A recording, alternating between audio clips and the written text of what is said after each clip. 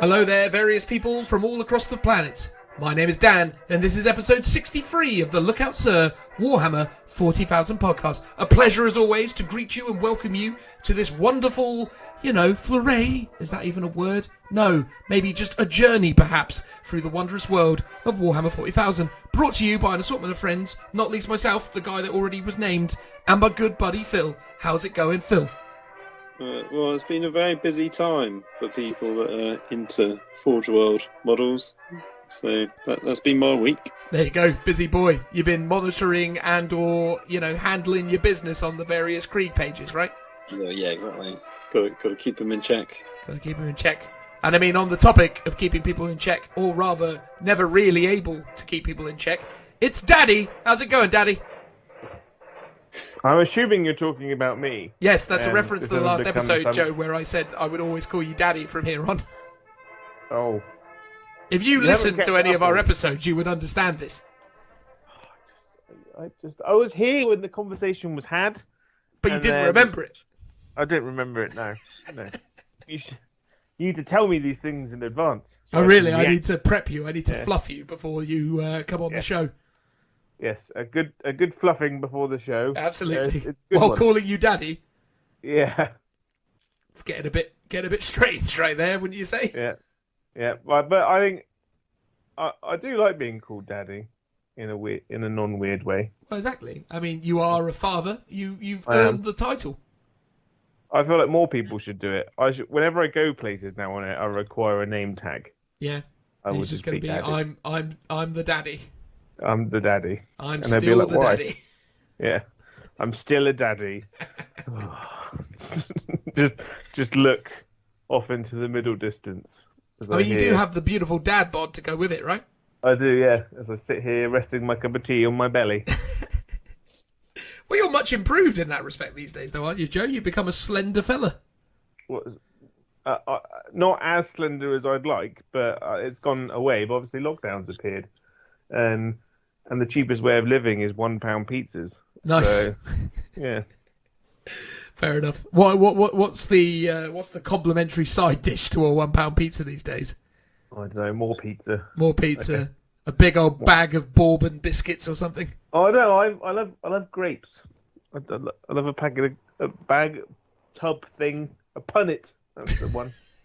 Right, come on, guys. On with the show. On with the show. So last episode 62, was probably one of our most controversial episodes known to man, because myself and Joe decided to go against the grain and say that we didn't think the Krieg regimental doctrine was that bad, based on the world as we knew it at the point of recording. Turns out that not too many of the Krieg fans that we have obviously fostered over the years and or our involvement with Phil overly enjoyed the fact that we were relatively optimistic at the time. So, I mean, Joe, do you have anything you want to expand upon there at this point? I mean, have you reevaluated your feelings on all of that? No. You still think the regimental doctrine is fine? I still think it's still quite good. I don't think it's the best. Like I never said it was the best regimental doctrine. That is but true. I still think it's good. I don't think it's worth bashing. I would agree with you still. I think the regimental doctrine, in the grand scheme of things, is still not that bad. But what I will say is, having now seen the fullness of what has happened with the Legends releases and with the broader Forge World book, I think Games Workshop has potentially put their foot in a bit of a big old cowpat when it comes to how they've managed much of the Legends and much of the Forge World rollout. I mean, I think that PDF that they did for the Legends for Forge World has been updated at least 2 or 3 times, to my knowledge, since its initial conception. I mean, what's your take on all that, Phil? I mean, I've only checked it. Well, I checked it a couple of times when it first released, and it definitely changed within the first hour because the Gorgon transport had no transport capacity. And then it got changed from to 50, and which I believe it's still currently at, but should be 50 because that's what it's always had. I think you just said 50 when you meant 30, i.e. So it's at 30, it should be at 50. Yeah, sorry. It's currently at 30. Last time I checked, it should be 50 because that's what it's always had. And that's how they advertise it on their website as well. And that's how they advertise it on the website. But they also advertise it as being a Krieg unit. And obviously it's gone to Legends, so that's a bit confusing. And I think they need to... I think that's a bit of a boo-boo. And then the other big one that was... Because obviously, as a Krieg player, first thing I did was flick to the guard section. And the first data sheet is Karis Venner, the Krieg special character, whose special aura ability it doesn't actually do anything because it ignores the combat attrition modifier when you're under half strength for Krieg infantry units. Obviously, the Krieg regimental doctrine already ignores all combat attrition modifiers anyway. So I literally laughed out loud and was like, oh dear, if this is how it's starting, I wonder what the rest will be like. And unfortunately, the PDF is riddled full of errors and mistakes and bits are missing. So yeah, I'm not too optimistic about that because it was... I mean, we can have a full in-depth analysis when we, I guess, talk about Guard in the next episode.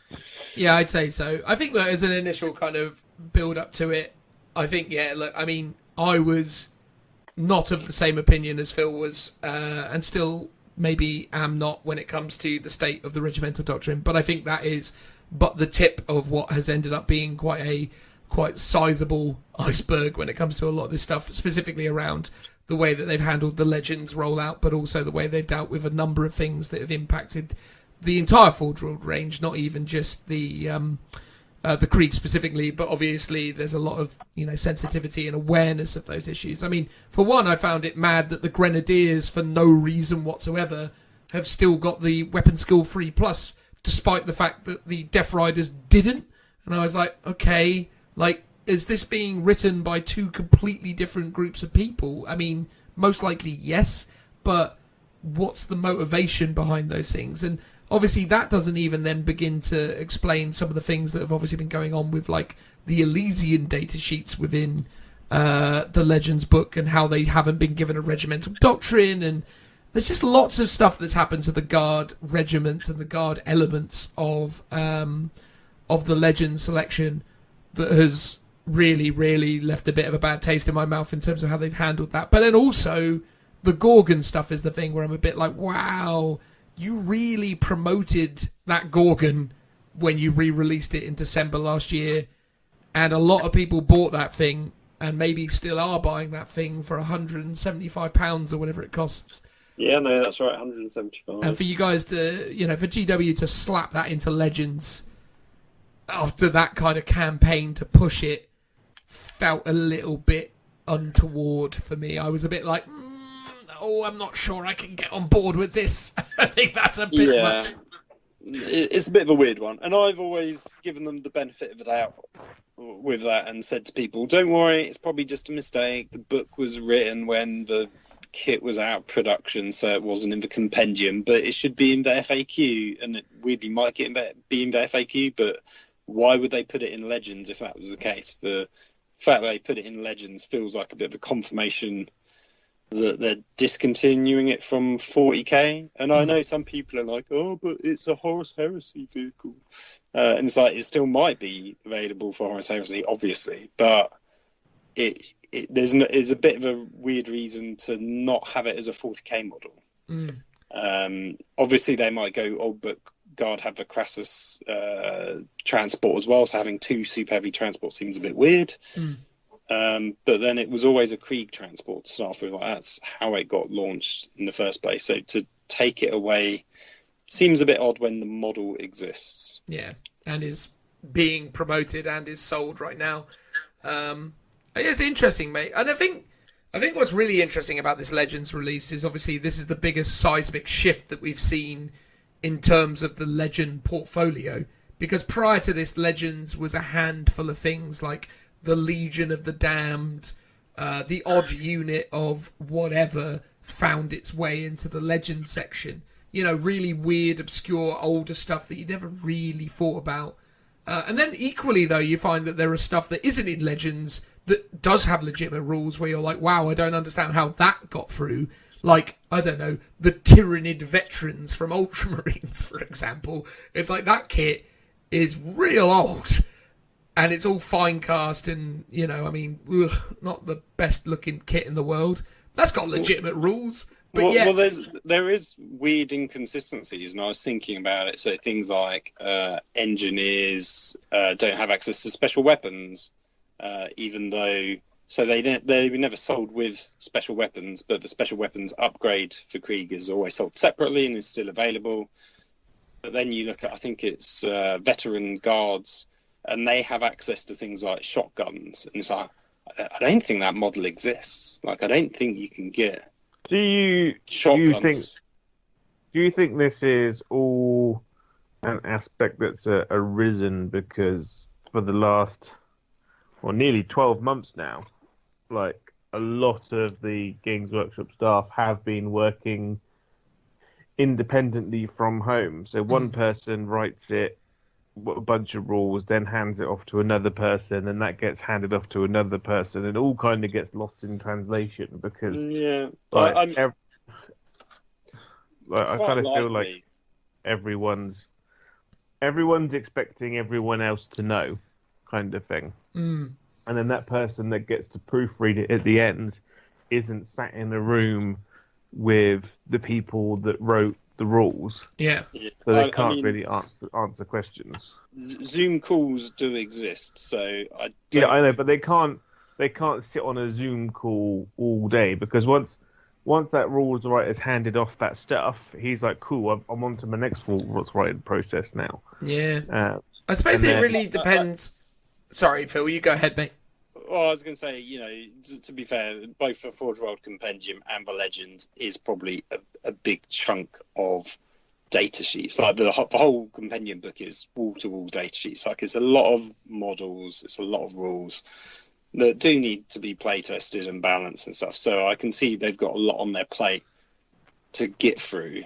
But it also feels like the biggest sort of PR boo-boo they could possibly do and have done in a long time. Like, it's been a long time since everyone's rounded on Games Workshop and pretty much said this is wrong for whatever reason. But do you think, also, there's another one, do you think it's worse now because everyone is at home reading these rules? So if this was normal, we were back in the normal world and there were tournaments going on like every weekend and there was new stuff being released and people was constantly reading all that, do you think all this stuff would have been picked up on as quickly as it has by the people reading it?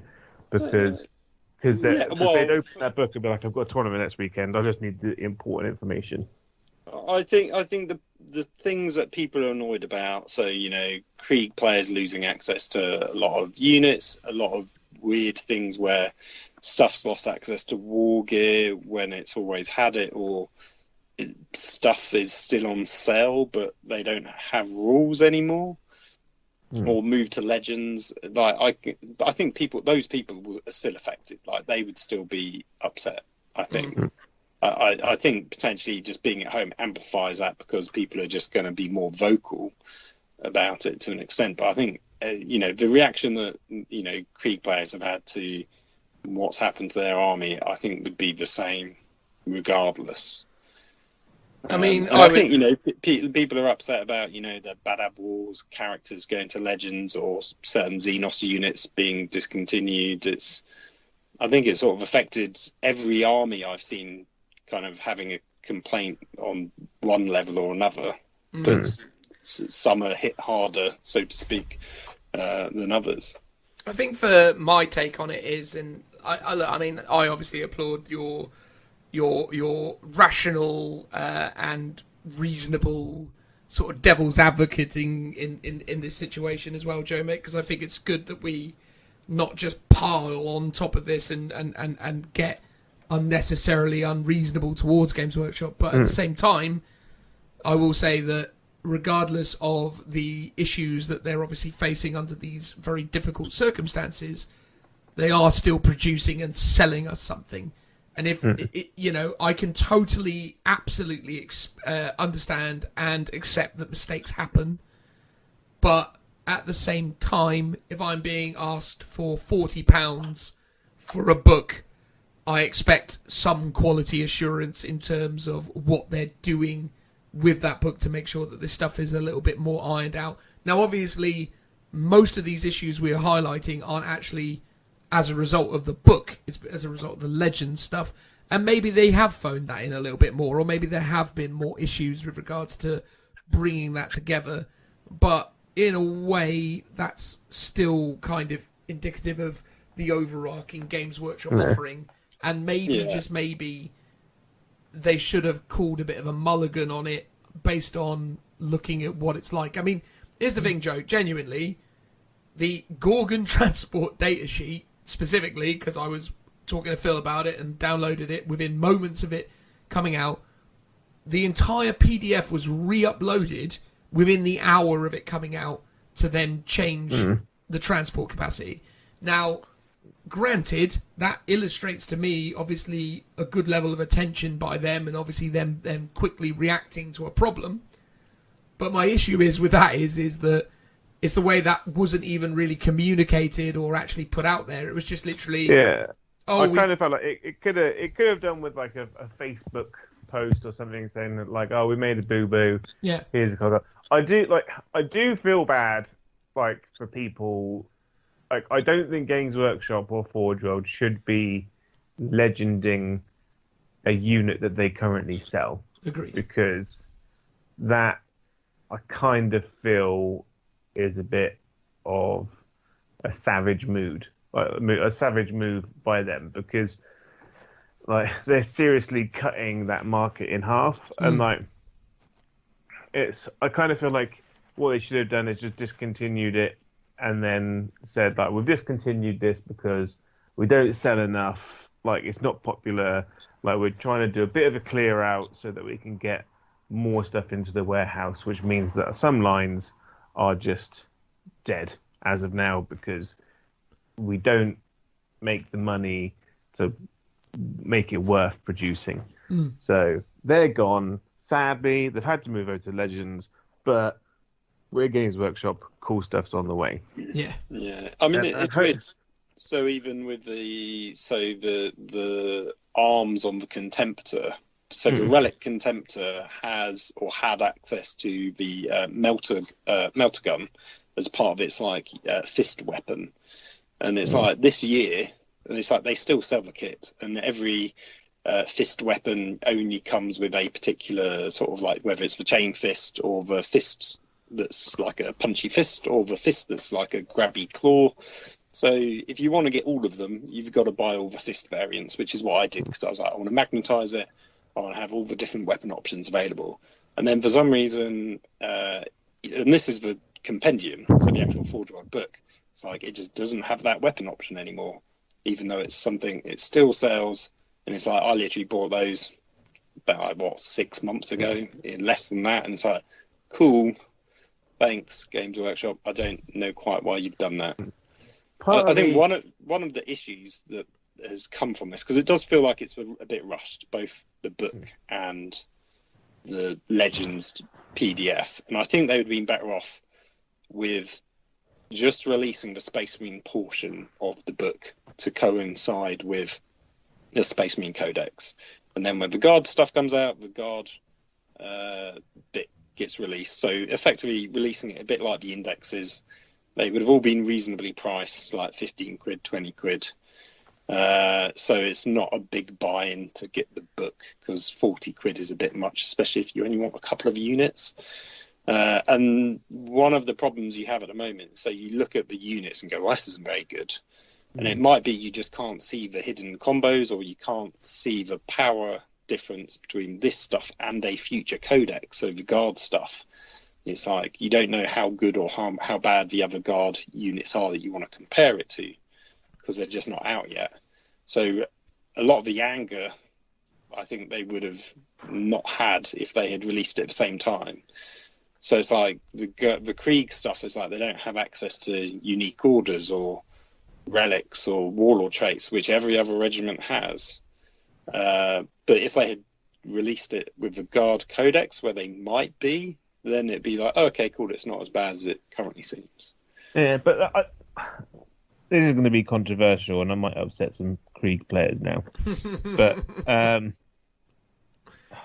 if you look at Forge World historically, they haven't really given rules to units, models, and stuff like chapter tactics, things like that for armies that they've released. What? Well, they always have. They always have, yeah. So, like, if you go back to even... Like, they've even done, like, specific variants in books. So, like, the D99 variant of Elysians. Yeah, but since 8th edition...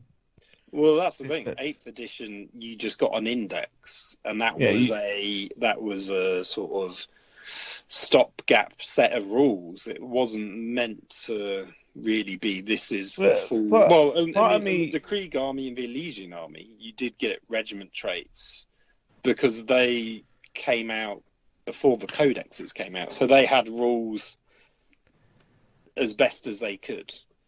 If they had come out after the Ashman Codex, for example, then you probably would have seen, you know, some relics or what have you in there. I mean, that's speculation. Part of me feels like there is going to be proper books coming down the line. I really hope so. And I kind of feel like they've been delayed. So Forge World's gone, we're going to chuck some books out now to tide them over with all the rules in, because we kind of need to update it to the new edition. And then the Imperial Armour books will come out later down the line. And they've kind of just not really... They've just given it to an intern and then just be like, put this in a new book, and then that'll keep them happy for a bit. But but there's been no real communications on what should be going in it. Yeah, and I think that is a potential fact, but, well, not a potential fact, there's a potential scenario. We just don't know. But yeah, no, historically, if you go back, 8th edition was an anomaly for Forge World because 8th edition came in such a way that, you know, it's relatively well understood by the community that Forge World were caught off guard by 8th edition because Games Workshop didn't really do a very good job of telling them about it because they were living in Horus Heresy, and then this came along. And then they decided to double down on Heresy, and they decided to double down on their specialist games for whatever business reason. You know, I don't know the ins and outs of these things, but I know that, you know, you look at their lineup, it's all Blood Bowl, Necromunda, you know, and Heresy and so on. And now they've ended up in a situation where they've relinquished control of the rules writing to the Games Workshop 40k rules writing team.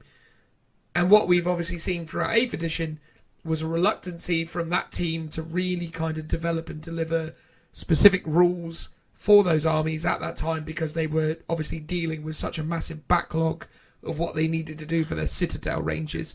And this now is what you're seeing as the beginnings of Games Workshop reevaluating and coming up with new rules for the Forge World stuff.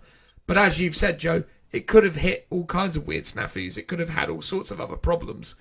But yeah, it's one of those things. It's like, as of this moment in time, it doesn't necessarily feel like what people were hoping for. I have to hope, as you said, Joe, this will change in the future.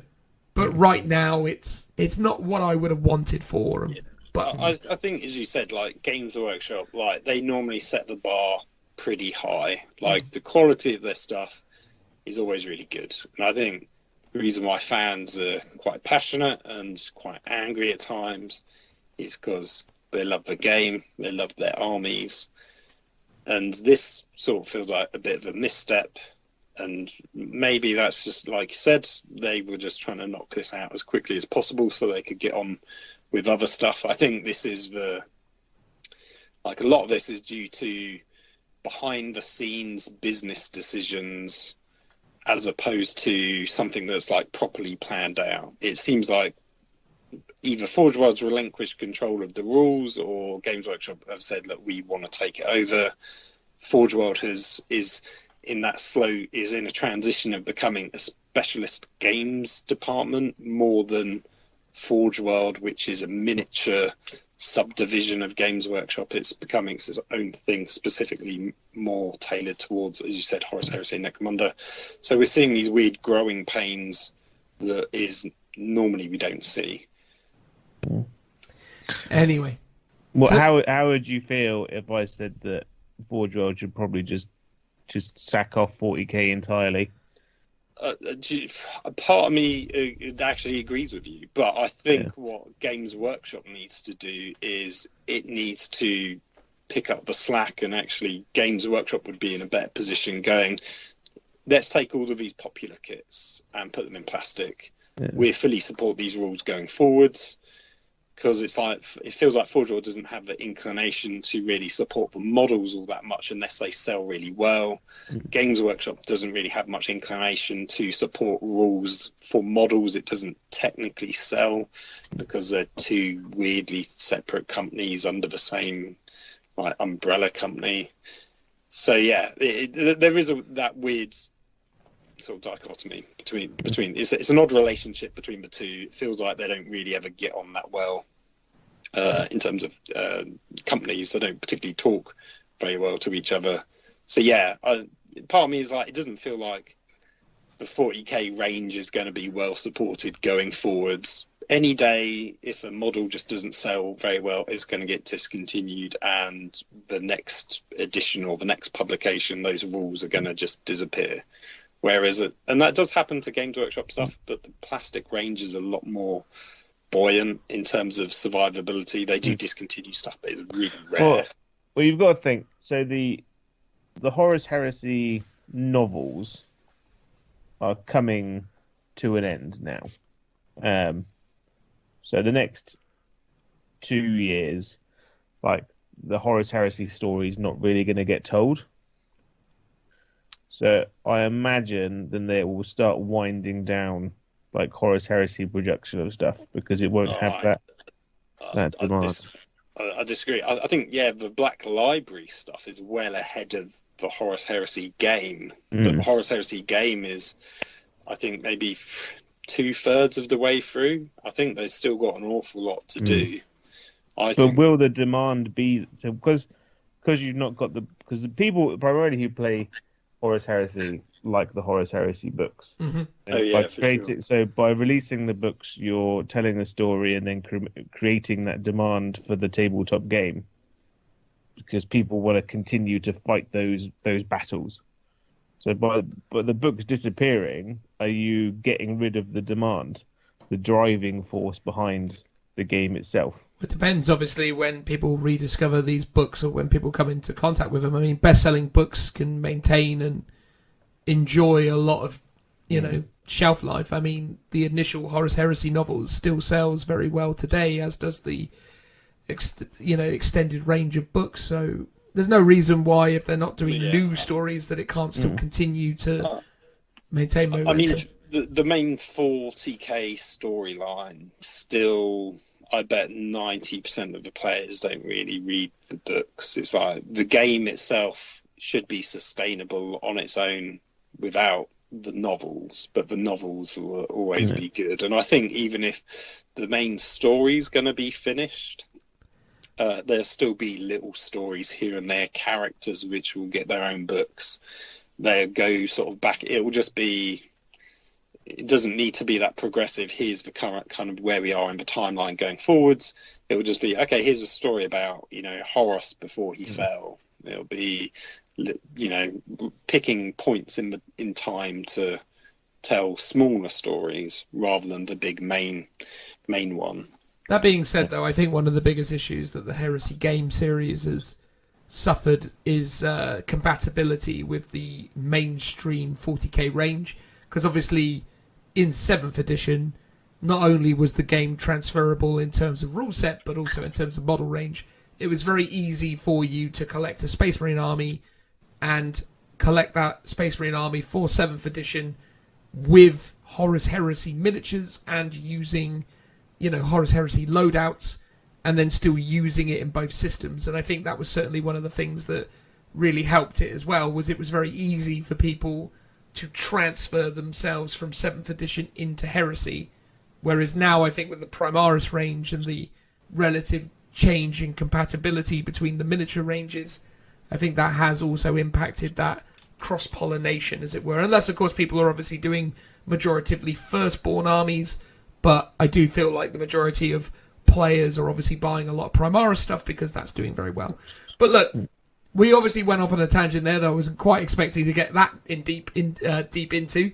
It is still the intro, believe it or not. So there you go. That was us addressing some of the controversy around us having a slight difference of opinion than some of the status quo when it concerns the Krieg. But look, you know, it is what it is, guys. I mean, you know, at the end of the day, the point of this show and the point of what we do is that we try and be honest with ourselves and with each other and with you guys. If we think something is the way we think it is, that's what we're going to tell you. Are we shilling for Games Workshop as a result? That's up to your interpretation of obviously what you think we've done and what we did. But at the same time, I hope, you know, for our long-term listeners that you understand that the whole idea here is that we're just honest with you and we're not really coming at this with any kind of motivation or any kind of like underlying ideals other than just to entertain you and to tell you what we think. Because at the end of the day, none of us are making any money out of this. In fact, this thing costs me hundreds of pounds a year to put this show on the internet for you. I don't necessarily mind if you think that that is, you know, a negative or a positive thing, but I'm just saying, you know, I'm not lying to you when I give you my opinions on these things, for better or for worse. And I'd say Phil and Joe are of the exact same mindset when it comes to this stuff. We don't tend to sugarcoat our feelings on things, for better or for worse, right? No, and it's like, and if the internet's screaming about something being good or bad, like we're not always going to go along with it. We'll try and be objective, because you will get other podcasts that will be like, the internet says this is bad and it is bad for this reason, and we agree with this because the internet tells me that it's bad. Right? We try and do a bit of homework first and be like, well, why do people think this is bad? Why do people think this is good? Like, are there other ways of interacting with this to make it good or like better or worse? Exactly. And the truth is, right, we all come together as a threesome to do this on a bi-weekly basis, a fortnightly basis, because we bloody love this hobby. So unsurprisingly, often we'll be quite nice about it. Shock horror. Anyway, on the topic of people that are nice about things, we've got a 5-star review that we need to get through so as we can get on with the show. So, this comes from Midsum, who has posted this from the United States of America, everybody. Ooh, that's right. And this 5-star review reads, A Taste of Home. 5 stars, obviously. I recently got back into this hobby after a 15-ish year break and found this show after buying a couple of Phil's internal sponsons for the Krieg tanks. Any chance that you want to plug your internal sponsons again there, Phil? Bye. BeyondTheTabletop.com or whatever. Yeah, beyondthetabletop.com/shop. Boosh, done. You can get them there. There you go, winner. So, great dynamic between the three hosts when Joe could be bothered to turn up. This was obviously written at the times where Joe was less frequent, but obviously he's got back on form now, haven't you, Joe? Oh, yeah. Yep. He's a well-behaved fella now. I'm from the UK originally and moved to the US a few years ago. And this show, with the banter and often meandering segments, really does remind me of home and having similar chats with friends over a few pints. Love the work and please keep it up. The Emperor protects. Way. Thank you very much, Midson. Joe, take it away. Thank you, Midson. You hero. I can only hope that you chose to move to America and weren't deported for some reason. What would that have been? Would we have just shipped him off there for some reason? Yeah. Just being like, no. Someone just turned up one day and they were like, off you go. Off you go. To America with you. To America with you. The land of freedom. Well, we will be free of you. But no, thank you for listening and joining in and giving us love. I am continuing to try and be here on a weekly basis. Although I will message like Dan like an hour before and be like, I'm not coming on tonight. We're moving the show. Yeah. But no, thank you very much. Continue to listen to us and come back soon to England. But obviously not too soon because you have to sit in a room for 2 weeks and not talk or touch anyone. So that's true. Yeah. When the vaccine's out there, that's the time. Yep. Do that. Hope is ahead. There you go. Phil, anything you want to expand upon? I mean, he did reference your wonderful internal sponsons. You're good. thanks very much for the plug. The check will be in the post. I hope you like the kits as well. There you go. There you go. Did you have to send those internationally then?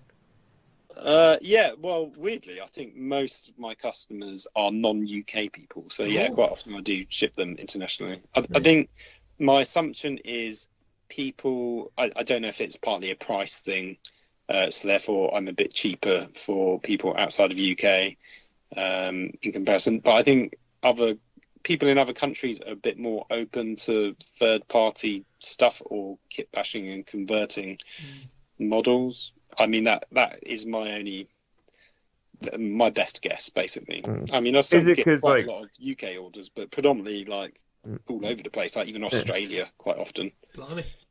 Is it because Games Workshop have changed the rules and you can only use like official Games Workshop product at like events and stuff? Yeah, I guess if you're UK based and you want to go to Warhammer World or somewhere, then obviously you wouldn't want to buy them, maybe, but then I guess you could for some little bits. So, I mean, because you actively destroying your business from the inside. No, thanks very much. I mean, yeah, like who knows? And I think that may well be one valid reason. I don't think are they a strong construction? Are they shoddy or are they good? Will they fall apart? Are they brittle?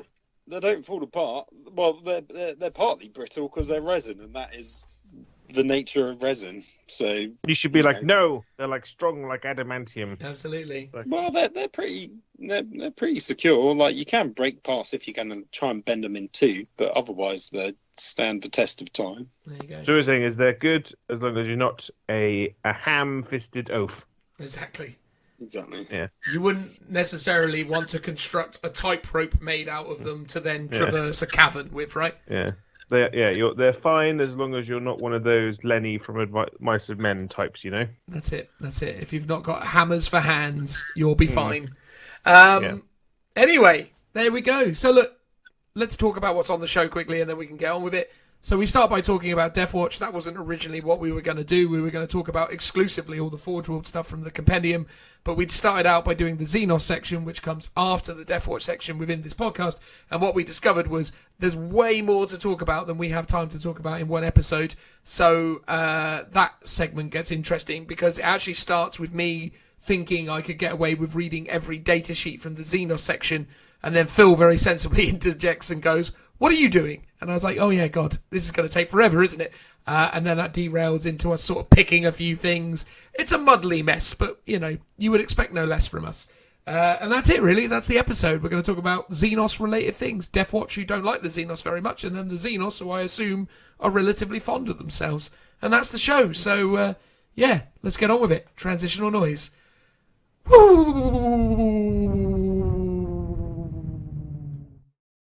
Hello, the various people.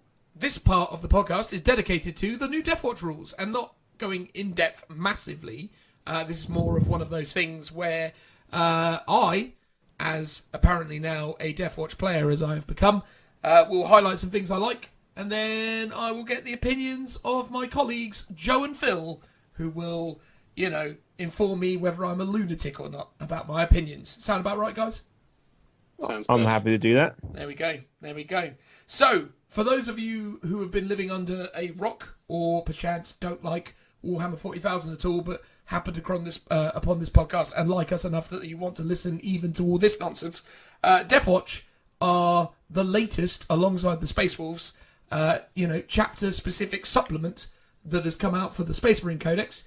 We haven't really done anything massively in depth in terms of reviewing the Space Marine Codex up to this point, other than just kind of commenting on it in the general sense. It's a pretty massive book, so it's quite difficult to get super in-depth in that. And in the same way, it's probably going to be difficult to get super in-depth on this. So that's kind of the through line in terms of what we are and aren't able to do within the time available to us. But essentially, the Deathwatch are the Xenos hunting army. Phil, you've dabbled with the idea of collecting Deathwatch in the past. I mean, have you any initial opinions, thoughts and feelings about the chapter?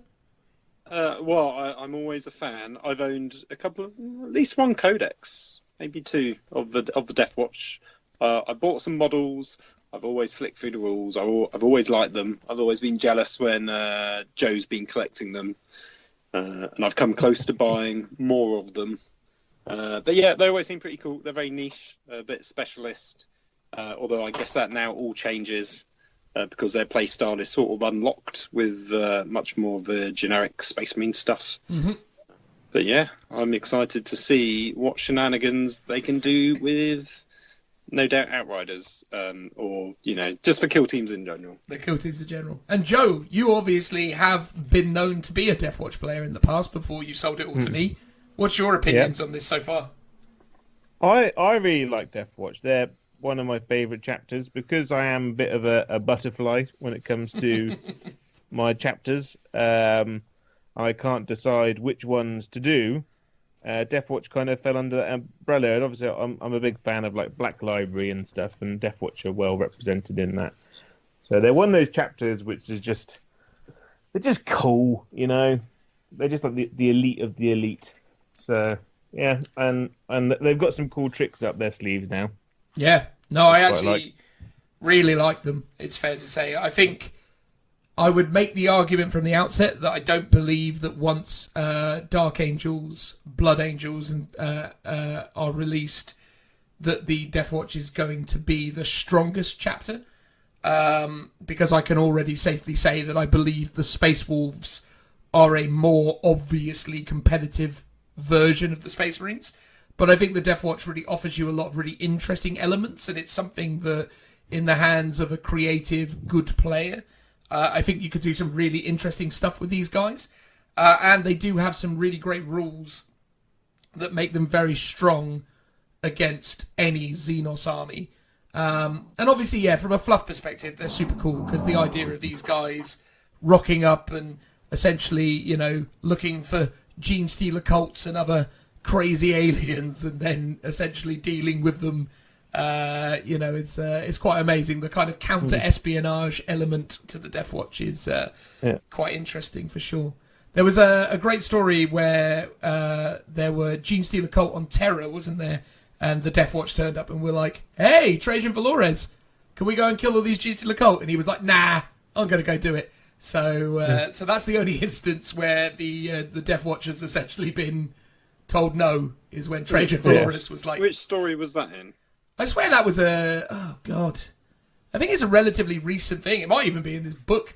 I'm now referencing stuff. It might be like one of the not the Hunger Games, the Blood Game books. Yes, that was what it was.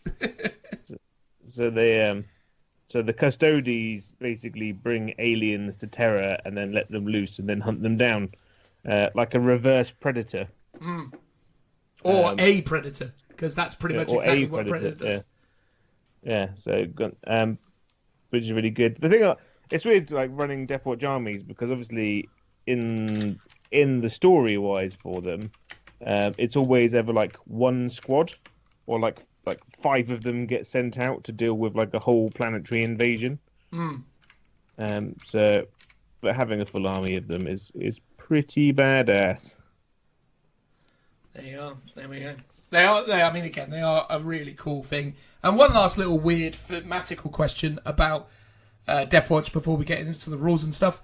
Where do people stand with regards to models and or customization and collection? Are you of the opinion that the Deathwatch should have a relative uniformity in their appearance with only chapter markings on the shoulder? Or do you like the idea of a Deathwatch kill team looking like a smorgasbord of different chapter iconography? I think it should be like everyone should be personalized, Okay. Well, there should just be the black with the silver arm, but like a Space Wolf Deathwatch guy should still have like teeth hanging off of him that he's kind of collected, and he should have like a pelt kind of on there. Like a Blood Angels one should still have like be carrying some kind of chalice, And like a Dark Angels one would probably still have his robes on. See, bizarrely...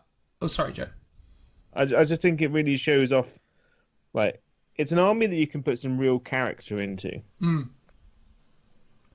See, bizarrely, I kind of like the idea of the uniformity of it all. I like the idea of obviously the Marines inside the armour behaving as you would expect those types of Marines to do.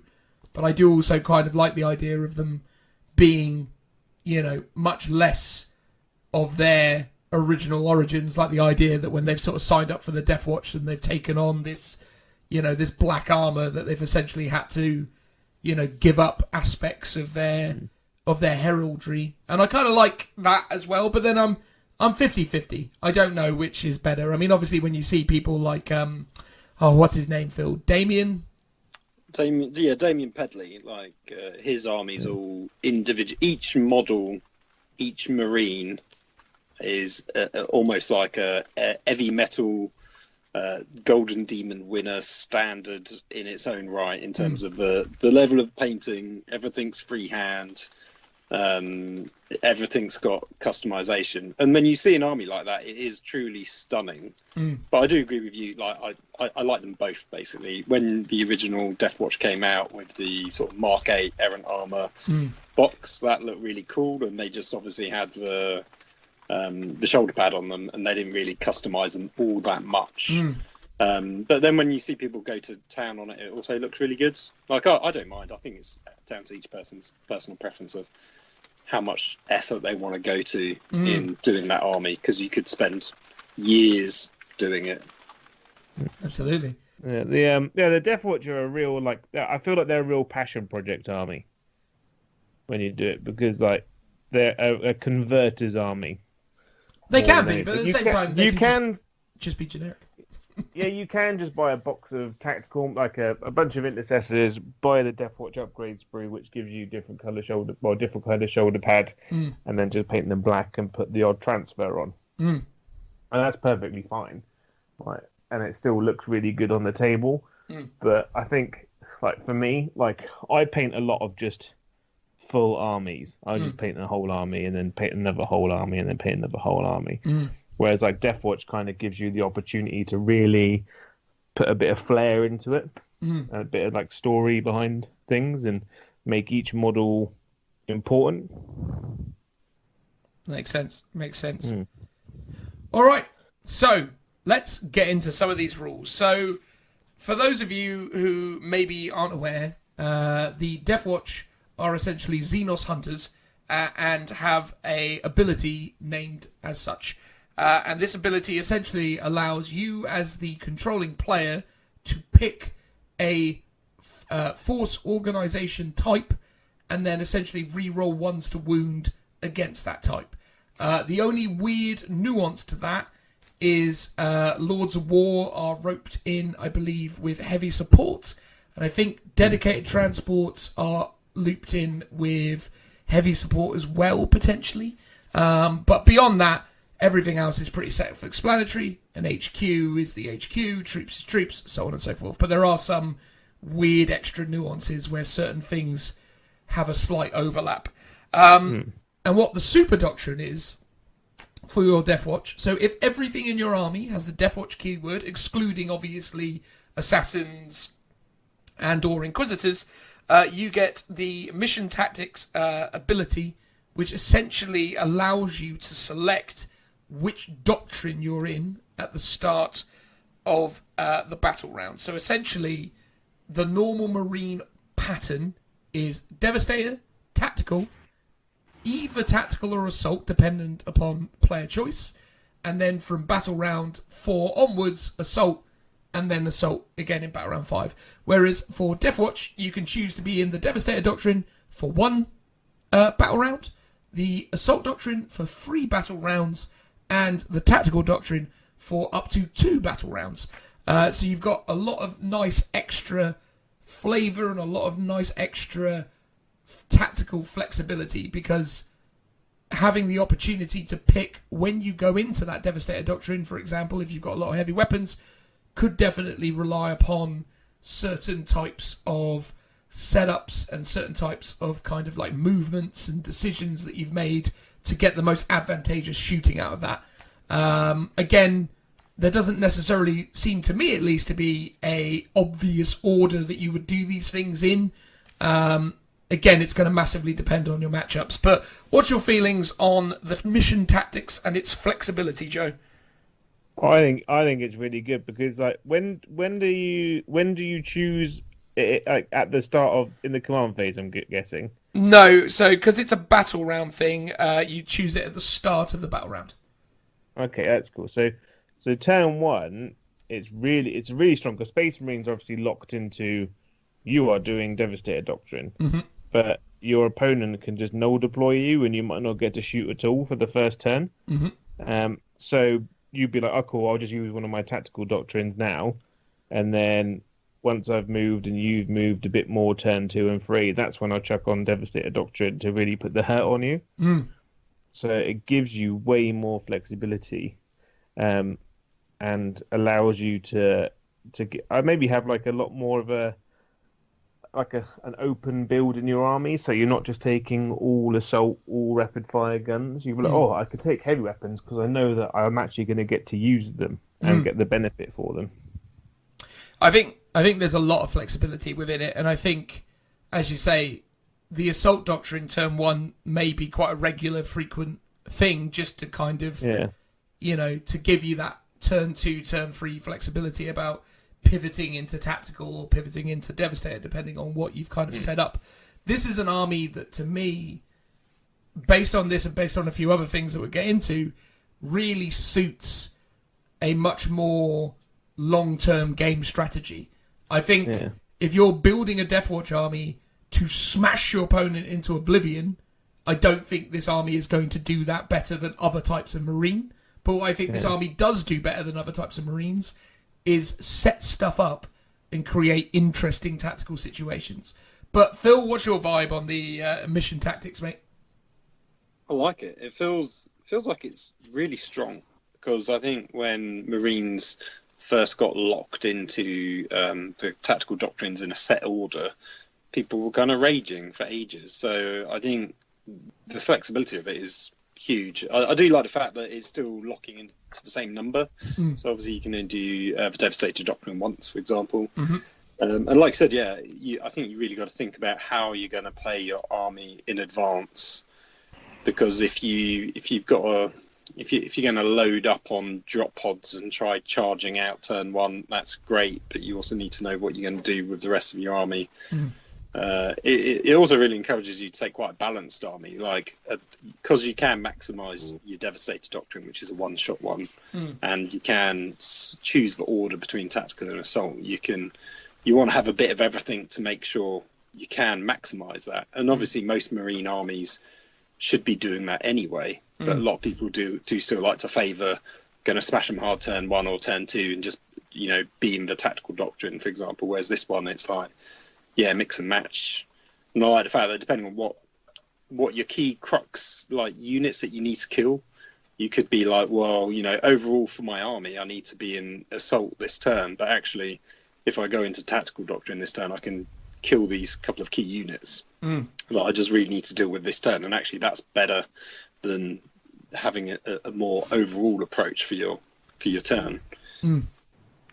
No, I think it's good, and I think it's really flavoursome and something that is strong but not ridiculous. It's not like some of the other super doctrines that we've seen from the 2019 supplements, where you were getting very, very incredibly strong super doctrines. This is a super doctrine, or the ability to be tactically flexible, which is interesting. It's not mad.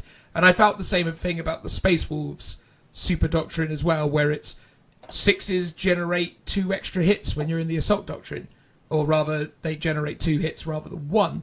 I thought, oh yeah, that's nice. It's not crazy, but it's not bad either. It's like one of those things where I think they are doing some very sensible things, and I think that is indicative of that. So the next thing is stratagems. Now, this army has a bunch of stratagems that enables it to specialise against Xenos-specific armies. So your Tyranids, your Orcs, your Elder, your Gene Stealer Cult, even, and other. Has it got ones specifically for GSC now? Because it didn't have Gene Stealer Cult specific ones before. Well, let me just remember whether or not there is a GSC specific one. I think it's Tyranids, Eldari, Orcs, Necrons, Tau Empire. Sorry, yeah. So no actual Gene Stealer Cult. It's interesting they haven't done Gene Stealer Cult, because, like, you'd think that they were the main army, like, like in the novels and stuff, it's always Gene Stealer's cult that they get sent in to deal with. Yeah, it is strange actually. Now that I look at it again, it may be in the future. Maybe GSC are getting the Tyranid keyword perchance, but who knows, right? Because again, that might clean up some synergy between GSC and Tyranids. Although controversially, I am of the opinion that they probably should make GSC and Tyranids two separate armies, because even though I know they are one and the same, there's a very different mindset between the GSC and the Tyranids. The Tyranids is the result of the Gene Stealer cult, not part of it, as it were. So I kind of like the idea of almost like Gene Stealer cults, when the Tyranids actually do finally turn up, they might be like, oh, whoops, and then they might try and actually sort of like fight against it, because they'd be like, well, that didn't quite work out. But obviously they're a little bit more kind of evangelical at that point.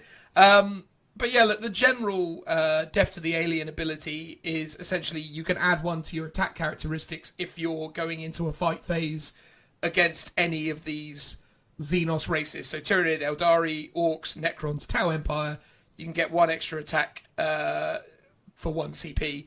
So until the end of a phase, while that unit is within engagement range, add 1 to the attacks characteristics of models in that unit. So you can get some nice extra punch when you're going in to fight aliens, which is all right. I mean, that's the generic one. But in addition, they've got faction-specific ones. So for Eldari, for 1 CP, you ignore any minus modifiers to hit, which is always good. Obviously, minus modifiers aren't as good as they were, so this doesn't necessarily feel too strong anymore.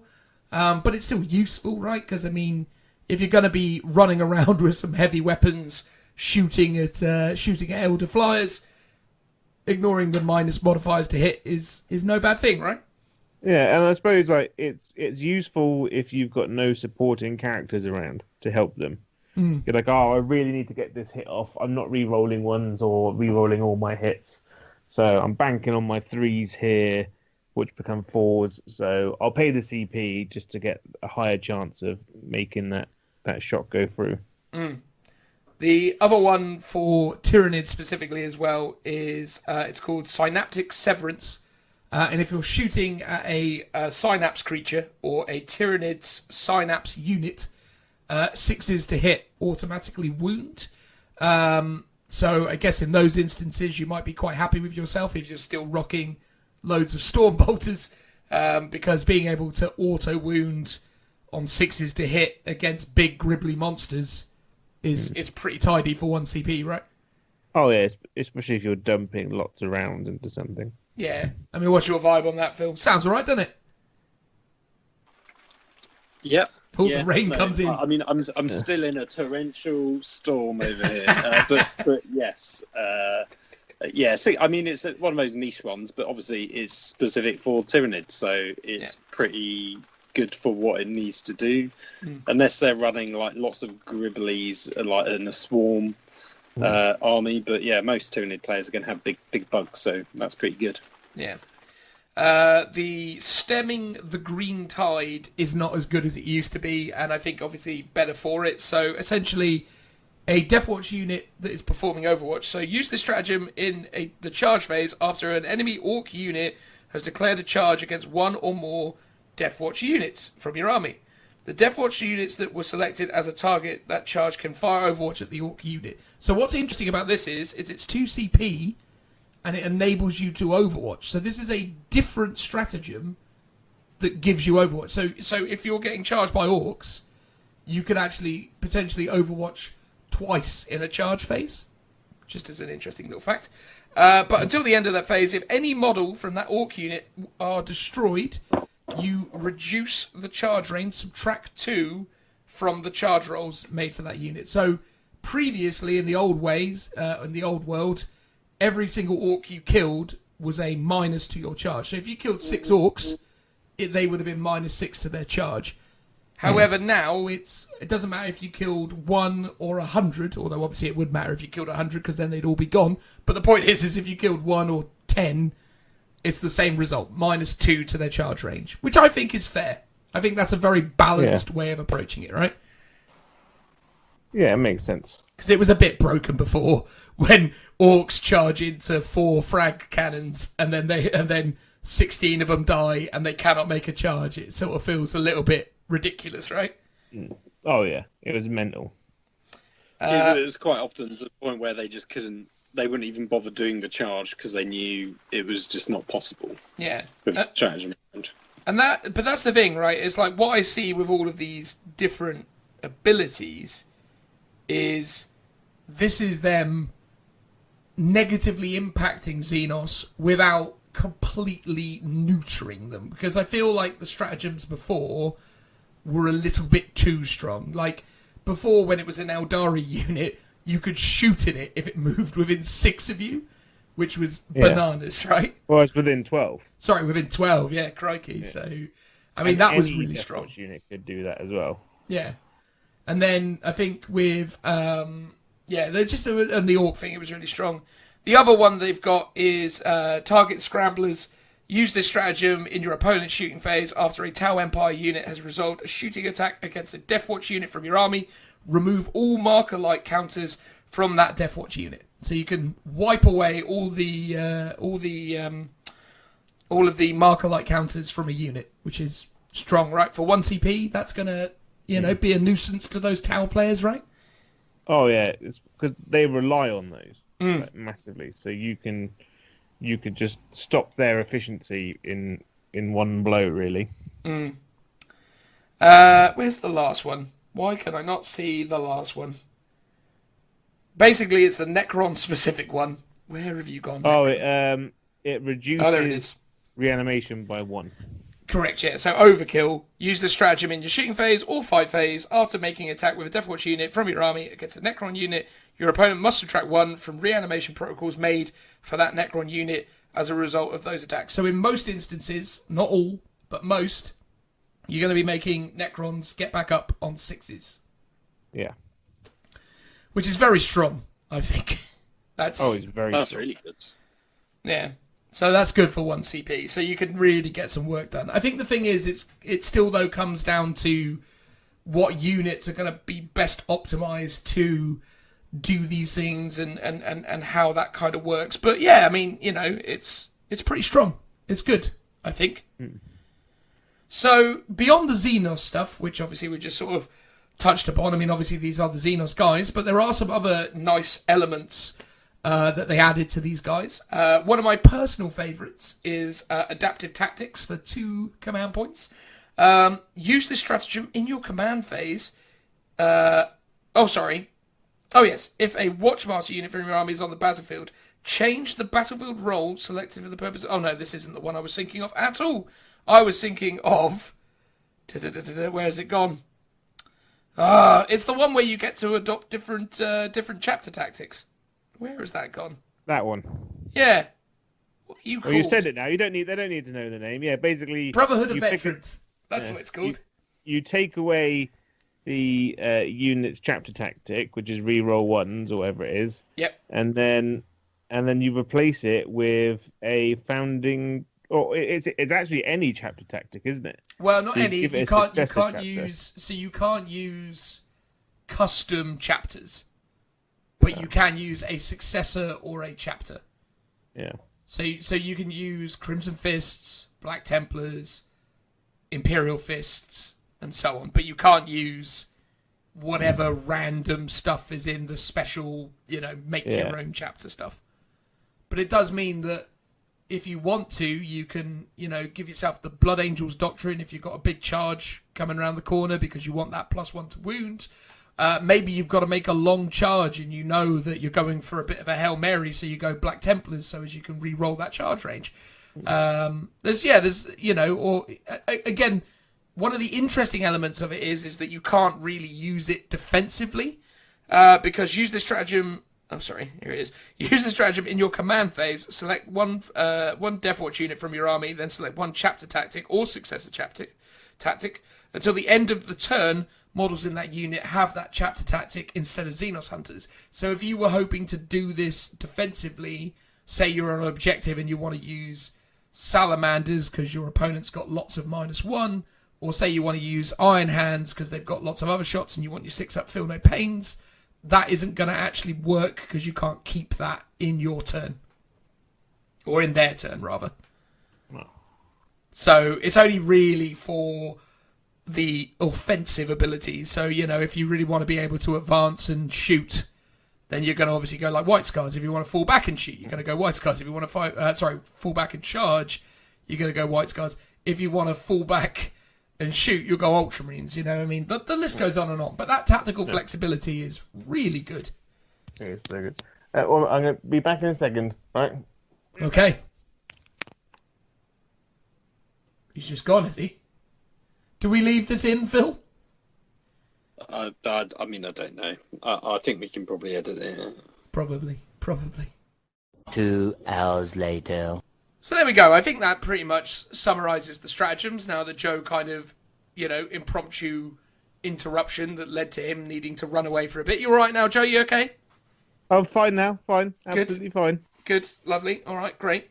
So let's talk about, if we can... by the way, actually, the only other stratagem I was going to highlight, because it's an extra stratagem that they get, is Priority Doctrine Adaptation or something. Adaptation. Use this stratagem in the command phase. Select one Deathwatch unit from your army, then select one Combat Doctrine. Until the start of your next command phase, that unit gains the bonus of that Combat Doctrine you selected instead of the active Combat Doctrine. You can only use this stratagem if every unit from your army is using Deathwatch keyword, excluding agents of Imperium and Online. So you can make a single unit be whatever you want it to be. So if you've got a unit of Eliminators, you can keep making those Eliminators Devastator Doctrine if you want the extra minus AP on them. For 1 CP. It's not bad, is it? Wasn't there... I could be mistaken thinking it was Deathwatch and it's not. Wasn't there something where you can make one squad every Doctrine? That's a Space Marine one, yeah. Is that just a generic Space Marine one? That is a generic Space Marine ability, yeah. No, right. And that's 2 good, though, CP, I think, isn't it? Sorry, Joe, do you know if that's 2 CP, that one? I've got a feeling it's 1 CP, Yeah, fair enough. Either way, And, extra. That's good, though, because it means that you've got 2 squads that you're constantly just boosting. All the time. It's extra fun. Also, you can make... So in a 2,000 point game, you can make 2 units of infantry, 2 units of dreadnoughts, or 2 units of bikers, deep strike as well, or rather teleport strike as it's called. So that's quite good. And that's 1 CP. That is good. So you can have 2 dreadnoughts come in from deep strike for 1 CP. It's 1 CP each. No, it's just 1 CP. Oh wow. So Wait, use so this. what, 1 CP, you can deep strike 2 units? Correct, yes. Jeez, that's really good. So use this stratagem during deployment. Select one Deathwatch Infantry, Deathwatch Dreadnought, or Deathwatch Piker unit from your army. All models in that unit gain the teleport strike ability. See Codex Space Marines. You can only use this stratagem once, unless you're playing Strike Force, which is obviously 2,000 points. In which case, this stratagem. Sorry. So in which case, use this stratagem twice, or you can use this stratagem twice. So yes, it's 1 CP per unit up to 2. Cool. And if you're playing Onslaught, you can do it up to 3 times. Yeah, but no one plays that. No one plays that, but well, someone might. Anyway, there you go. So Did you say it applies to dreadnoughts? Yes, dreadnoughts, yes, So was it bikers, infantry, and dreadnoughts, yeah. So the only thing you can't do it on is vehicles, basically, and flyers and Lords of War. Well, maybe some Lords of War, if a Lord of War's got the dreadnought or infantry keyword, I guess, but I can't think of any. No. So there you go. It's pretty good. It's pretty good for 1 CP to get a deep striking dreadnought. Should you want maybe, I don't know, a Leviathan or a combat specialist dreadnought to come smashing in around turn 2 and causing a bit of a ruckus. Not bad. It's quite funny. Not bad. Right, kill team specialisms. Now, your kill teams are now able to be made special. I'll admit, my first game using the Deathwatch of this codex, I am not of the opinion that you should be massively investing in these specialisms. I don't think they're definitely diminishing returns. But what I will say is if you've got some very specialised kill teams, there's definitely some functionality here.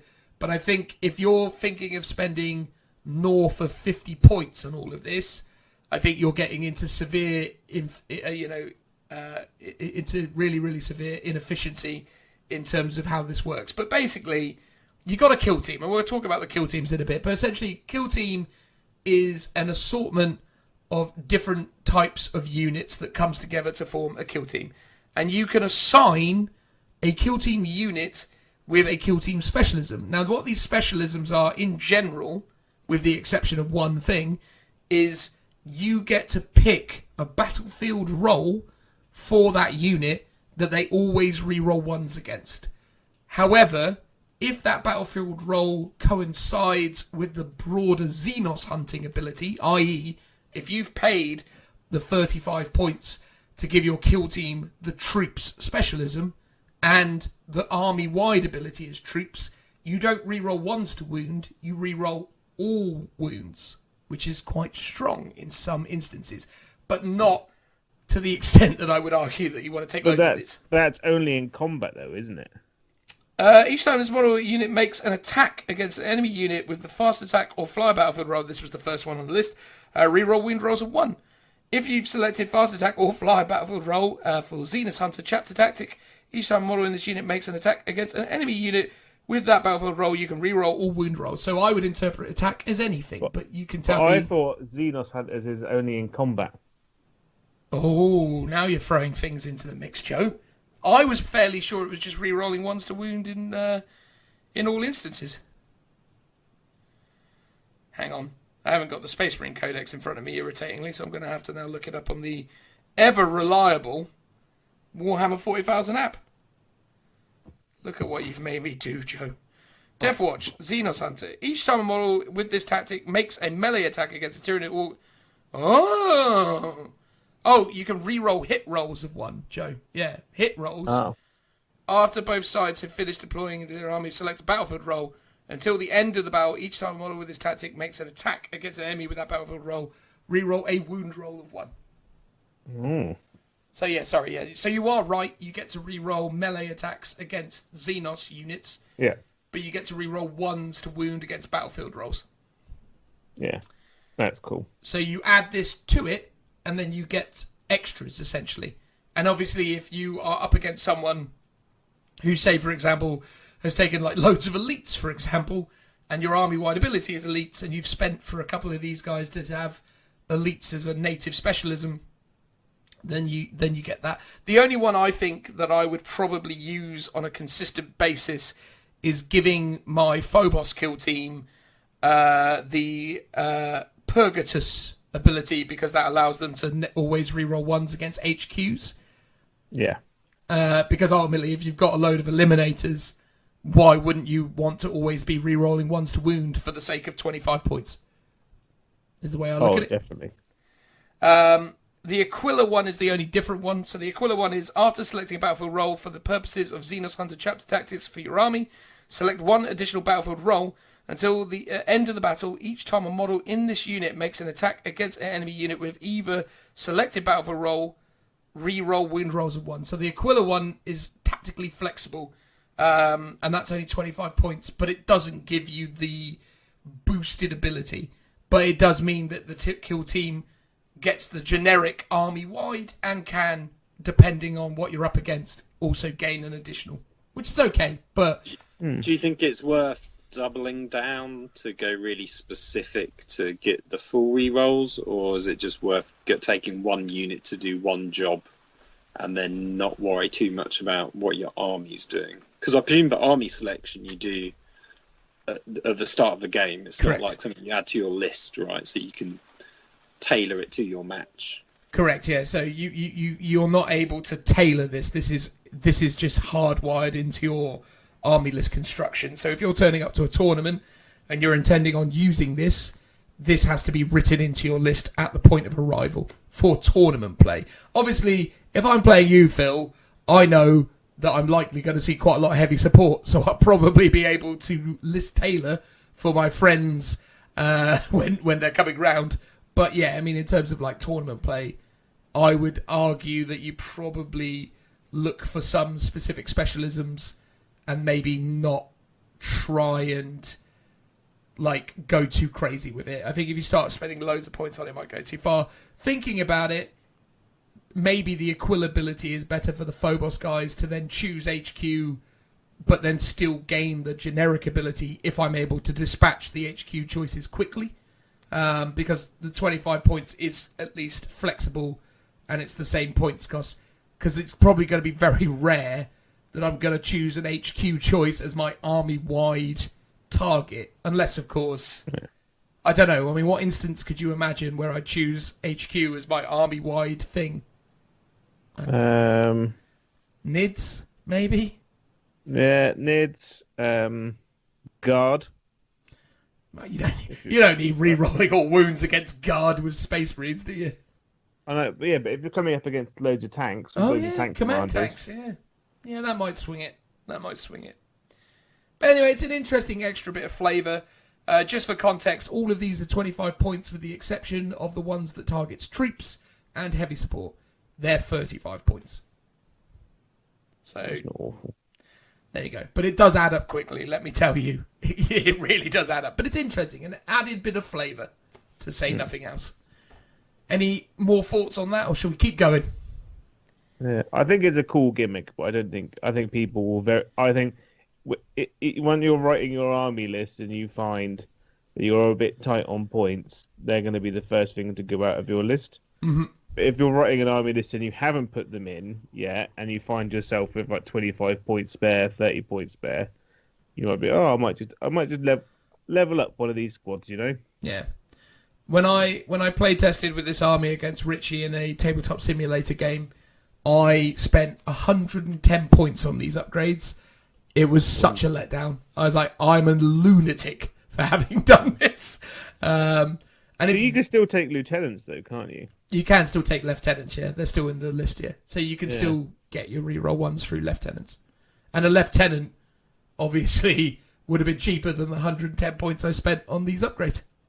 Yeah, I think the lieutenant's probably the better option. It depends. Rerolling all wounds can be quite handy in certain instances, but again, a lot of that is going to depend on you more or less knowing what you expect to come up against. Otherwise, I think if you know you've got a one squad that's going to go off and do something, so say you've got some eliminators and you know you're going to be spending the CP to deep strike them so they're off on their own, then you might go, well, it's not worth taking a lieutenant with them, lieutenant. So yeah, do this instead. And then, you know, your margins of return on a squad like that, you know, against, you know, a heavy doctrine or whatever might be worth it. Yeah. Is there a stratagem that allows you to change it? There is a stratagem that allows you to change your battlefield role, yes. But you have to have a Watchmaster to do it. So you have to take the Watchmaster to be able to do it. There is also a Warlord trait, I believe, that allows you to change it as well. That isn't isn't Watchmaster specific. So there are ways around it then. Of course, yeah. There's lots of added flexibility in there for sure. There's things you can do. On the topic of Warlord traits, why don't we talk about them? So, I mean, there's only 6 of them. I'll blast through them as quickly as I can. So, first one is Vigilance Incarnate. In your command phase, you can select one friendly Deathwatch core unit within 6 of this Warlord. Each time you do so, select one battlefield roll until the start of your next command phase. Each time a model in that unit makes an attack against an enemy unit with that battlefield roll, re-roll wound rolls of 1. So, yeah, you can basically, for a Warlord trait, go, that squad over there that's within 6 of my Warlord is now going to re-roll 1s against heavy support, say. Yeah. So it's the Tome of the Ectoclades, but in Warlord trait instead of Relic now. Well, there is also the Tome of the Ectoclades Relic as well, still. Ooh. That's still in there, but so it's added stuff. Then you've also got Paragon of their chapter. Select one Warlord trait from chapter Warlord traits. See Codex Space Marines for this Warlord. Replace all instances of that chapter keyword on that Warlord trait with Deathwatch. If this Warlord has the heraldry of one of those chapters, or other than Crimson Fist, Black Templars, and Flesh Terrors, one of the successor chapters, you must select that chapter's Warlord trait. Note, This cannot be a chapter warlord trait found in a Codex Supplement. Ooh. So there you go. So if you have painted your warlord with an Ultramarines shoulder pad, you can't give him a successor chapter, or rather, you can't give him a supplement Ultramarines trait. You have to give him the one that's in Codex Space Marines. Yeah, but you can't give him the Dark Angels one. No, not if you've painted him with an Ultramarine shoulder pad. Interesting. It's very interesting, isn't it? All the Watchmasters now are just going to have no heraldry. No, that's it. Black shields all the way for the Watchmasters, right? Yeah. Because there's nothing saying that a black shield can't go up the ranks in Deathwatch, right? Yeah. Well, surely you just do it so that it's like a custom regiment. Yeah. No, you never go. Well, yeah. Again, it's one of those weird things, isn't it? Because that's one of those weird stipulations that you've seen Games Workshop put into effect at tournaments that they run. It's very weird that they've actually written it into a legit rule. Like the Watchmaster I've made has got a Minotaur shoulder pad. So you can have whatever you want. He can have anything because they only have recommended chapter tactics. That's true. Yeah. That's true. Interesting though, isn't it? But the fact is, you can take a warlord trait that you fancy. So if you want to still access the Emperor's Sword, which is probably one of the best ones because you get to reroll charges and add one to your strength and attacks, it's like, yeah, I'll have that one, please. Which is pretty good if you're going to have a fighty character, right? Yeah. Next one is the Nowhere to Hide aura. In your command phase, you can select one enemy unit on the battlefield until the start of your next command phase, while a friendly Deathwatch core unit is within 6 of this warlord. Each time a model in that friendly unit makes an attack against an enemy unit, it does not receive the benefit of cover to its saving throw against the attacks. Noting that it isn't light cover, it is all cover by all accounts. Ooh. But it specifically states saving throw. So again, wibbly. So you're still going to be -1 to hit it if they're in some dense cover, I guess, but they're not. Anyway. Yeah. I don't think that's that good, because you have to select a specific unit, and then you still have to be within 6 of your warlord to get it. I mean, it's all right, but not the best. Number 4 is optimized priority. While a friendly Deathwatch core or Deathwatch character unit is performing an action and is within 6 of this warlord, that unit can make range attacks without that action failing. That is very strong, in my opinion. That is, anything that allows you to do actions and still shoot is well good. Really, very, very strong. I think probably my favourite warlord trait for this book is that, because I think, the fact that you can have guys running around, raising banners, deploying scramblers, all sorts of other extras while still shooting, is very strong. So there we go. Next one, Castellan of the Black Vault. When mustering your army, you can give one of the following relics to this warlord: Adamantium Mantle, Artificer Armour, Mastercrafted Weapons, Digital Weapons. This is in addition to any other relics they may have, and each relic in your army must be unique. So you can give them an extra relic. Wait, so you That's give one well character 2 relics? Correct, yes. But it has That's to be... unheard of. It has to be the Adamantium Mantle, Artificer Armour, Mastercrafted Weapons, or Digital Weapons. They can take relics from the Space Marine Codex, yeah? Not that I'm aware of. Hang on. Let me just check the stratagems. So you've got sanctions. Oh, yeah, no, of course they can. Of course they can, because they're still Space Marines. Yes, they can take Space Marine relics, of course. So you can take... Because I had a little cheeky look earlier, and I think you're going to take Adamantium Mantle on Smash Captains. So you give a Smash Captain a Storm Shield and either a Thunder Hammer, or in this case, like the Teeth of Terror, and a Storm Shield, and then you give him Adamantium Mantle, so he's got a 1-up save. It's not bad, is it? Yeah. You could give him... Smash Captain. Could you not get the same effect by giving him... Because what's the Adamantium Mantle again? It's... 2-up save, 5-up Invan. Yeah, because I suppose you could do... Oh, yeah, well... Yeah, it's the same deal with the armor Indomitus, though, right? Or is the oh no, you can't do armor. You can do Artificer armor, and Artificer armor is a 2-up save, so you'd get a 1-up save out of that as well, wouldn't you? Yeah. But Artificer armor is the same, where it's pretty much the same. I think. Are you sure you're talking about the right thing?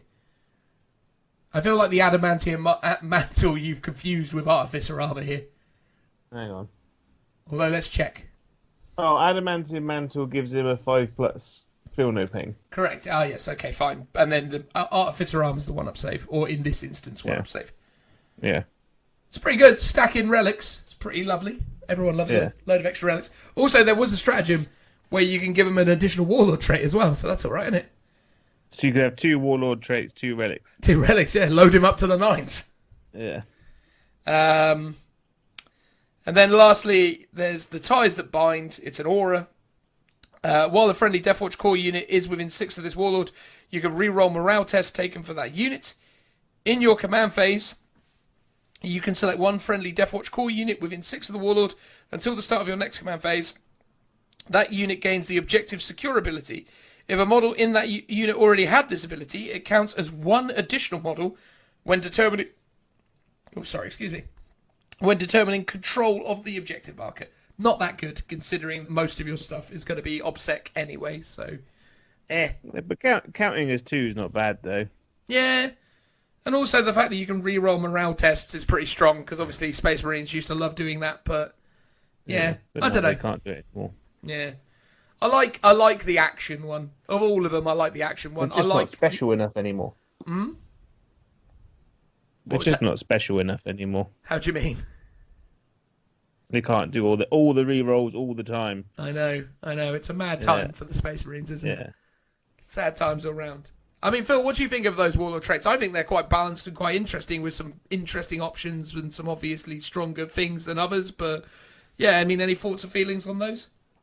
Yeah, I think there's none that sort of just stand out as like an instant combo in terms of, I can just make this guy great. I've given him +5 attacks. There's nothing like that, but especially the ones where you can give them like an extra relic, like there is some probably really good strategies you can do around that. Like you can theme a character to do a particular thing by just comboing 2 relics together, so you can make him better in some way, but not in just a super obvious way.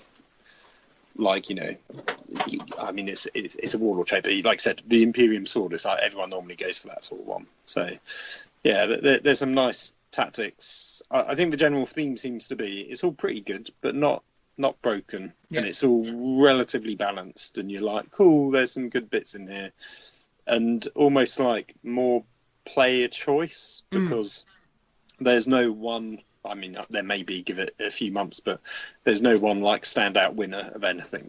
Yeah. There's lots of things that you'll want to try in different games with doing different tactics to find one that suits your playstyle. And when a codex or supplement can be that well balanced, that's sort of when you found, the perfect synergy and the perfect book where everyone can play it in a different way. To suit their playstyle, and not necessarily go, well, I've just got to take this one Warlord trait or one relic because it's the go-to combo. Here's an interesting side question for you. I'll put it out there. Do we think now, because how Space Marines currently are, that all other armies that aren't Space Marines should get a choice of 12 to 16 Warlord traits in their codex? In terms of the fact that because obviously Space Marines have loads of supplements and they don't. Yeah, they have loads of supplements. So, and they've got 16 Warlord traits in their codex as well. Because they've got the Phobos ones. Yeah. And you've got the normal ones, and the Phobos ones have access to both. And then you have access to all the supplement ones on top. I mean, I don't think so. I just think it's one of those weird situations with the breadth of the Marine Army that they've obviously now had to come up with specific Warlord traits to benefit specific flavours of Space Marine.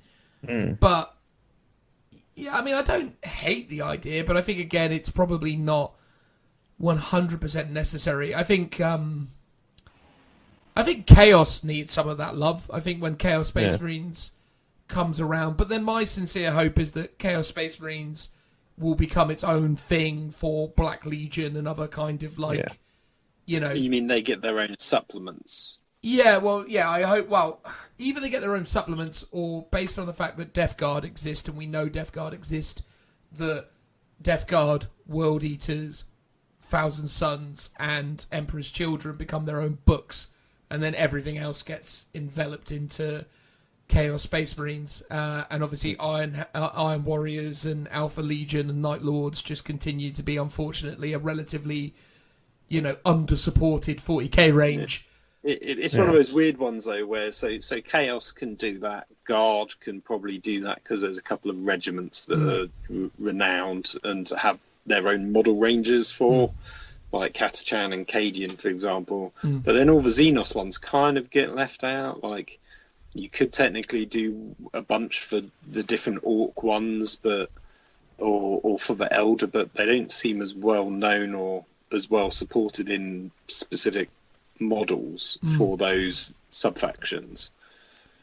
Yeah, and I think because of that, I think it becomes weirdly difficult. And I don't mind the way that the Necron book is put together, for example, with the way that they've laid out their individual, what are they called again, Joe? The Tomb World Seps or something?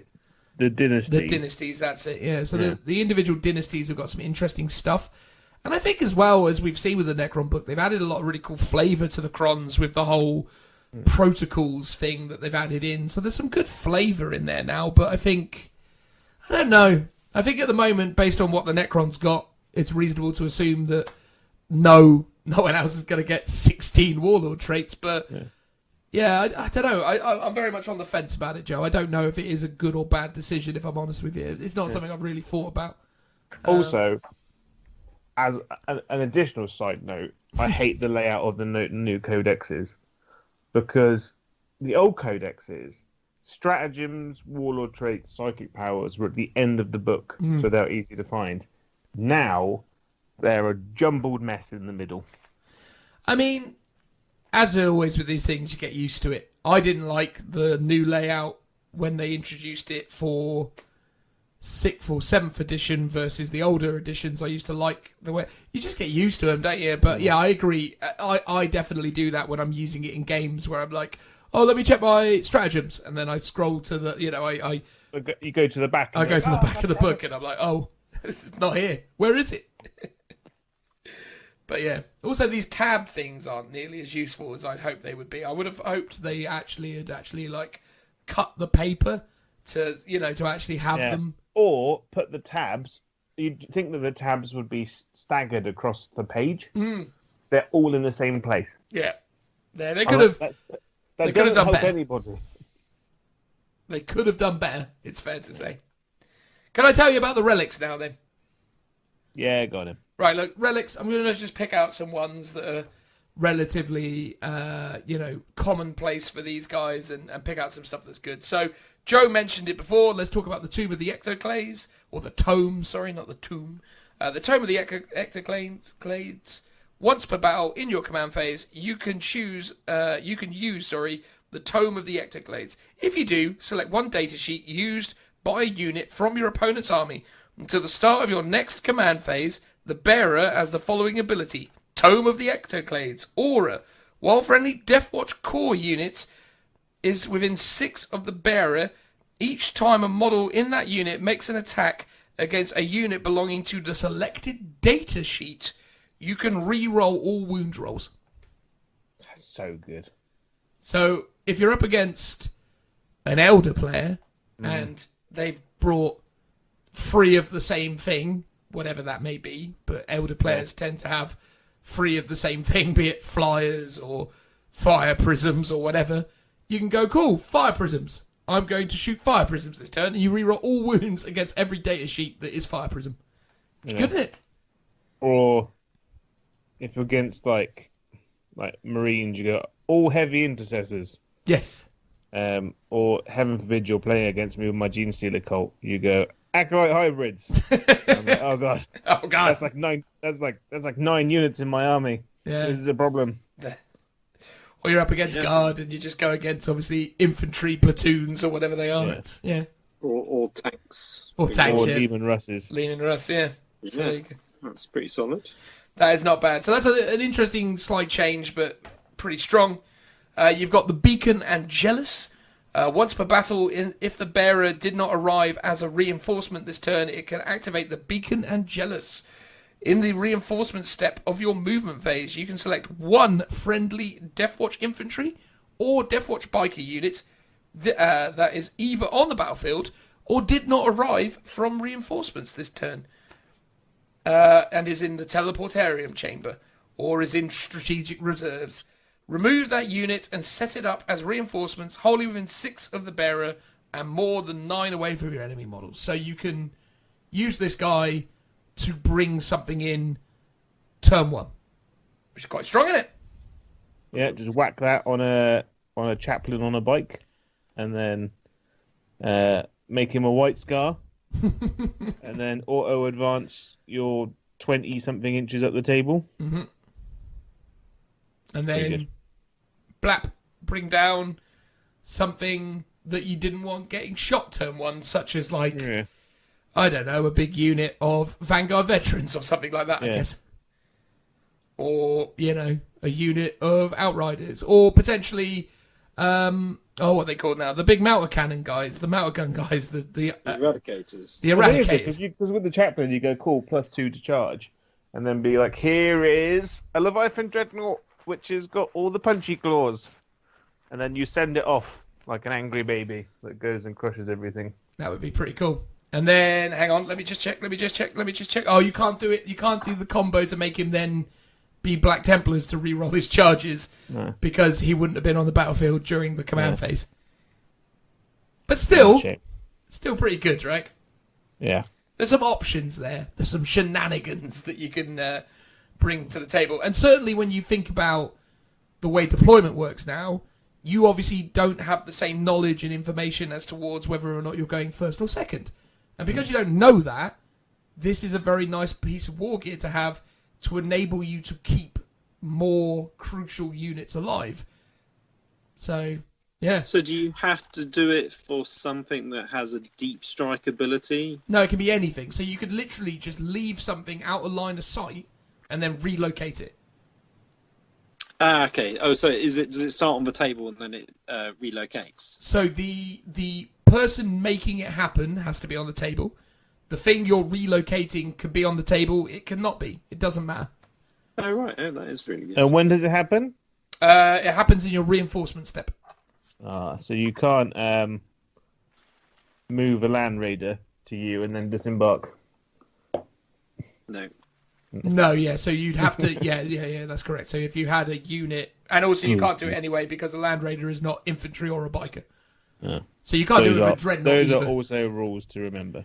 Yeah, so you can't do it with a dreadnought either, but you can do it with even things like aggressors, right? I mean, I think the aggressor unit is really strong with this combo because getting that thing stuck into a fight, it's still blasting out like 4 power fist attacks per man or whatever it is. Yeah, or 5-man Terminators, which are all OBSEC.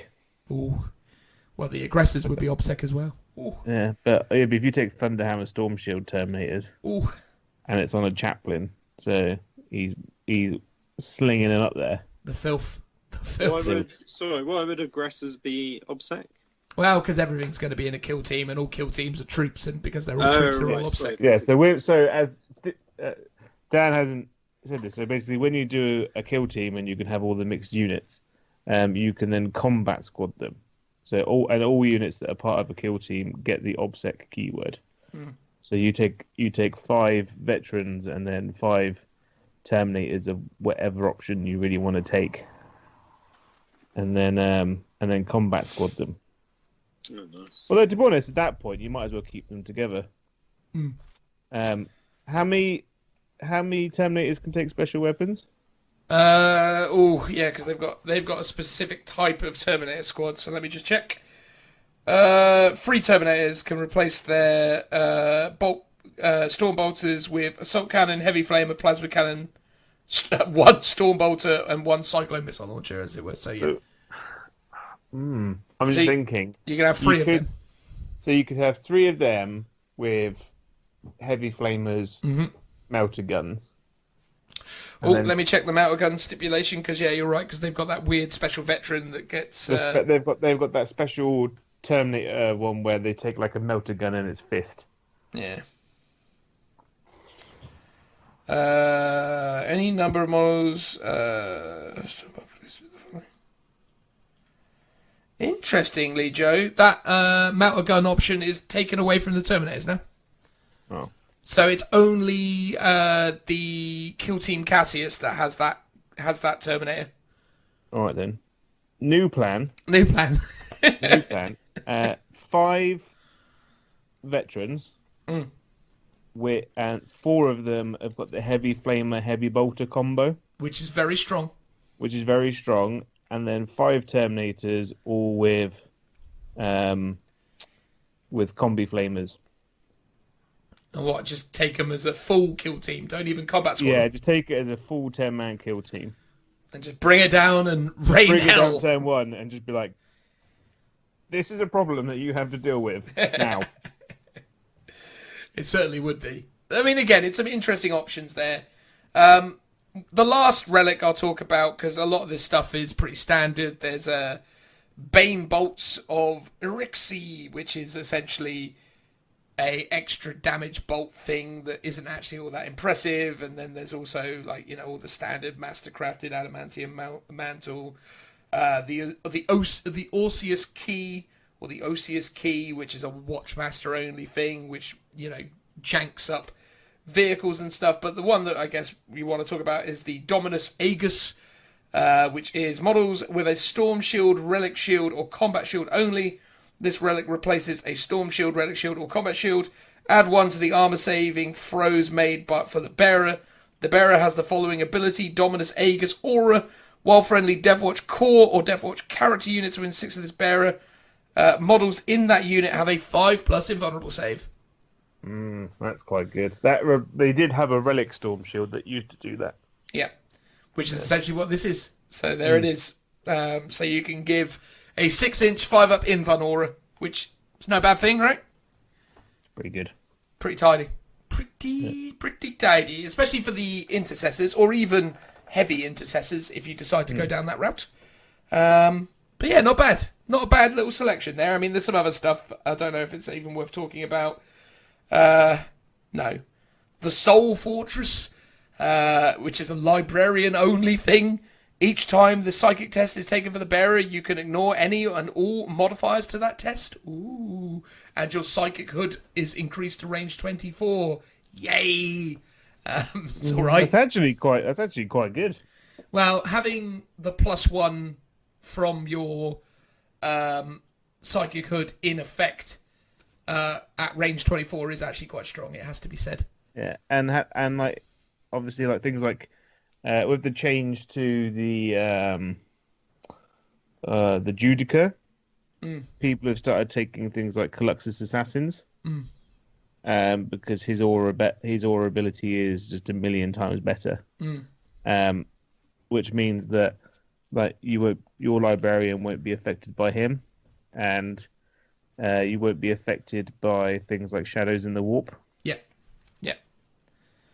Which is pretty reasonable. And to be fair to them, they've got some pretty decent psychic powers, which I guess I pretty much should talk about, shouldn't I? Yes.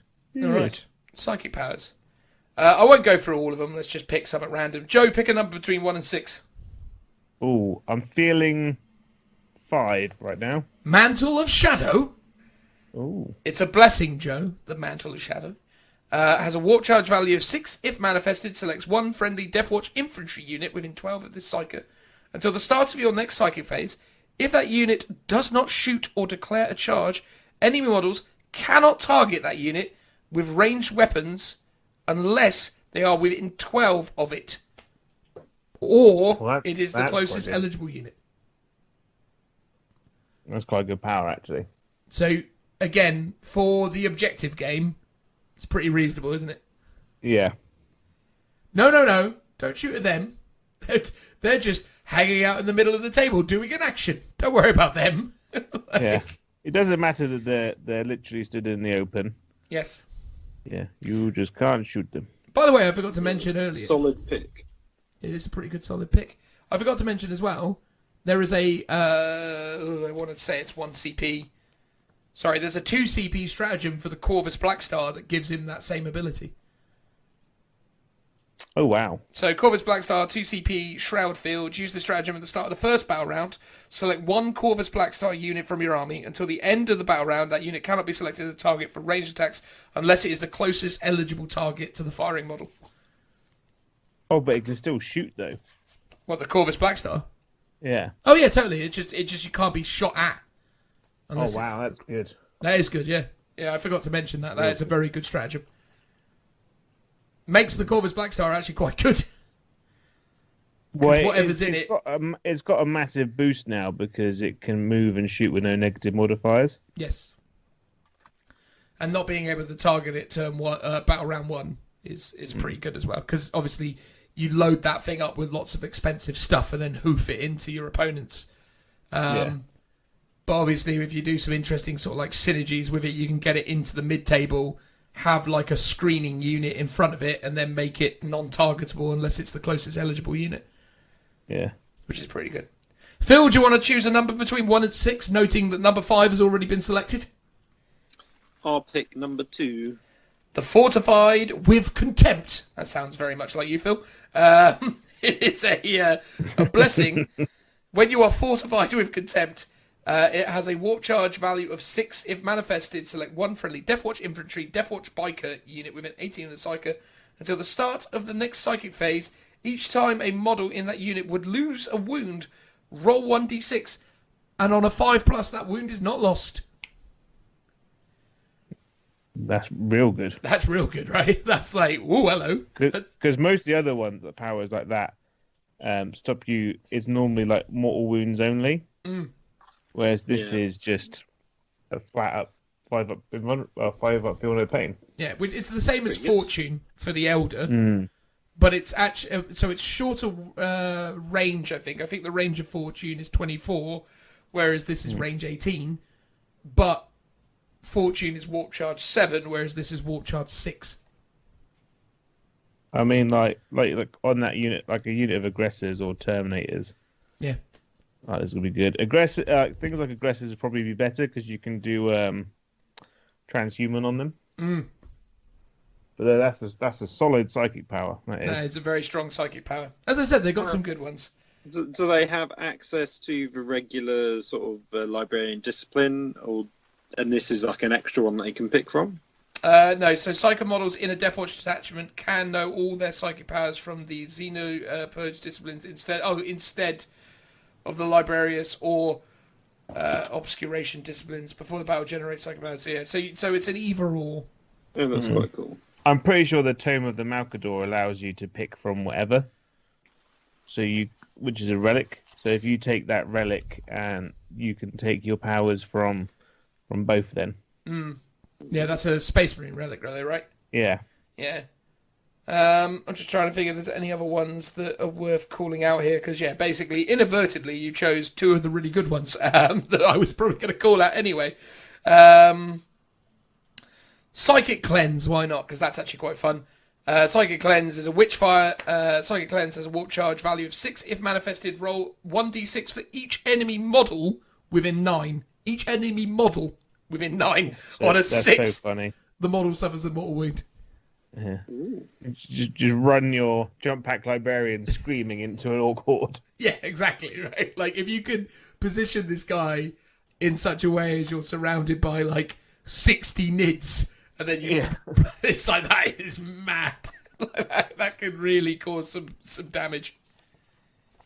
So, yeah, I like that a lot. It's pretty good. So, there you go. Some interesting stuff there, for sure.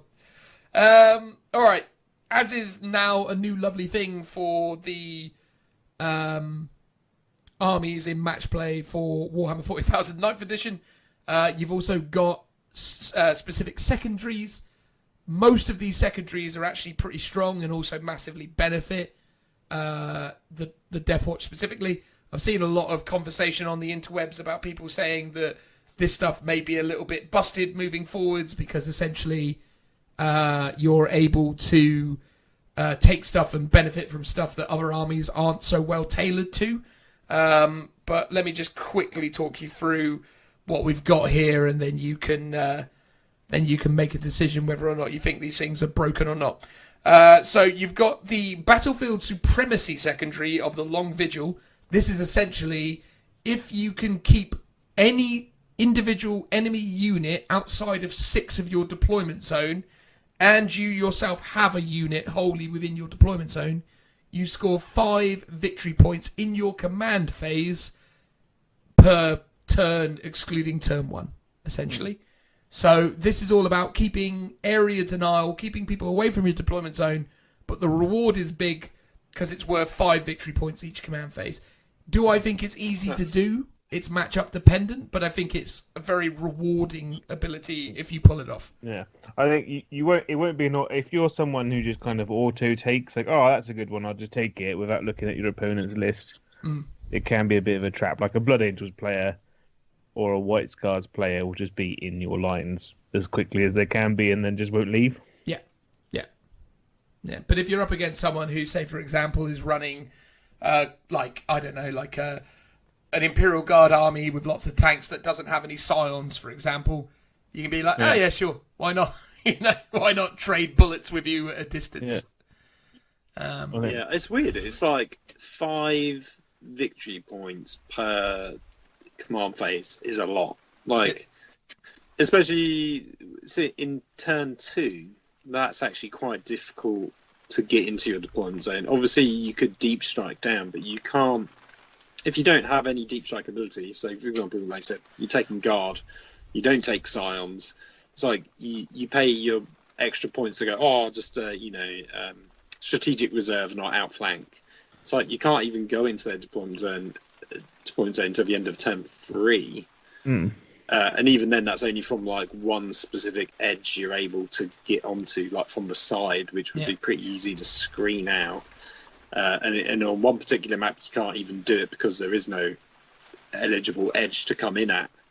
So yeah, that could be pretty strong against the right matchup. So if it was 3 points or 4 points, that would seem a bit more reasonable. Like 5. Yeah. I think if it was 3 points, you'd never take it. Yeah, because it's tough because there's obviously when you're playing against someone and this matchup is definitely against them, I think those players will obviously feel, aggrieved by the, feel upset. Yeah, but then you just wouldn't take that one though, would you? Like, well, in a tournament I would, but you wouldn't be like, oh, I'm not going to take this one. Oh no, sorry. I mean, if you're up against an opponent where you couldn't do it, you just won't take it. So the times when you do take it, it shouldn't be easy score points in terms of get 5 a turn, 3 turns, like done. Yeah. I guess it's only you can only do it 3 out of 4 turns because you can't do it in the first turn. So maybe that's why it's so high. But a lot of the points you need to do it every turn for all 5. And you need to go first for it to be its most effective. Because if you go second, it's a lot more of a struggle. Really is. And also as well, I would say that as a secondary, it goes against the play style of the army because it essentially means you have to keep something back, and I don't necessarily feel like that works to their benefit all the time. I mean, again, obviously you can have some obvious kind of backline units, but yeah, I don't know. I think overall, it's good. It's very matchup dependent. The other one, which is a purge the enemy ability, is called the Cull Order. If you select this secondary objective, then after both sides have finished deploying, start with your opponent. Both players alternate selecting battlefield roles. So essentially, I select a role, or rather, sorry, you select a role, then I select a role, and then you select another role, essentially. So obviously you make it difficult for me. But essentially you go through all the different battlefield roles, HQs, troops, all the different various variables. And essentially, once you've arrived at 3 different battlefield roles, you essentially then have to go about killing everything from those battlefield rolls. So at the end of the battle, for each battlefield roll that was selected, score 5 victory points if every enemy unit in your opponent's army with that battlefield roll has been destroyed. Which again, I think is quite good, although obviously, again, relatively balanced, because if I'm up against Phil and he's got loads of heavy support and, you know, and or you know, getting rid of all his heavy support is going to be difficult. That's a problem though, because like if your opponent's taken something like, because you do this after you've picked the secondary. No, this is yeah. You go through the process. It's after your opponent has deployed. Yeah. Yeah. So your opponent. So basically, you and your opponent have picked your second. If your opponent's picked while we stand, we fight. He's gonna be like, cool. I'm gonna choose my HQs, and you'll just never kill them. True, but then there's other stuff that you can kill, and assuming that, I mean, you say I'll never kill them with while we stand, we fight. I mean, there's always a chance, but yeah. There's always a chance, yeah. But like, if someone's taken while we stand, we fight, and then you've taken that, chances are that they'll just take those characters out of the game completely.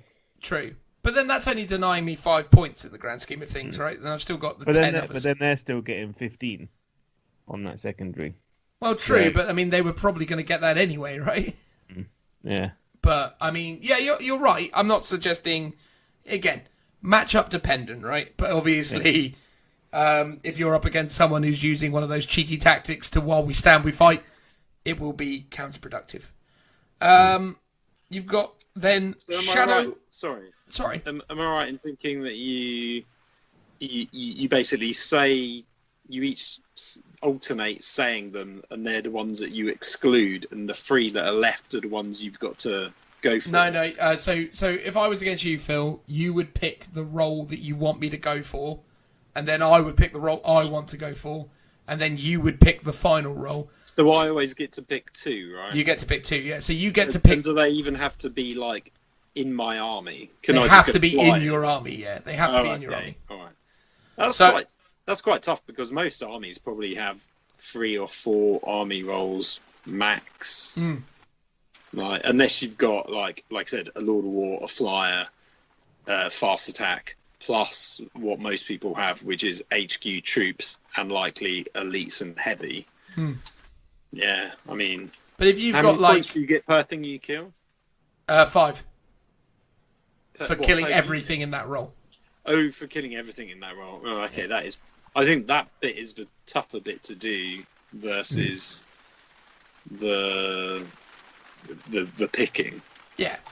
I mean, it definitely is hard, but the thing is like, if you've got a really soft, easy target, like say for example, you've got like a token fast attack unit in there that you took for whatever reason, and I pick that. I mean, that's a really easy 5 points to pick up. Yeah, okay, fair enough. Then I've got to then deal with the stuff that you've picked for me, which might be more difficult. That's true. Can you, do these? So I don't know how these work in terms of the custom ones. Do they have the same categories as the ones in the core book and the GT book? Yes, correct. Yeah, so this is a purge the enemy. Okay, yeah. So I was going to say, I wonder how, if you could like double down on certain ones. Like, I need to get it cut off the head, for example, or bring it down. Yeah, you can't double down on anything. You still have the same restrictions. You have to take one from each category. And I believe, and forget me if I'm wrong, you can only take 1 Deathwatch secondary or 1 specialist secondary, and you have to take 2 generic. Well, I heard someone talk about this, where they say you can technically take 1 Space Marine specific one and 1 Deathwatch one, because potentially you can take 1 from the book and 1 from a supplement. So again, as Joe said, in regards to stratagems, you get more options and choices by taking a supplement than you do with an army that just has a codex. So that person... Oh, actually, no, because you end up in an interesting dilemma here, because the stipulation is if every model in your army has the Deathwatch keyword, and your Warlord is a Deathwatch keyword, you can use this. But that same stipulation is true even if you're a Space Marine player, because everything in your army can be a Space Marine with Deathwatch as well. So yeah, actually, yeah, you make a point. That is a loophole that I'm sure they'll try and close, but for now, that is a loophole, yeah. But I don't think that's going to stay. But it might do. I mean, again, it's a weird one, right? Yeah, I think it'll probably stay because Games Workshop like Space Marines and they like selling Space Marines. All right. The Shadow Operative one is Cripple Stronghold. If you select the secondary objective, then after both sides have finished deploying, your opponent must select one objective marker on the battlefield to be the location of their stronghold objective marker. If any objective markers are wholly within your opponent's deployment zone, one of these must be selected as the stronghold objective marker. If you select this secondary objective, then Deathwatch infantry units from your army can attempt the following action as described in the Warhammer 40,000 core book. Cripple Stronghold. Action. One Deathwatch infantry unit from your army can start to perform this action at the end of your movement phase, if it is within range of the stronghold objective marker, and no enemy units, excluding aircraft, are within range of that objective marker. This action is completed at the start of your next command phase, so long as the unit performing this action is still within range of the same objective marker. Score 6 victory points at the points each time a unit from your army successfully completes this action. I would never take that, but there it is. What do you think? You'd have to be pretty mental. Yeah, I cannot foresee any circumstances where you would take that. I don't know. I suppose if you're going up against Custodes, you might do, because they don't have much of a backboard presence, do they? True. And they want to be in the midboard hold. So if they have to give you that secondary if they want to play the game. Yeah. Same with Knights. Actually, Knights will probably just be like, I'm not holding, so I'm just going to sit in my deployment zone and kill you when you come to me. Yeah. But there you go. And then the one that is quite good, but obviously based on you fighting against Xenos. Suffer not the alien. This is no mercy, no respite. Score 1 victory point at the end of the battle for each enemy Tyranid, Eldari, Orcs, Necrons, and Tau Empire unit destroyed by a Deathwatch unit from your army during the battle. That is a good one, assuming you're fighting against a Xenos army. Yeah. Simple. Just kill all the drone units, basically. Yeah, just kill everything, you know. Everything must die, but everything that does die earns me points. And if you're up against, most armies that you see within the Xenos range, if you look at, Joe's Drakari, for example, he's going to have a lot of Venoms, he's going to have a lot of, Warriors. All of that is points, which is pretty good. So, a battalion of Dark Elder and Venoms and things is worth, lots of victory points that way, which is pretty good. Yeah, definitely. There we go. All right, now let's get on to the meat of this book, the last thing that we really need to talk about, and that is the kill teams. So the kill teams. Now, one of the things I didn't actually get around to mentioning already is the special issue ammunition. Now, special issue ammunition used to be a really prevalent feature of the Deathwatch, and it still is, but less so than it has been historically, because only Deathwatch veteran squads and Kill Team Cassius have access to special issue ammunition now. No. Oh, no. So Terminators can take combi weapons, can't they? Terminators can take combi weapons, yes. And combi weapons have special ammunition. Do they, though, for Terminator squads? There's a question. So, up to 3 Deathwatch Terminators can have their Stormbolters replaced with the following. 1 Assault Cannon, blah, blah, blah. Any models can have their Power Fists replaced with Chain Fists, Power Axe, Power Sword. Any normal models can have their Stormbolters and Power Fists changed for the following. 2 Lightning Claws, 1 Thunderhammer. The unit can have a Teleport Helmet. So no, Joe, they can't have combi weapons. Oh, sad times. Yeah, so, no, there is no Terminator shenanigans that we can find that will make them have special issue ammunition. Oh. Because they can only have the Stormbolter. So it's only Deathwatch veterans that have special issue ammunition, and all the members of Kill Team Cassius have special issue ammunition as standard. Is that the generic non-Primaris kill team then? That is the generic, not entirely generic. Oh, sorry. Not Kill Team Cassius, you mean the Deathwatch veterans? Oh, is the Deathwatch veterans... Veterans? Got very West Country there, Phil. That was They like the Mark 8 Armour Squad. that's the Mark 8 Armour Squad, yeah. As That's opposed to, I guess, Vanguard veterans, which are the jump packy guys. correct, because Vanguard veterans don't get it. Neither do Stern Guard veterans. So Stern Guard, Vanguard veterans do not gain access to special issue ammunition. Although, right. bizarrely, I think Stern Guard veterans have a different type of special issue ammunition. Although maybe it's like special bolt rounds or something. I can't remember the wording for that.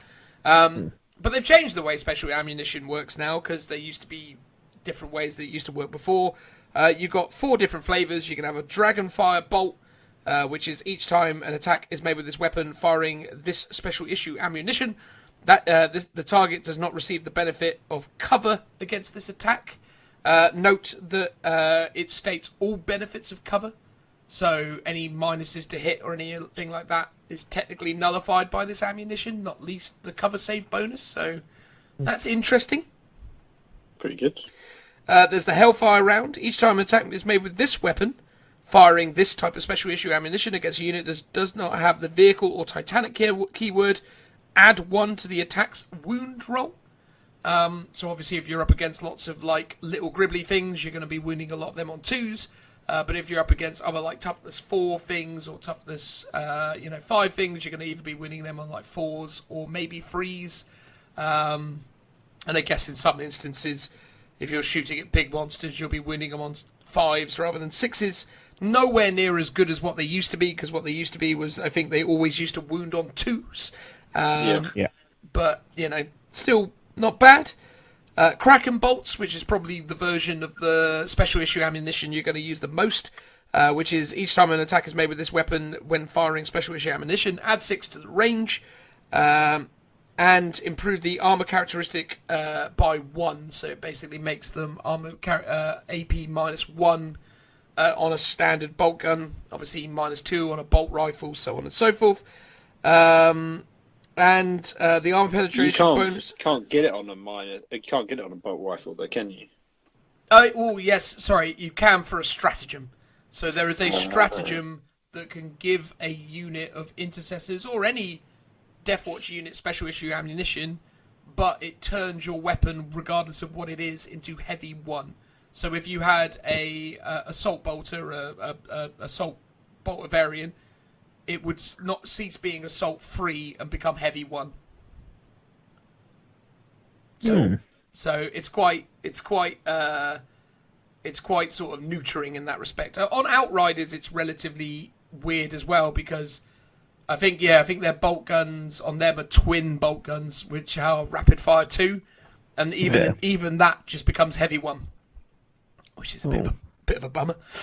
Yeah, I think it stops the jank from kind of those kind of killer combos on putting them on, like I said, rapid storm bolters or like auto bolt rifles and stuff that have lots of shots. Yeah, totally agree. I think it's the absolute right decision. But yeah.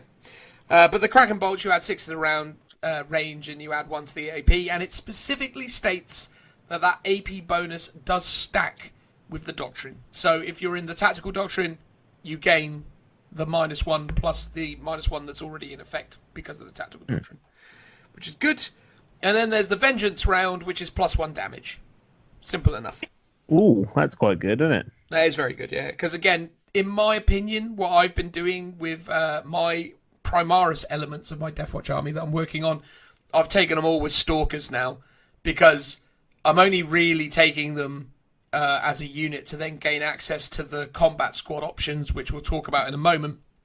But I figured if I'm going to potentially need to use special issue ammunition, I may as well use the bolt gun that comes heavy 1 by default, because then I'm getting the best version of it with special issue ammunition, you know? And can the Eliminators take that as well? No, so it specifically states that the sniper bolt guns can't use it. Oh. Yeah. Yeah, they've really thought about the loopholes this time around, Joe. Yeah. They've closed all the gaps. Wow. That's so annoying when they actually think about... Like, why can't they just be all blasé like all the other rules releases recently? Well, exactly right. It's clear that they have aspirations of fixing this game, which is nice in a way, but mad in others, because I think the problem is we're almost ending up in this weird reverse codex creep that whenever new stuff comes out, it makes it slightly worse than it was before, but you kind of understand that they've balanced it. But it's a better game for it. It's a better game for it, 100%. I think long term, I think this time next year, I think we'll have a really great game on our hands. But in the interim, we've still got to deal with some weird things like the old 2019 supplements and some other nonsense that breaks everything. But hopefully that'll all go away pretty soon. Hopefully. When Games Workshop have sold all their eradicators. Yes, exactly. It's the usual churn. Anyway, right, let's talk about the kill teams, right? So kill teams are weird units. So first of all, they're mixed units, right? So unlike many, many, many types of units in the game, these are units comprised of all sorts of different stat lines. They've got different armor saves, different invuns, different movements, different types. You can have bikes with infantry, jump pack with bikes, although obviously you'd still need some infantry in there. So essentially each kill team has essentially its foundation, its vanilla baseline that then you build on top of. So every kill team starts with some flavour of troop choice, be that an intercessor, a squad of veterans, a squad of infiltrators, or a squad of heavy intercessors. So that all kind of starts as your baseline. And then they've got extra units that also fulfill those specialties that you can add to it. So the Phobos kill team starts with infiltrators, and you could add reavers or eliminators, or even incursors, I think, as well, to that squad.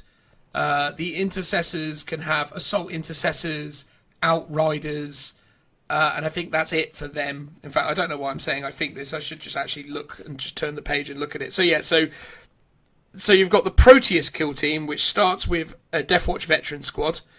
Then you can add Deathwatch Terminators, veteran bikers, or Vanguard veterans to this kill team. You've got the Fortus kill team, which starts with a 5-man intercessor squad, and you can add assault intercessors, outriders, and hellblasters to that kill team.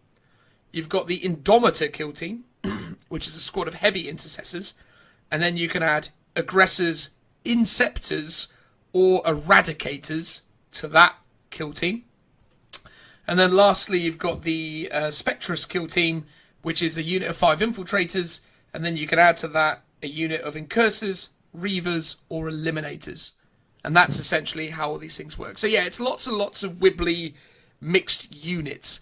And that is where some of the weird stuff starts to happen. So let me just quickly, very briefly read the mixed unit rule. So if this unit contains models with different toughnesses characteristics, each time an attack is made against this unit, use the toughness characteristic of the majority of the models in this unit when determining what roll is required for that attack to be successful at wounding. So if there are no majority toughness characteristic values in the unit, the controlling player selects which of the values is the majority. So if Phil was shooting at me and my squad, and I had 5 guys with toughness 5 and 5 guys with toughness 4, obviously I'm going to turn around to Phil and go, yeah, they're all toughness 5, yay! Because that's a thing. So there you go. In addition to that, there's a bunch of keyword stipulations.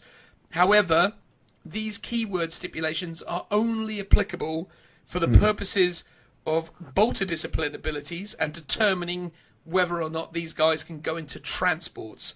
So Terminator models have the Terminator keyword, Biker models have the Biker keyword, Vanguard veterans have the Jump Pack keyword, Interceptor models have the Jump Pack keywords, and Outriders have the Biker keyword.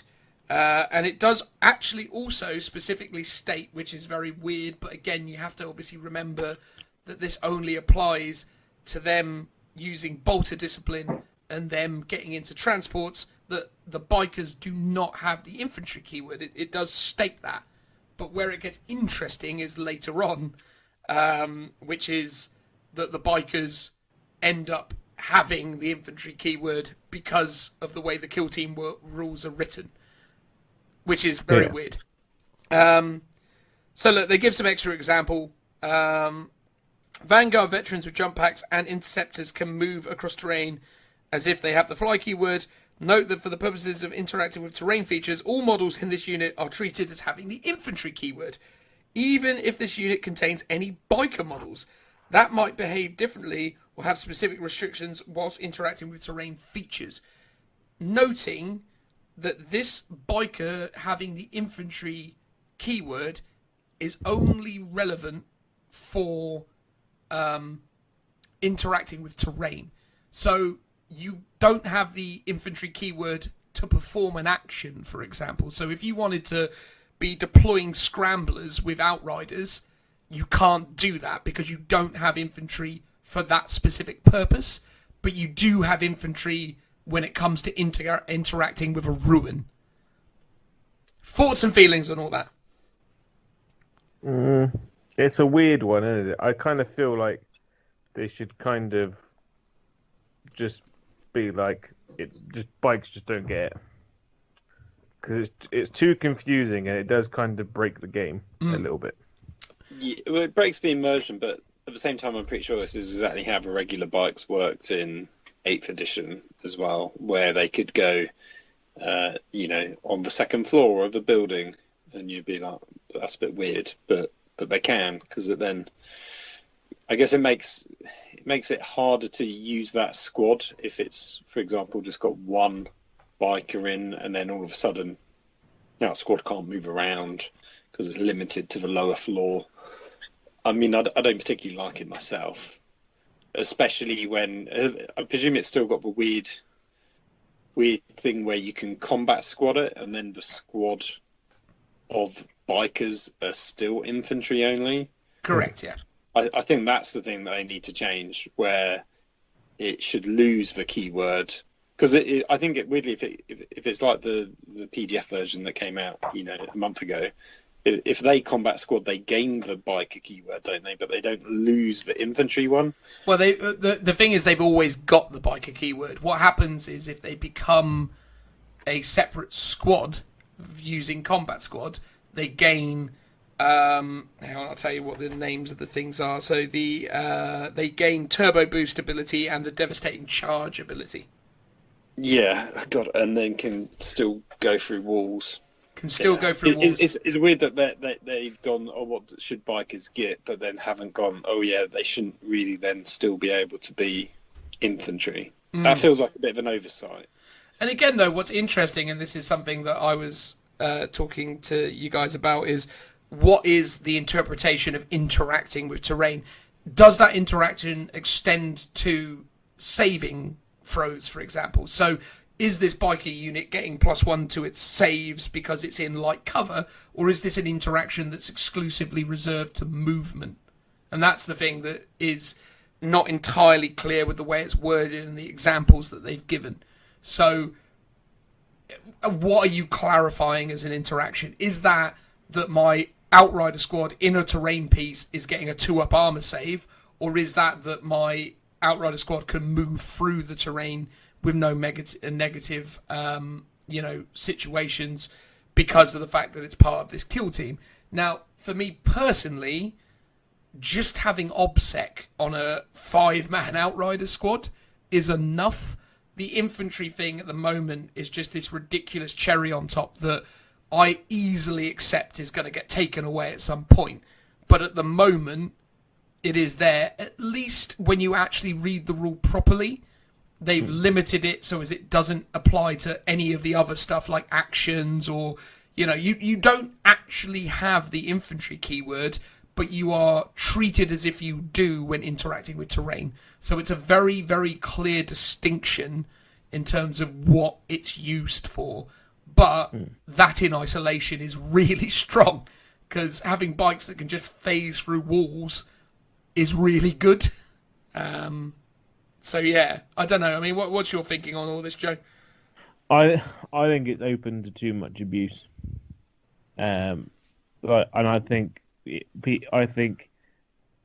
people will use it for its cover save, just because it doesn't say you can't.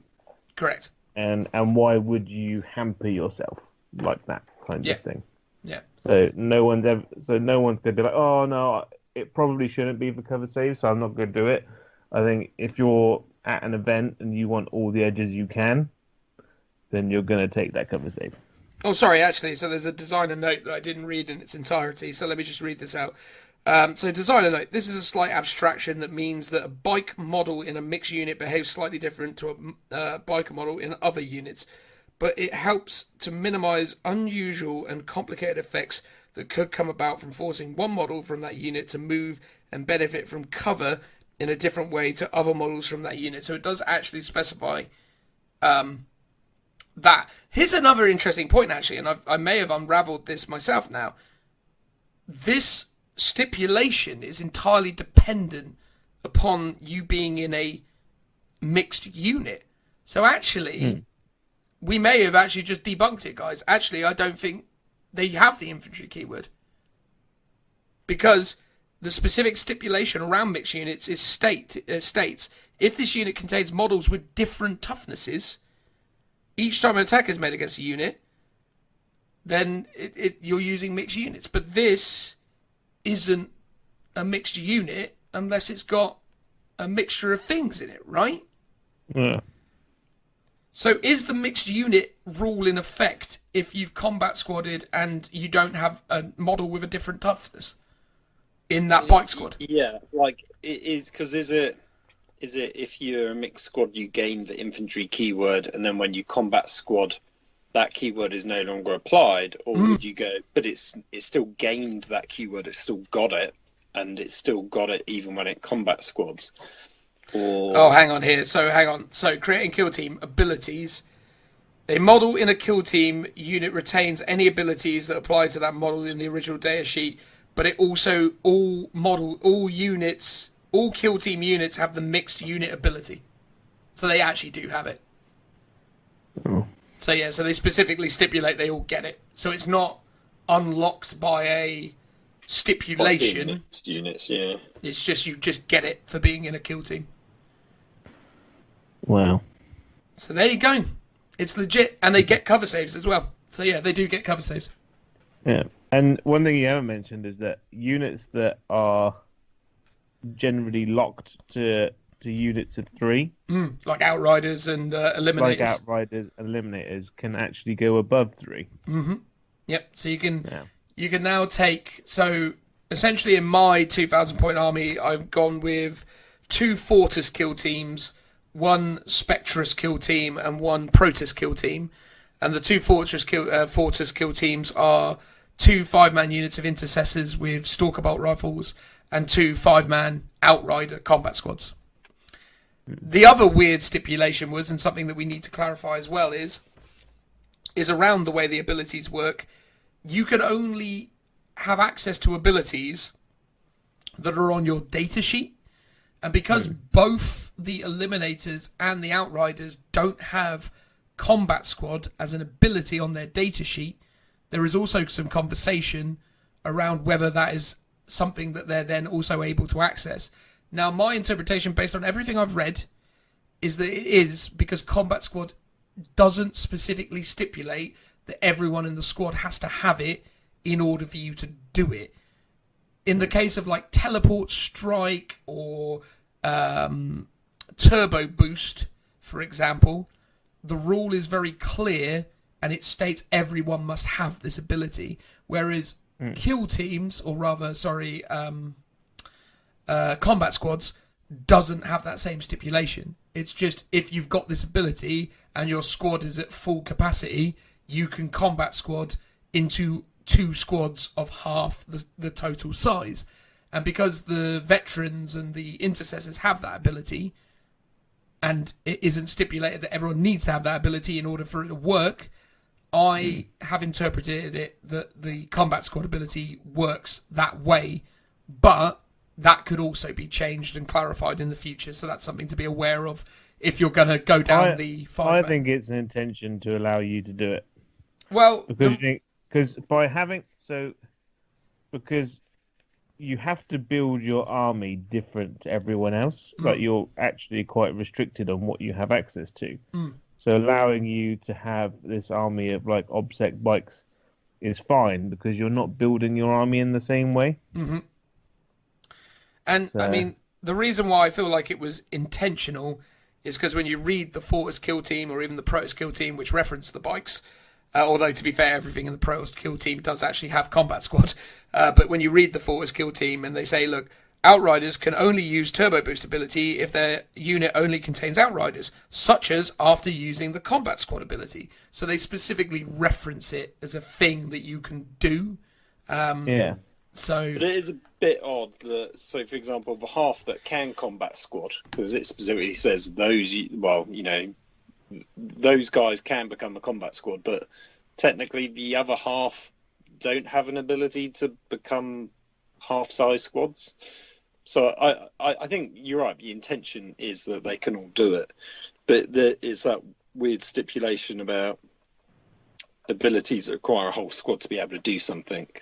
Need the whole squad, and weirdly, combat squad is never really a rule where beyond Deathwatch you would have mixed squads.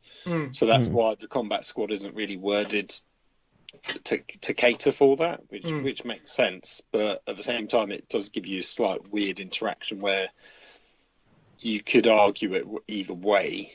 But I think the fact that they've said you pretty much can do it implies that's how it's meant to be. yeah. But the fact that but then at the same time, it sort of feels like the combat squadding is sort of being used to abuse the mechanic of kill teams. Kill teams are meant to be mixed squads going around fighting together. So to go, I'm going to take 5 Primaris intercessors and 5 outriders, and I'm going to combat squad my 5 outriders together so they can just gain the infantry keyword and obsec. That doesn't really feel in keeping with the theme of the rules and the theme of the army. That feels like a sort of deliberately breaking it to like game the system.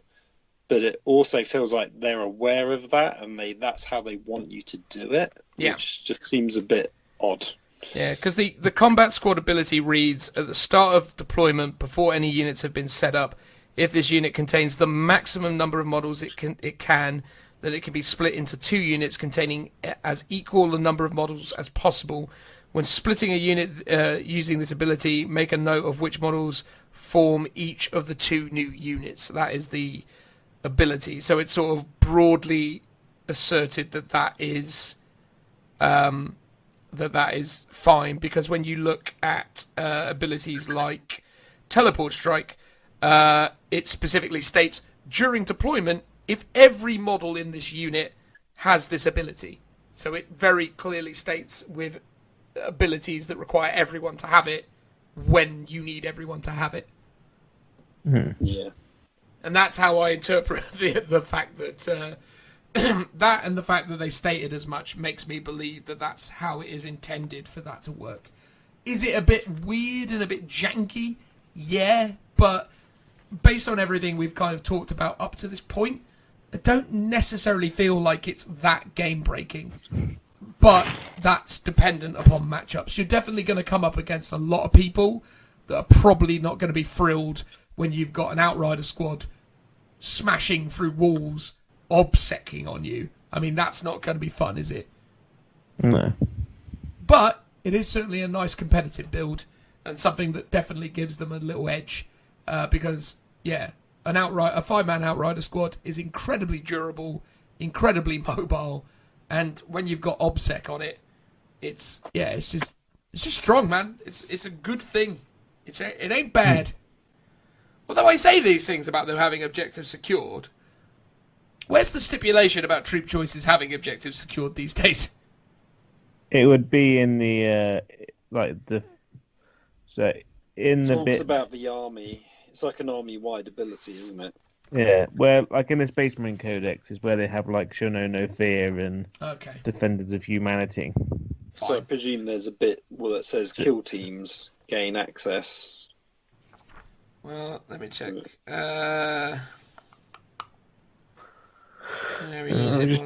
Busy order. Yeah, I mean,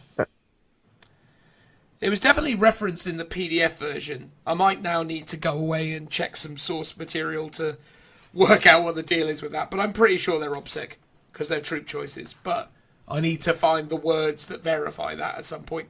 That'll be a later addendum if I'm wrong about that. But I'm pretty sure. I mean, it sort of makes sense that it would be like kill teams are the main build for Deathwatch, so it'd be odd if they weren't. Because you wouldn't really have a mixed squad where some OBSEC and some aren't. That would seem a bit weird. No, agreed. But there you go, guys. That is the lovely land of the Deathwatch. The only other thing worth mentioning is that they made the Blood Raven Librarian from the Kill Team Cassius box set from Deathwatch, or not Deathwatch, whatever it was called, the old box set.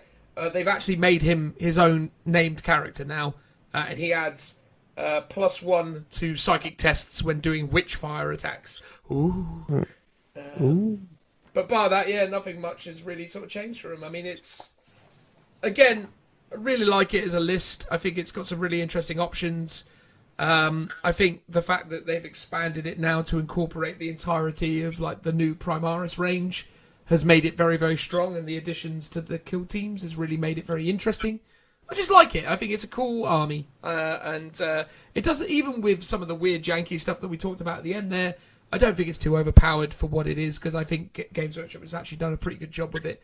But Phil, what's your feeling on Deathwatch? You going to dust off those old miniatures and maybe add some to your collection? Well, one day for sure. Probably not anytime soon, but I do like. I got the impression though, if you, for example, were a new Deathwatch player and you went sort of Primaris only, the way the kill teams are built now is fundamentally very different. Because before, you used to be able to have like a Primaris model or a regular Marine, and then you could have an Inceptor plus a bike plus a Terminator all in one. And now that gave you sort of unlocked loads of different abilities per model. Yeah. Whereas you don't quite have that anymore, because now the Inceptor is sort of locked away with the Gravis Marines, and then the Intercessor is sort of locked away with all the other regular Intercessor armor Marines. But the abilities that they conferred are now in stratagems. So if you're like one of the stratagems, if you have a unit with a Inceptor in it, they can fall back and still shoot. Yeah. Or if you've got one with an Outrider, they can still fall back and charge. But so I guess you've still got access to that ability, but you've sort of lost that kind of real pick and mix squads. Whereas now all the squads are a bit more themed to like a particular armor or a particular thing. Yeah, but I mean, again, it used to be that you used to still have to have the 5 Intercessors as the baseline, and then you added the other bits to it. So you'd go like 5 Intercessors and 1 Aggressor, so as you could advance without suffering the penalty for advancing and shooting assault weapons, for example. Or you'd go with the Inceptor to then get the ability to fall back and shoot or whatever it was. So yeah, there were options, but again, they've removed a lot of that weird janky stuff as well, because again, a lot of those combos of adding one model to a unit to then unlock the ability to, leave combat and still fire or whatever it might have been was very, very strong. So I think it was very sensible for them to change that for the better. Yeah, I think overall though, it seems like a pretty solid supplement. The one thing that really upsets me about this book is that the frag cannon isn't as good as it used to be. Yeah, I was disappointed by that as well. So they've gotten rid of the flamer variant and turned it into a blast weapon, haven't they? A 2d3 blast weapon. Yeah. So it only really becomes good when there's 12 models in it, because then it always gets the 6 shots. Yeah. But the 2-shot variant of it is now strength 7 -2 damage. Yeah, but they've gotten rid of the 6-inch cannon, the last cannon variant, which was very strong. But in the assault doctrine, not the tactical doctrine, it has become -3. So it's like a really potent like auto cannon then. Personally, I really love the heavy flamer, heavy bolter now. I think it's amazing. Yeah. And it's only 5 points more than a heavy bolter, or 5 points more than a heavy flamer, because both the heavy flamer and the heavy bolter are 10 points on their own. Yeah. So But this it's is 15 points for the two. Yeah, so 15 points for the two combined. Yeah, okay, you suffer -1 to hit with the heavy bolter if you're using it with the flamer. But who cares? I mean, that's great. It is good. If you get 4 of those in a drop pod, or just use the teleport strike ability for 1 CP, and then bring them down, and loads and loads and loads of fun can be had with all those flamers and heavy bolter just shots. two units in a Corvus will do. Yeah, gotcha. No, you're absolutely right. Yeah, 2 units of them in a Corvus could get some work done. I think there definitely is some interesting combos with the old veteran squads for sure. I think because now all the veterans can take power swords as well, which... Well, they come standard with the power sword, don't they? No, it's still an option. You don't have to take it, I don't think. Or do you have to take it? It comes standard, power sword, bolter. Ooh, can you get rid of the power sword, or are you stuck with it? So this unit contains a maximum of 10 models. If this unit contains 6 or more models, blah, blah, each veteran, Watch Sergeant, Black Shield is equipped with... Each veteran, Watch Sergeant, and Black Shield is equipped with a Deathwatch bolt gun, power sword, frag, and crack grenades. Yeah, fine. Any veteran, Watch Sergeant, or Black Shield can have their Deathwatch bolt gun and power shield replaced for one of the following: Deathwatch shotgun, Stalker power bolt gun, up to 2 items from Deathwatch equipment, page 62. So Deathwatch equipment is... so you can change it out for the chainsword if you wanted to get a 3-point reduction per guy. Not bad. So you can have a chainsword and bolt gun, which would be pretty good. Yeah. I think you're still going to see the Storm Shield in the squads, but they'd just be with the bolt guns. Yeah, Storm Shield bolt gun's probably the way I would probably go if I was going a bit more competitive with it. At the minute, I've built a unit of 5 with power swords and bolt guns just to have like the baseline choice. But obviously, I mean, when I bought that army off of you, Joe, I think I've got like 30 with storm shields and storm bolters. They've all got storm bolters. Yes. In that army, but there's 25 all with storm bolters, and then I think like 12, 15 of them have got storm shields, and then the rest have all got chain swords. But yeah. But there you go. No, I like them. I think again they're not as strong as the Space Wolves, which we'll get around to talking about in the future. Maybe Joe, you can be the lead man on the Space Wolves. You feel like the sort of fellow who likes the Space Wolves. Oh, I love the Space Wolves, aren't they? Cool. So yeah, maybe there's only one aspect of them that I really want to do. Well, indeed, I think you and everyone else. Thunderwolves. Thunderwolves for days. Chubby Wolf, that's what we want. Everyone wants Chubby Wolf. Oh, Chubby Wolf. I really love the fact that in the Space Wolf book, there's the Wolf Lord on Thunderwolf, and then Harold Wolf something or other, and they're literally next to it, like literally they're a page apart. So as you turn from page to page, it's literally the same photo, but they've just changed the colour of the guy's hair from black to blonde. Very weird. Okay. Oh, because there was a time when I think Harold disappeared. Yeah. And he just became a generic Wolf Lord. Yeah. The only subtle difference between the two of them is Harold doesn't have his wolf mount breaking out from the boundaries of the weird black symbols on the side of the page, whereas the standard Wolf Lord does. There you go. Ooh. Little things you notice when you thinks that he's more important. Well, it's like Severin Loth. Severin Loth is now the chief librarian of the Minotaurs. The Minotaurs, isn't he? Yeah, when did that happen? Ridiculous. Anyway, right, that'll do for this. We're going to move on now to whatever we're going to talk about next, which I imagine will be the Xenos Forge World stuff. So let's get on with that. Transitional noise. Woo! Hello, various people. In this part of the podcast, we're going to now talk about the forces of the Xenos as they are presented within the pages of the Forge World, whatever it's called, Compendium. What's this thing called again? The Forge World Compendium. It's just the Compendium. Isn't it? No, it's the Imperial Armory Compendium. Imperial Armour. Imperial Armour Compendium, yes. Yet somehow features Xenos units. What's up with that? It's just because it's all the Forge World indexes rolled into one. There we Much go. like they do with the Blood Bowls and the other game that Games Workshop do. Necromunda? That's the one. There you go. Yeah. Well, basically, all the Forge World books, going back to Eon Yonder, have always been called Imperial Armour something or other. So Gotcha. that's like their title. There you go. The man in the know. So we're going to start with the Xenos because it's the shortest of all of the segments within the book, and we're hopeful that we'll be able to do this whole thing in a timely manner, and then off the back of this go on to talk about the Space Marines, the forces of the Imperium, and the Chaos as well.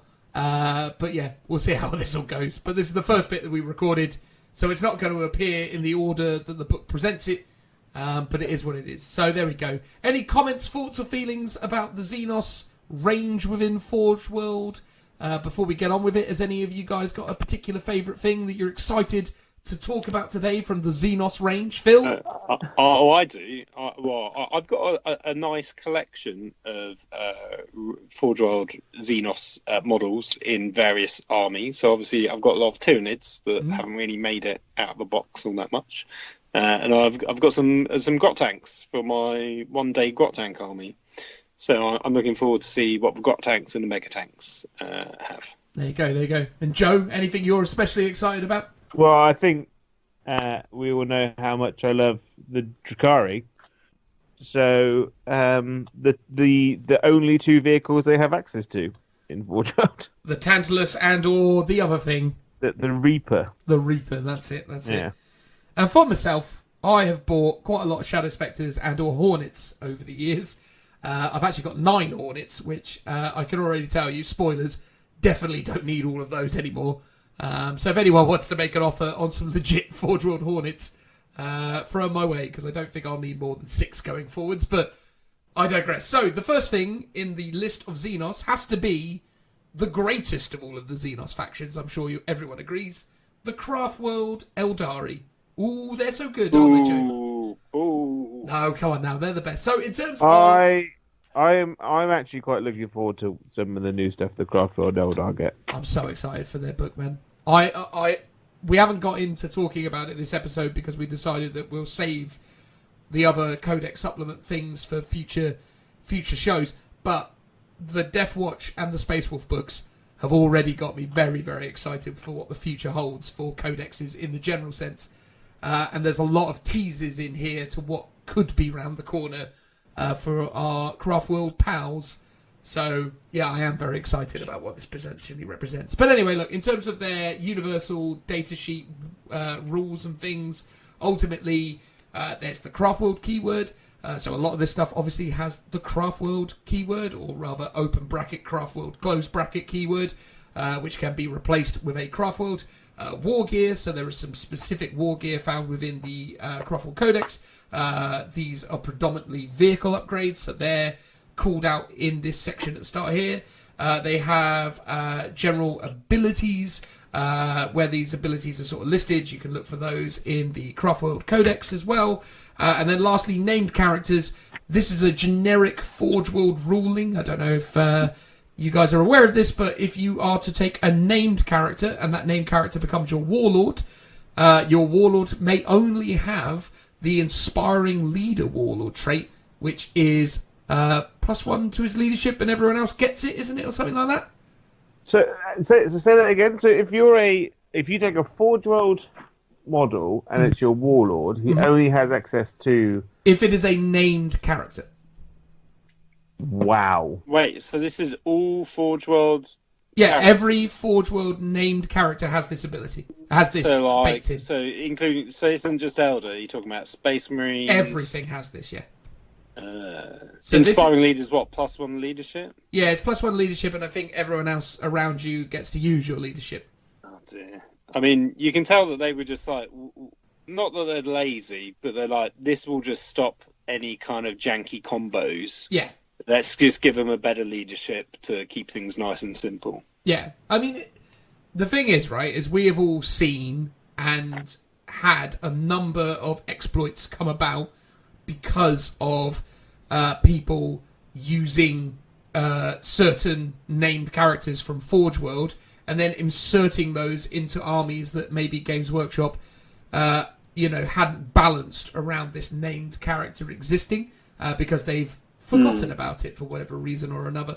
And as a result, you end up with a named character that massively benefits from being the Emperor's Sword or whatever it is, although to be fair, everyone benefits from that ability because it's incredible. But the point is that, this is a way of stopping it from becoming a little bit too ridiculous. And what's really interesting about this, there's only actually one named character, which is the first data sheet in the Craftworld section, and he is a Phoenix Lord called Iraliev. Again, the pronunciation of elder names is always a bit of a mess, but he actually is the only Phoenix Lord that you can give a Warlord trait to. So he is potentially better than some Phoenix Lords, because Phoenix Lords don't get Warlord traits if you take them as a Warlord.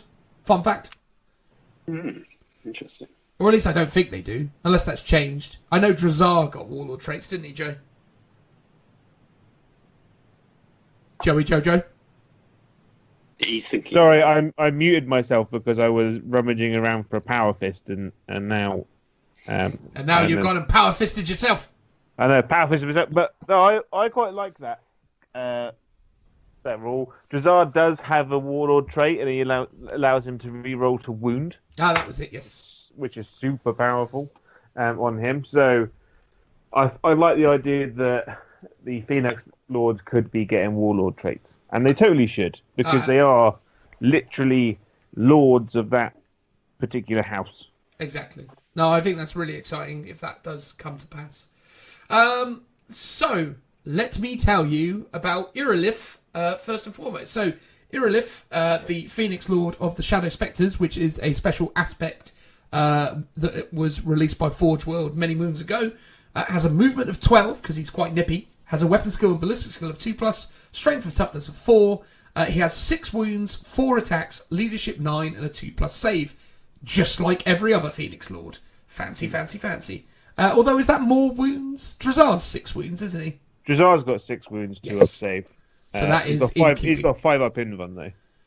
Yes. So, well, we'll get to that in a moment. So this guy has the Spear of Starlight, and that has 2 profiles. So you can either use it as a range 24, assault 3, strength 8, -4 free damage gun, which is very strong, it's fair to say, at ballistic skill 2.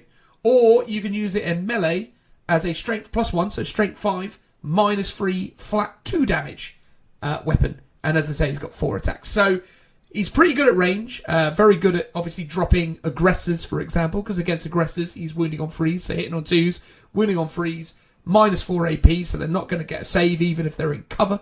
Oh no, they will get a save if they're in cover, they'll get a 6-up save. But if they're not in cover, -4, or, means no save, and flat 3 damage means that unless they're Iron Hands or accompanied by an Apothecary, they're going to be dead outright, which is pretty great. Yes, it is. He's also got Ancient Doom and Battle Focus. So Ancient Doom is the ability that mucks up stuff when it comes to Slanesh.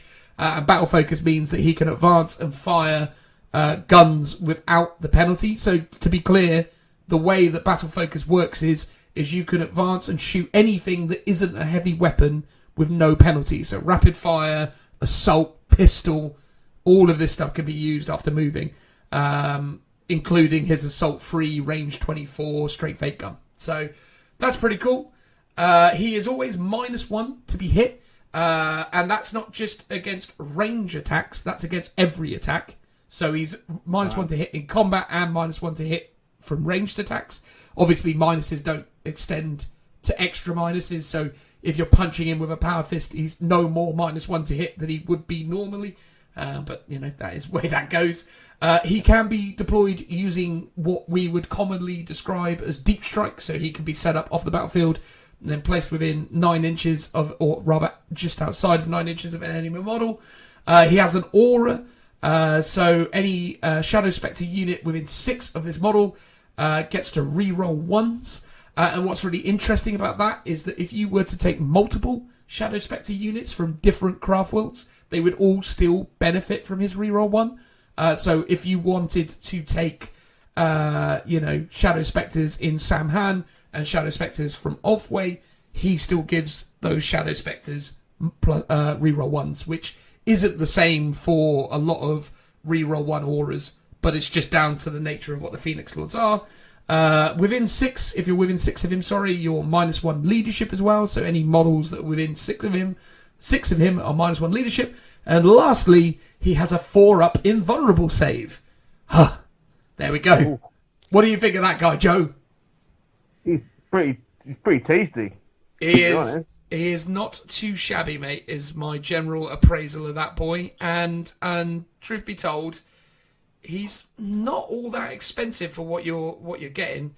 So he comes in at 140 points. That's real cheap. Yeah, it's pretty good, isn't it? Yeah. So he is considering all the stuff that he can do, and he can insta-gib a lot of units. Well, yeah, I mean, instantly kill a lot of models. Yeah, I mean, assault 3, hitting on 2s, wounding on 3s. You probably can consistently get a couple wounds off with that, but if you find that you've got some, some guys out in the open, he's going to definitely take out a couple of aggressors, which is no bad thing in this meta, right? No, you need to be able to kill 3 wound models consistently in armies nowadays. And I suppose on that topic as well, let's quickly just talk about what the Shadow Spectres are themselves. So the Shadow Spectres, you can take them in units of 5.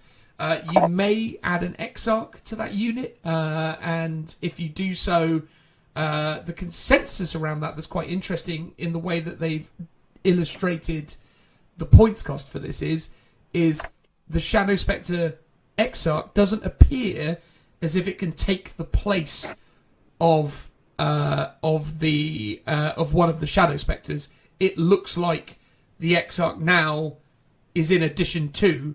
But this unit is capped at a maximum of 10 models. So you can't have 11, or rather 10, with a Shadow Spectre Exarch, but you can't have just 5 with one of those. That's not too bad, though. Yeah, I mean, it's really good, though, man. It just means it's a 6-man unit, is all. So minimum allocation, based on the way it's written, is 6-man, which is different from how other Elder Aspect Warrior units have done it historically, but they may be changing that. Although a lot of old... Like when you buy Aspect Warriors, they used to always come in 6s for some reason. They did, yes. Yeah. And this one, if you buy it from Forge World, the Exarch is a separate purchase from the 5 Shadow Spectres. So it's in line with the way that they sell Shadow Spectres. Yeah. And look, I mean, in terms of rules, they've got movement 12 because they're well nippy. Their weapon skill ballistic is free. Their strength and toughness is free because they're elder. They've got 1 wound. They've got a 3-up armor save and leadership 8, which is really good. They've got 1 attack. But to Joe's point about being able to dish out free damage, they have a prism rifle, and that prism rifle has 2 shooting profiles. So unlike their Phoenix Lord, there isn't a melee variant of this weapon. But if you fire this in its focused form, it's range 24, assault 1, strength 6, -3, flat 3 damage. So again... very, very good at killing aggressors, which is pretty handy in the current meta, as I've said already. And then lastly, they have the dispersed version of it, which is range 18, strength 5, -1 damage, blast, assault d6. And then in terms of the other rules they're always -1 to hit, and that's both against ranged attacks and melee attacks. They're -1 to your leadership, and you can deploy them using the deep strike rules. So that is Shadow Spectres. Thoughts and feelings? Maybe Phil. We haven't heard anything from him yet. He's not here. Yeah, I'm here. There he is. He sounds pretty decent. Like, how do you rate him in comparison to the others? I would say answering a question with another question. Well, he's the elder expert. I'm not, so I don't really have any comparison for. I mean, he sounds all right, but I don't know if he really is good. I would definitely put him in my top 3. I think if you were ranking this, you would definitely put a Sermon number 1 because he's incredible. Morgan Ra is probably my number 2, because he also is the only other Phoenix Lord that gives reroll 1s to the unit, and the unit it gives reroll 1s to is Dark Reapers, who are still universally pretty amazing. And I think Irrelif, or however you're supposed to pronounce his name, just having been called an Elder expert and can't even pronounce the guy's name, standard. But yeah, I think he's in that conversation for top 3. He's not as good as a Sermon, because a Sermon's ability to give 4-up invuns to Dire Avengers is incredible, because it just gives them such insane durability. But he's very good. And the fact that he's got a 4-up invun gives him such an edge over so many more, because, it's only really a Sermon and this guy that has a 4-up invun, albeit a Sermon's 4-up invun becomes a 3-up invun when he's being attacked by melee attacks. But yeah, this guy, he's really up there. He's arguably one of the best HQ choices in all of Elder, I would say. I mean, again, I don't know, Joe, you play a lot of Elder these days. What do you reckon of him? I think he's going to be a good mainstay, because I think most Elder players just fall into that 1 Farseer, 2 Warlock.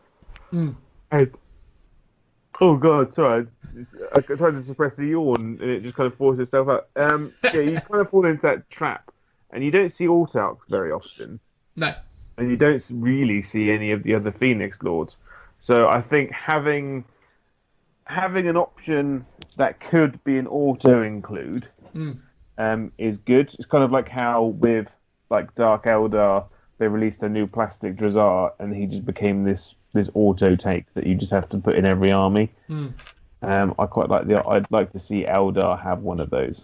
Yeah. How do you feel about an auto take being in a Forge World book, though?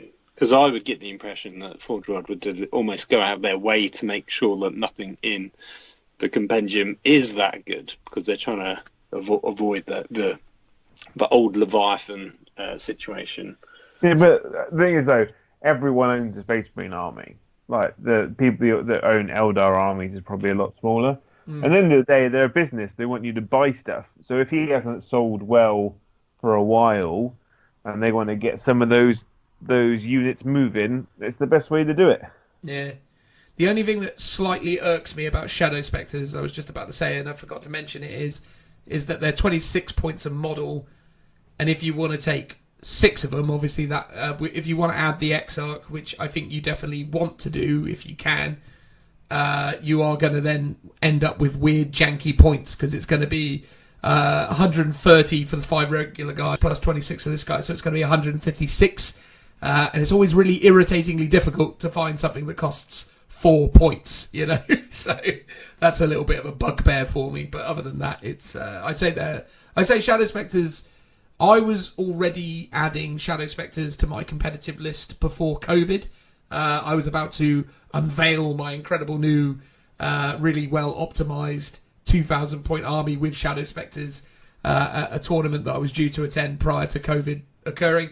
So I do have the models, but yeah, it's just slightly irritating that their points are a bit janky. So I mean, yeah, and I'm not going to take 10-man units. And also, the only other really annoying thing about the Exarch making it a 6-man unit is that obviously when you get shot with a blast weapon, it's minimum 3 for the shots as well. So there is some little irritation about the whole Exarch scenario, but beyond that, I think these 2 units are really, really strong, and obviously synergize well with each other as intended.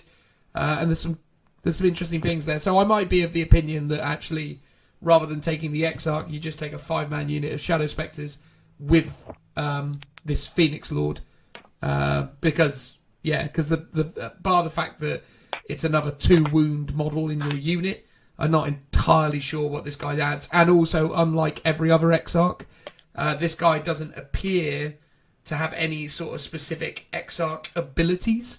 So all other Exarchs usually contribute something to the squad. This guy doesn't.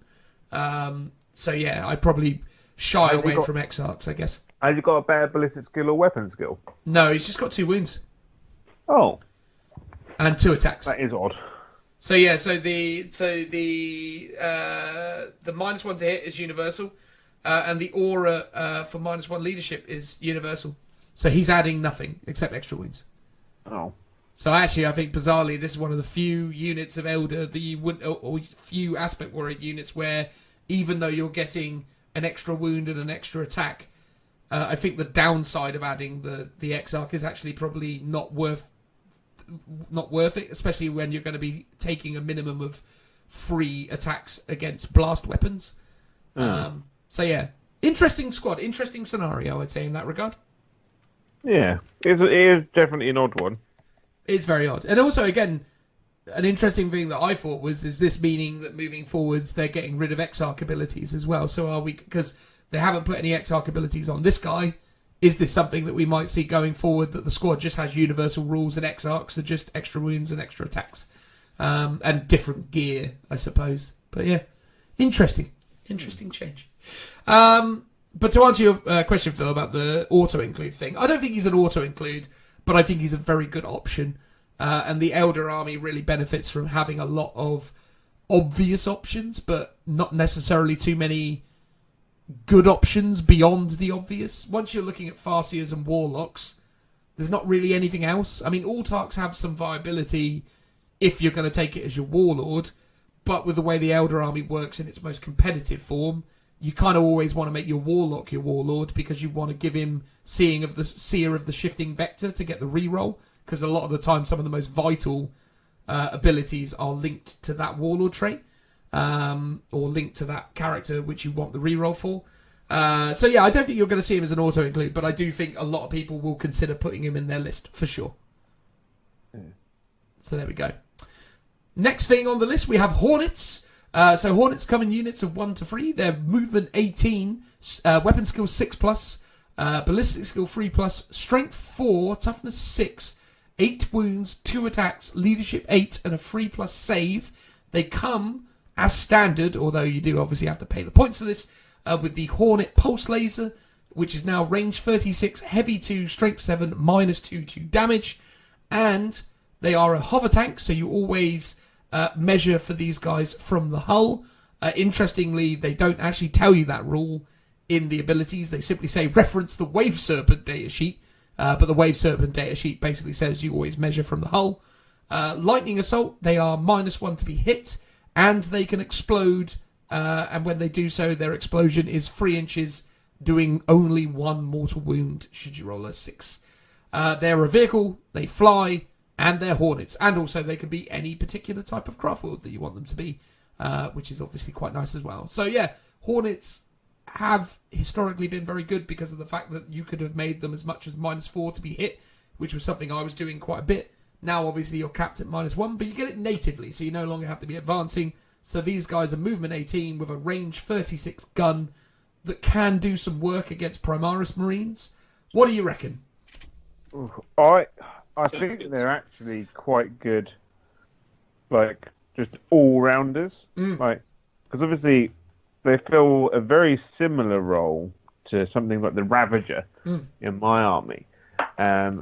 Like, you've got a higher strength. You've got same range, higher strength, lower AP, but still the flat 2.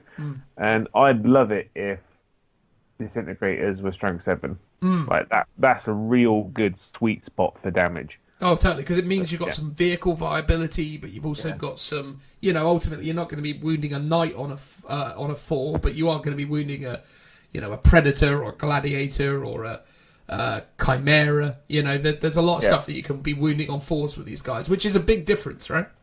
Oh, it's a huge difference. So, yeah, I think they could just be a really good fire support unit. If you're a bit stuck on choices, you don't really know what to take, but your army wants to be this mobile, like fire base that's constantly like being everywhere, being on the objectives. Then Hornets are a good option. Really good, and they're cheap, mate. 90 points with that gun. Yeah, 2 of those guns, bear in mind. So it's 4 shots at strength 7 -2 damage.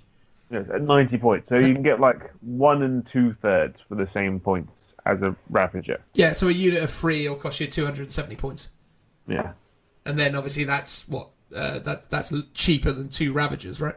Oh, massively. And the output is not necessarily as good, but then but the fact they're always -1. It's not as good, but like in the current game with all the, like we said, with the aggressors and stuff running around, like my guys will be wounding aggressors on 4s, whereas you'd be wounding aggressors on 3s, and that's massive.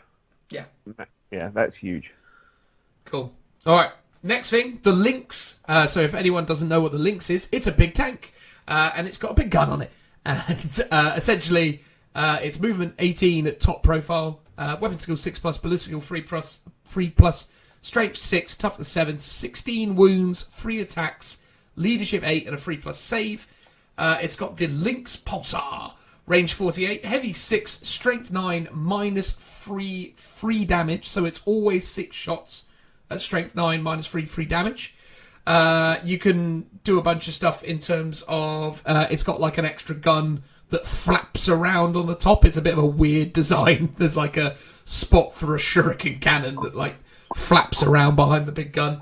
And you can give it all the usual war gear upgrades. It's got a 5-up invulnerable save. If you want to advance this model, it can move an additional 12 inches, so it can move 30 inches in a turn if you advance it. It's a hover tank, and it can explode.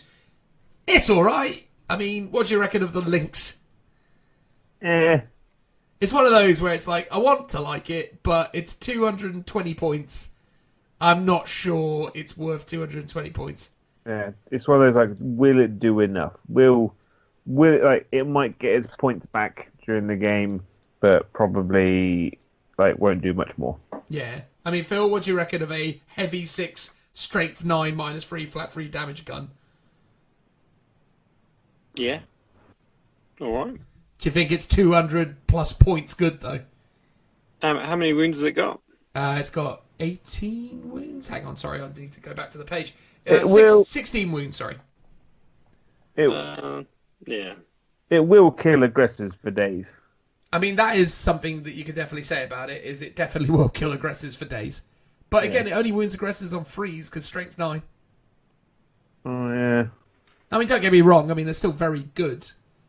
But, yeah, I mean, yeah, it's an interesting one. I like it. I think there is some interesting options that you can do with it, but I think the points are just a little bit too north of where I would want that to be. Especially when you compare it to a Hornet being 90 points. Now, obviously, Hornets are way less survivable than this thing.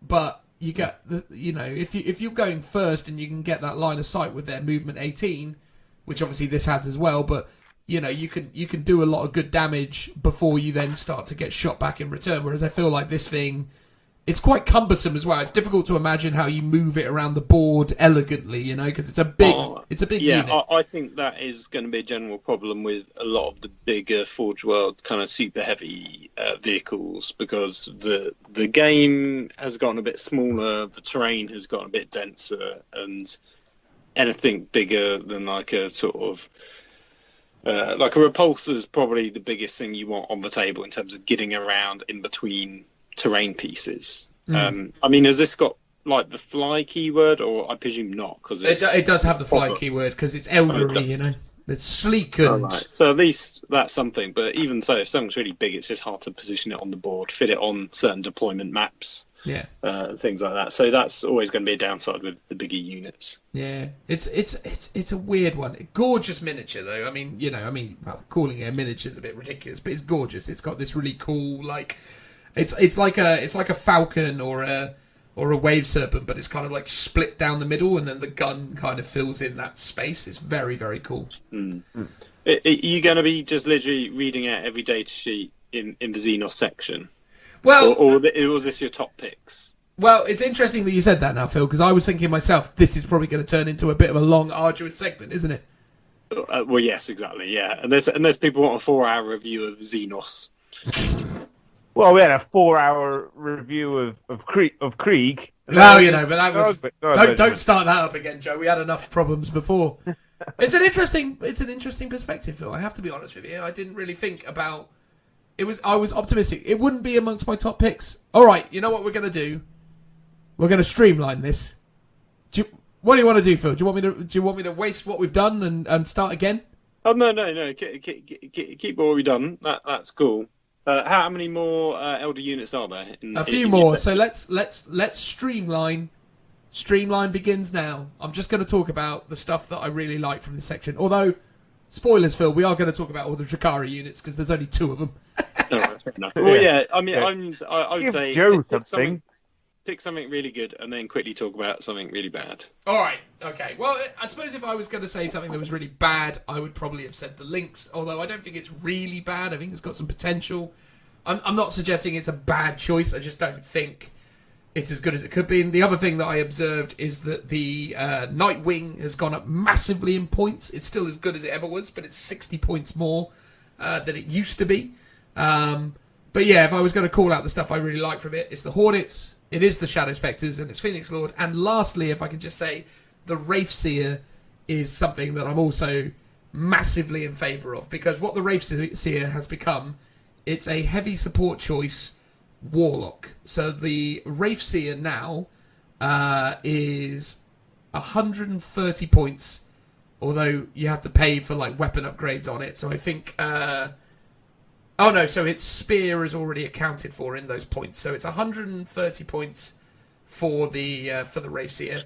And what they've essentially done to the Wraithseer now is they've allowed it to take runes of battle abilities. So for anyone who knows anything about Eldar, the runes of battle abilities are the Warlock abilities. So that's Jink and Protect. That's Quicken and Restrain. That's all the stuff that you want to get access to essentially activate a number of very, very strong combinations for the Elder Army. So I actually really, really like and rate what the Wraith Knight kind of brings to the table. In terms of his abilities and his profile, he's essentially exactly the same as a Wraith Lord, essentially. Not exactly the same, because he's got slightly different armaments, and he cannot take the flamers or the shuriken catapults. But he does come with a Ghost Spear, which is strength +3, -3, D3 +3 damage. So that is a strength 10 -3 spear, and he ignores -1 modifiers when being attacked. So and this looks like it's going to be a standard rule for all Wraith constructs moving forwards, or maybe at least all big Wraith constructs moving forward, because it's titled Wraith Construct, and then basically ignores -1. So yeah, that would be my short list of Elder units that I think is well good from the Elder section. So the Wraithseer, Phoenix Lord, Hornets, and Shadow Spectres. There you go. And all the other stuff is cool as well. I really, really wanted the Titans to be good, but they're 1,500 points for the Revenant Titan. It's just too many points, despite how cool it is. So there you go. Elder, what do you think?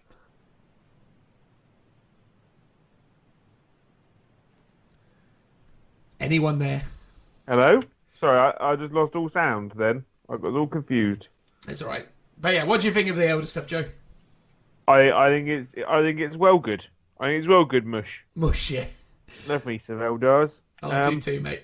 I really like the Wraithseer model in general. Oh, it's gorgeous. So, Not when you pose it the way they have on the Forge World website, though. Oh, it's literally stood like an actual statue. Yeah. And I know they are a statuesque kind of guardian unit, but they're taking it a little bit too far on that one, I feel. Yeah, I agree.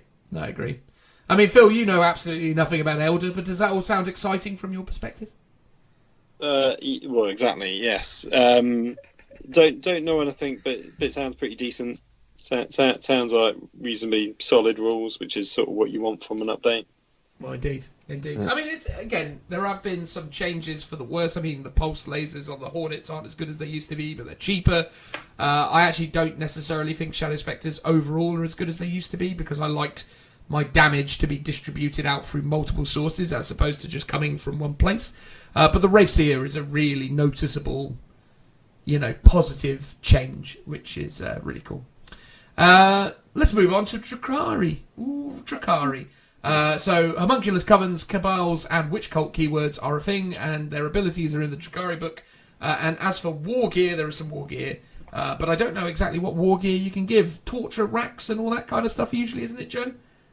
Some of it does like leadership modifiers and all jazz, but no one ever takes it because It's a massive waste of points. Well, exactly. So you got the Reaper for 170 points and the Tantalus for 310 points. Which is a massive point, because he was like 500 points before. Yeah, I mean, it's pretty good. I mean, Joe, do you know the rules for these things off the top of your head, or do you need me to say? The Reaper, D6 shots blast. 2d6 blast, mate. It's got 2d6, but it's got 2 fire modes, though, doesn't it? Yeah, so you can either have it in its blast mode or its beam mode, I think is what it's called. Oh, love a beam. So blast, or rather, its blast mode is range 24, heavy 2d6, strength 6, -1, 1 damage blast, and then its beam mode is range 36, heavy d6, strength 8, -4, d3 +3 damage. Which is very good. That D3 +3 actually makes it viable now. Hugely viable, especially at 170 points. Yeah, because before it was D6 shots, D6 damage, and I never bothered with it because, you go, I could roll a 1 for the number of shots, I could hit a wound and then roll 1 for damage, and then it's a bit garbage. Whereas now it's always doing minimum damage 4. Yeah. Which is huge. And it's something that you Drakari players really needed. You needed something like this that could punch a hole in things. We need a good, reliable anti-tank unit. That's what this army was missing. Yeah. I think this delivers it in spades. And the fact that it's got that flexibility that you can mix it up and become a heavy 2d6, you know, anti-infantry gun as well. I mean, it's essentially like your fire prism, right? Oh yeah, it's our fire, but it doesn't get. You can't link fire, obviously, but you can. It does what you need it to do, because everyone who owns Ravagers already is already doing the 3 sets of disintegrators. So that's your anti-everything kind of gun, like master of one, but not master of nothing really, but it just does what you need it to do. So having that second tank option is really good, because Drakari don't have any dedicated units for one specific job, because you've got witches. Okay in combat, but they're not great. They kind of hold stuff in places. Like, you've got incubi, they're really good in combat killing elite troops, but they're real weak units. Ravagers, you could take 3 dark lances on a Ravager, but there's only 3 shots. Yeah. And that's not going to kill much. So you need 2 Ravagers to kill 1 tank reliably. Having the Reaper, knowing that you're going to be cool, I'm going to get 3 or 4 shots, and 2 or 3 of those will go through, and I know I'm going to do a minimum of 8 to 12 damage. That's real good. It's very strong. Yeah. Plus, also, it's still got the Night Shield ability, so it's 5 up invuns. I mean, it's not very durable, but it's fast as well. I mean, 14-inch move is no slouch for that big old gun. And what was interesting to me, and I wanted to ask you about this, Joe, because I haven't actually checked, this guy can be from a homunculus coven, a cabal, or a witch cult. Has that always been an option for these vehicles, or is this unique to this guy? It's always been an option for the Reaper. Okay. It did have that option in the old book, but I never took it because I just didn't think it was good enough. But now I do kind of think it's good enough, and it's actually probably got a bit of play in it. Totally. Yeah. So would you consider taking it as a witch cult or a homunculus coven, though? I wouldn't take it as a homunculus coven. I just don't, because everyone would be like, "Oh, we take it as dark technomancers because you get +1 to wound, +1 damage." So it's minimum damage 5 then, which is great. But homunculus covens don't have any re-rolls. Gotcha. At all. So you go, I roll a number of shots. Oh, I've rolled a 2. Oh, I'll re-roll that one. Oh, I've rolled a 3, so I get 3 shots. And you're hitting on 3s. I've missed twice and I've only hit once. I don't get to re-roll 1s for any reason, or re-roll 1s to wound. Yeah. It just wasn't consistent enough. Gotcha. You can take it as Witch Cult, as Cult of Strife, because Cult of Strife have got a 3 CP stratagem where if they kill something, they can automatically shoot again. Ooh, that's pretty tasty. Yeah, so you could use this guy to knock out a tank that's not got many wounds left after the Ravagers have shot, and then spend 3 CP and shoot at something else. Do the Succubus give plus one reroll ones? No, they only give reroll ones in combat. Oh, okay. So you can't reroll ones with this. Yeah, Drakari are really lacking in HQ options that give rerolls. Yeah, it always hates me. Yeah, it does always seem like a downside. I remember before they changed the rules on taking those multiple combat patrols, it was a bit mad because it was literally always, here are my free Archons. Yeah. That was always a bit weird. But the problem is now is just like there's no consistency through it. So if you go up against a Space Marine player, a captain gives you reroll ones to hit and wound in shooting and in close combat.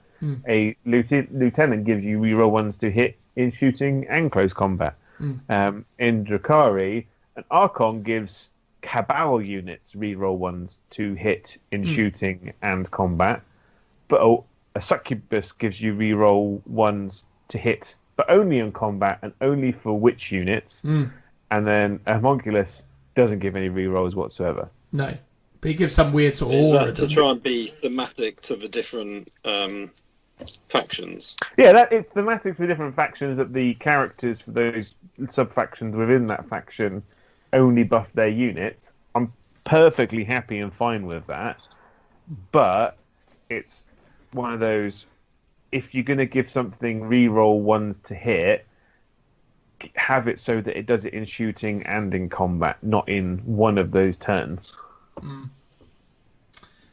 So it's just I've always found it a little bit weird. If one of those things is meant to be more dedicated to close combat, it sort of makes sense to just buff that one.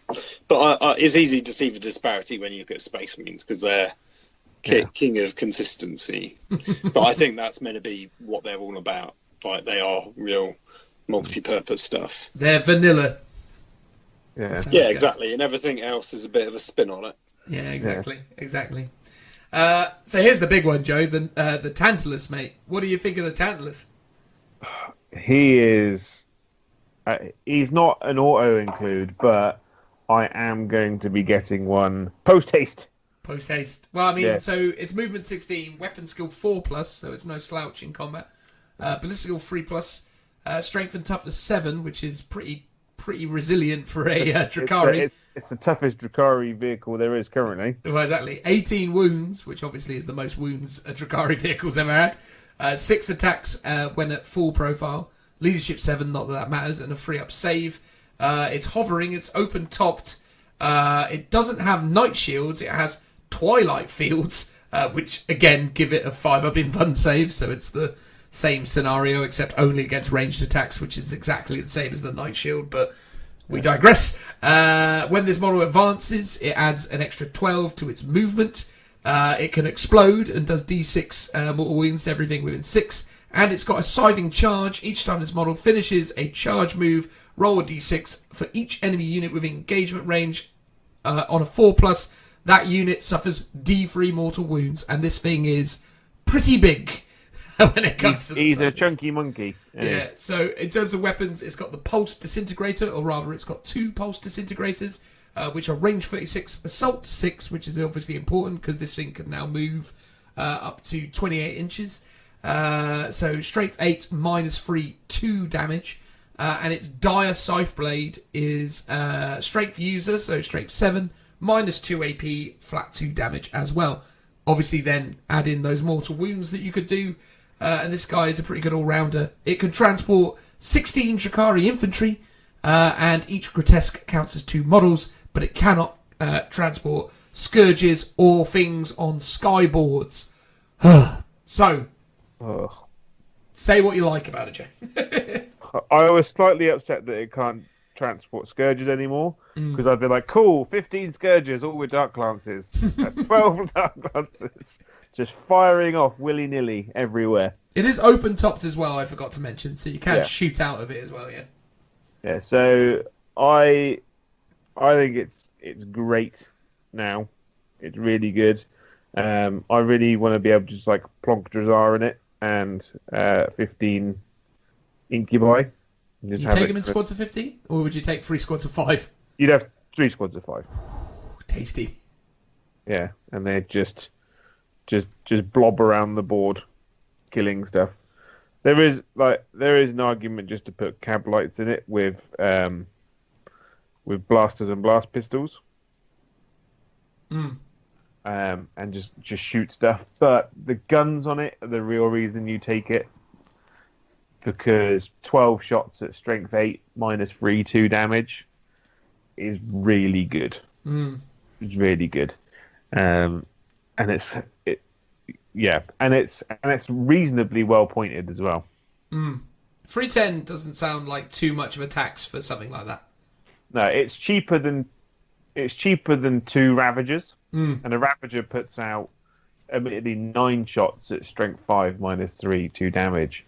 But like if you've got an Archon stood by from Blackheart who's giving it reroll 1s to hit and wound, then that thing is consistently killing Marines or any unit really, like every turn. Yeah, I mean obviously when you're shooting into Space Marines with that, it's pretty decent, right? Especially the fact that you can advance and still fire. It's a very appropriately crafted thing, and also it's probably one of the nicest looking miniatures in the entire like Forge World range, right? I mean, it's difficult not to appreciate how cool that thing is. Oh yeah, it's like I've wanted one for a very long time, and I very nearly got one last year, but it was one of those just it's currently not good enough for its points and its actual physical money price. Yeah. Whereas now it's like it's a tough argument not to buy one. Yeah. No, agreed. Yeah. Are you going to be buying one, or are you just going to be doing your kit bash? Oh no, I'll buy one because the problem is it's not as big as 2 Ravagers squished together, so you can't really just convert it. Fair enough. Yeah. There you go. All right, let's move on to the Necrons if we can.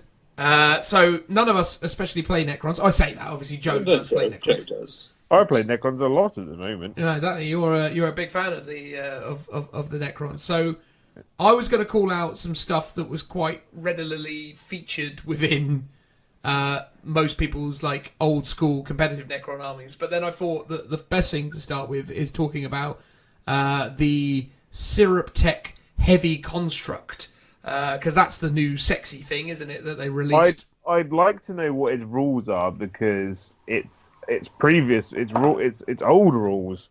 It was well good. Well, I struggled because I know a guy at work who's got one, and I was like, "Can we just have it?" I mean, he's a Lord of War choice to begin with, right? But yeah. Already I feel like he's good because, to put it in context, although we didn't go through it, the Revenant Titan for the Elder, sorry, not the Revenant, whatever it is, the R begin the Titan beginning with the letter R for the Eldari is 1,500 points. This guy is a Lord of War for 650 points, so he is in the Castellan neck of the woods. So think Castellan when you're thinking about this. So he is movement 12, weapon ballistic skill 3+, strength and toughness 8, 28 wounds, 6 attacks, leadership 10, and a 3+ save. Quite similar in a lot of ways to a Castellan, although a Castellan is lower weapon skill and less attacks, so weapon skill 4+ and 4 attacks for a Castellan. But yeah, movement 12, which is more than a Castellan as well. Castellan's movement 10. So yeah, strength 8, toughness 8, 28 wounds. Very, very sort of similar. Few little nuances, but quite similar. In terms of its equipment, you can muck around with a load of different options, but I'll just go through what those are. So it's difficult to actually make out the first name, so I'm just going to tell you what it is. It's a range 36, heavy, 3d3, strength 8, -3 D6 damage blast gun, which is pretty hilarious. So heavy 3d3 with blast, strength 8 -3 D6 damage with a range of 36, which is pretty good. Sorry, it's called a singularity generator. That's what it's called. Singularity generator. Are you in the business of generating singularities? It has 2 of those. Yes, it can have 2 singularity generators, yes. Yeah. Ooh. So you can have heavy 6d3, strength 8 -3 D6. Joe's getting a bit excited, I think. The thing is, though, what doesn't that kill? I mean, it's pretty brutal. But wait, it just stands at the back of the board and just goes, boop, you're dead. Boop, you're dead. Well, you're all dead. He's got 2 other weapon options that you can swap out. Is he Is he a Canoptech unit, by the way? Can you tell? He is not a Canoptech unit. Oh, good. They thought that through. Thank God. He's a Syrup Tech. Yeah, that's all right then. Yeah. He can also take the Syrup Tech Obliterators. Range 72, heavy D3, strength 16. Holy moly. -4, flat 6 damage. Mate, get a load of that. Like, what? So even if you're a Land Raider, you're only getting a 6-up save against it, but you're wounding Land Raiders on 2. Whoa. And it gets 2 D3 shots because it has 2 of those guns. 2 D3 shots, yeah. So if you average out 4 shots, whoa, that is horrible, isn't it? Yeah.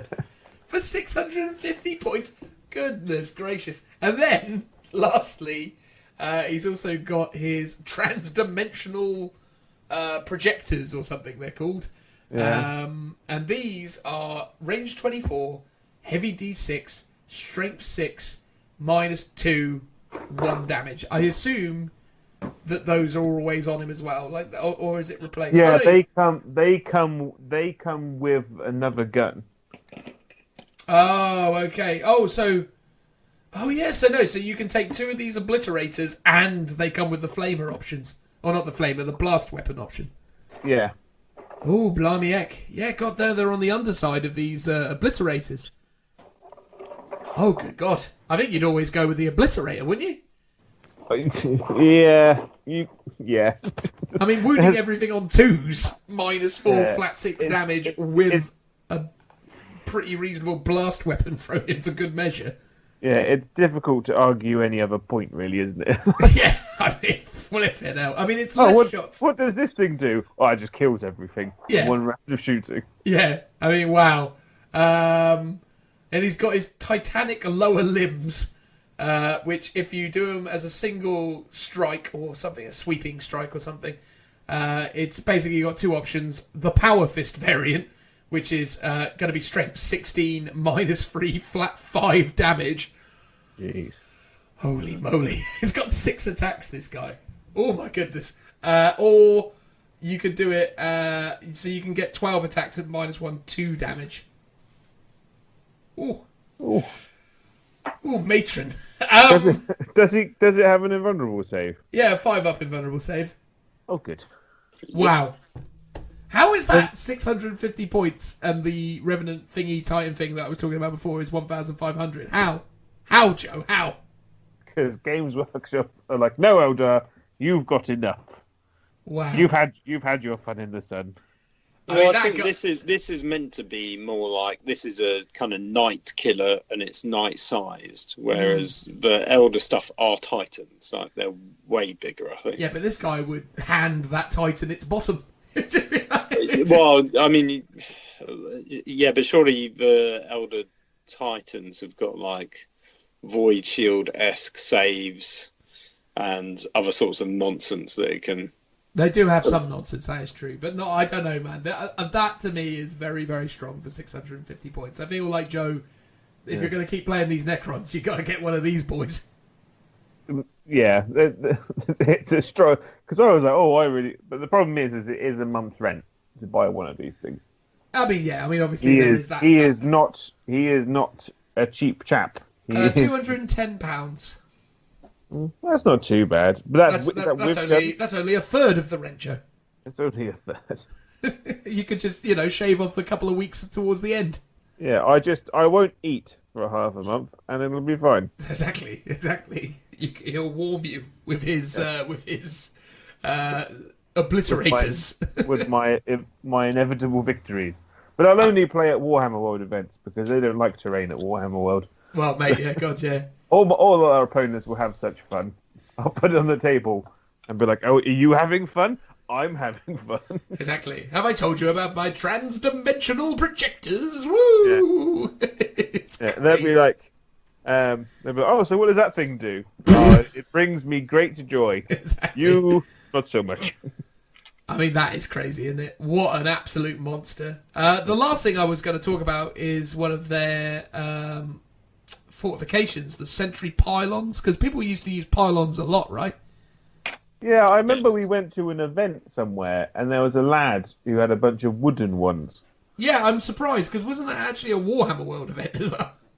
I think it was a Warhammer World event. He was using, Were they so realistic no one noticed? I mean, it was pretty obvious he was rocking it up with these... I think maybe the GW staff thought that, this guy is brave. No, it wasn't a Warhammer World event, was it? No, it was one of the pool ones. It can't have been a Warhammer World event. There's no way they would have let that swing. It all blurs into one. But the point is that, yeah, people like pylons, or they have done in the past. I didn't realise they were only fortifications, though, these pylons. I thought they were Lords of War or something. No, because you've got there's little sentry ones, which yes. are about the size really of big Dreadnought, ones. and then there's the big chonky one. And is the big chunky one the fortification one, is it? No, I think they're all Lords of War, fortification.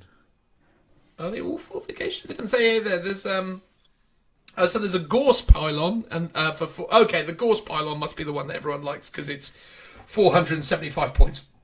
Yeah. What about the Diddy one? The Diddy one's 100 points, and it's just the fortification pylon. Oh. So And what does the Diddy one do? Well, that was what I was going to talk about, but I've just realised the error of my way. But yeah, the sentry pylon is a fortification.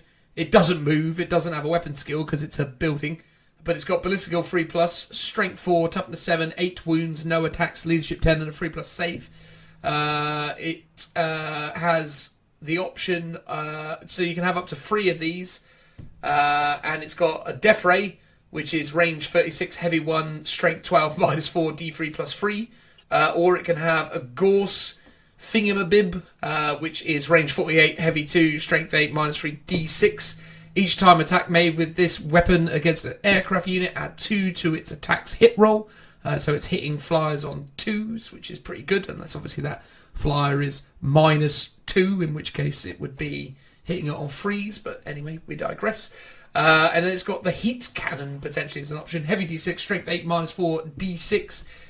Each time an attack is made with this weapon, targets a unit within half range. Its damage characteristic is d6 +2. And yeah, I mean, otherwise it's living metal, command protocols, explodes, and is an artillery battery. When this unit is first set up on the battlefield, its models do not have to be set up in unit coherency. Instead, each model must be set up within 6 of one other model from that unit. From that point on, each model is treated as separate things. So you can get 3 of these in your little defense network, basically. So, yeah. Pylons, if you give them a heat cannon, they're 125. Any other variant is 100 points. So, yeah, you could take 3 of those for 300 points, Joe. They're all right. I don't know if they're...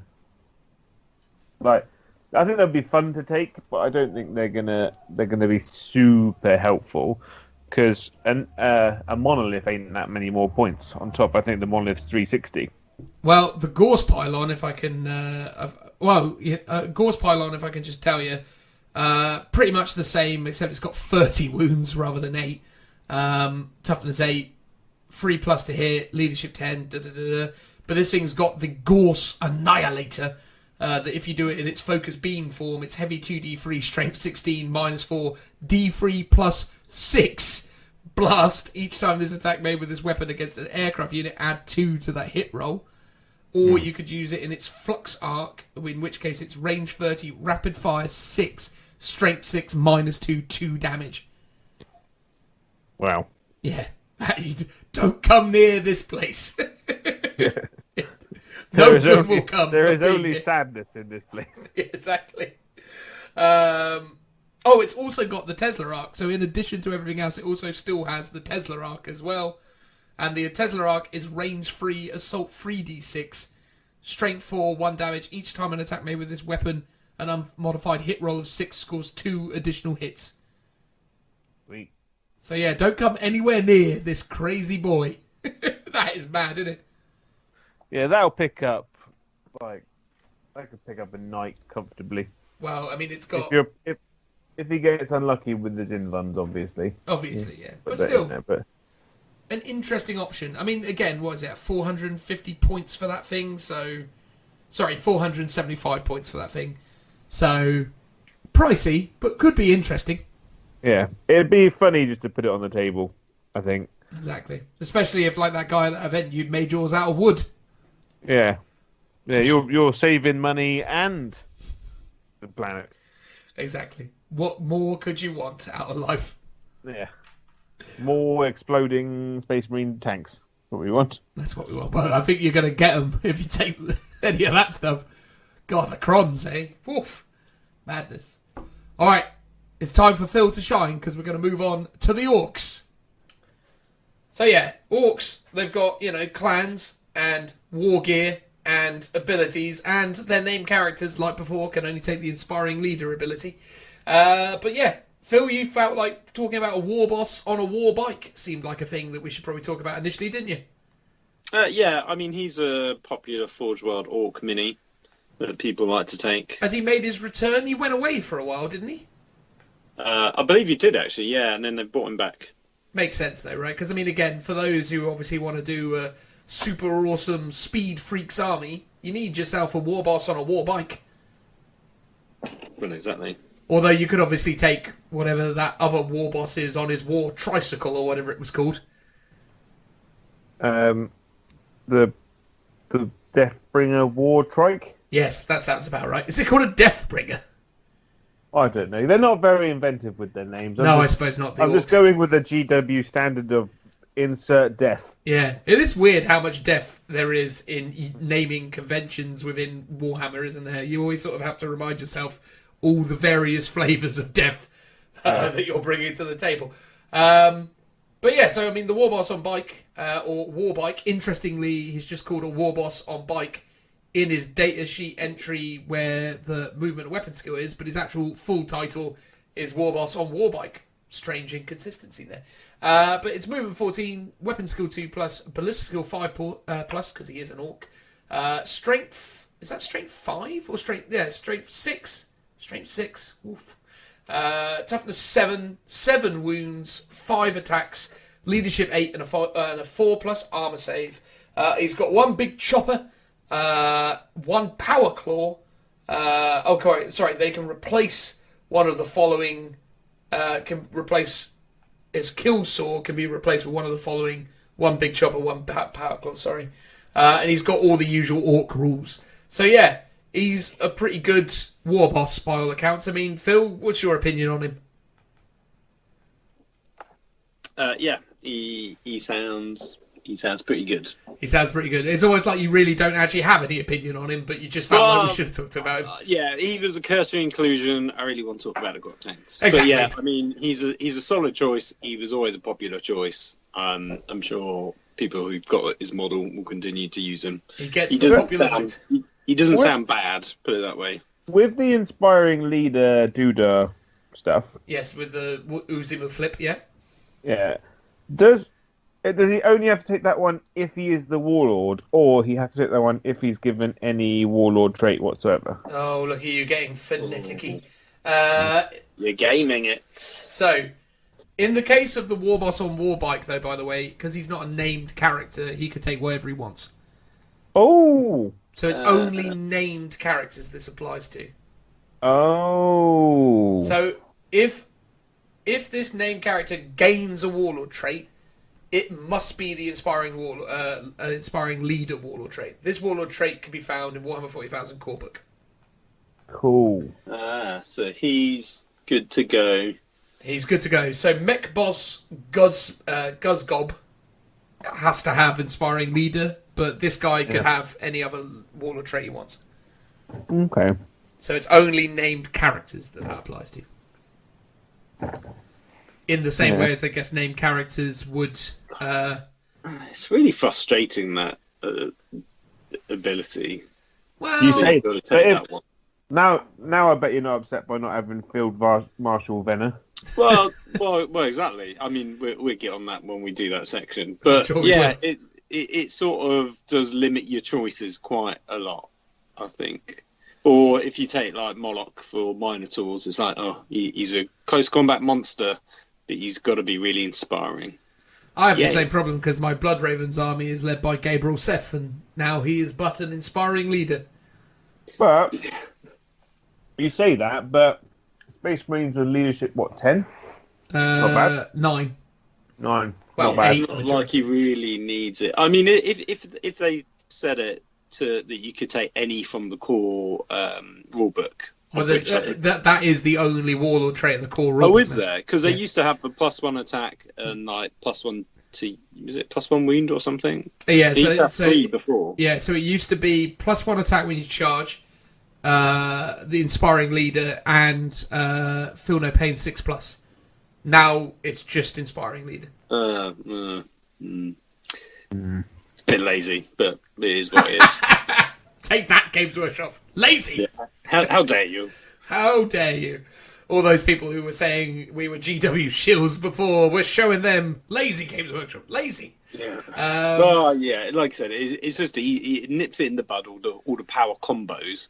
But there's some just really good sort of thematic combos that you could do that aren't necessarily broken that you just can't now. But What I'm Yeah, interested... but you could also have a toughness 9 Leviathan that stands back up again. So yeah. Well, the thing is, so with named characters, they always do have a fixed ability predominantly, and I guess they just didn't want the hassle of having to pick them from books that might be changing those abilities, perhaps. Yeah, I suppose like they could only go by like the generic warlord traits. I'm pretty sure that is the only generic warlord trait now, isn't it? It is, yes. So yeah, I suppose if they had like the one that gave it +1 attack, stuff like that, if it was an option, then they could have made it a bit more varied. Yeah, I also think the problem here is like they can't just say like take this one from this codex because that thing might be changing in the future because this is all trying to future-proof for codexes that haven't come out yet. Yeah. So maybe that's another reason why. But Yeah. I mean, what does it mean? Oh, actually no, because it's not how it works in Crusade, is it? If you take named characters in Crusade, they always get their warlord trait, but they don't get additional ones, do they? Yeah, Fine, that is correct. So it's not like you could then give them an extra in Crusade. And all of the stratagems that exist that allow you to give an extra warlord trait don't apply to named characters, right? No. So there we go.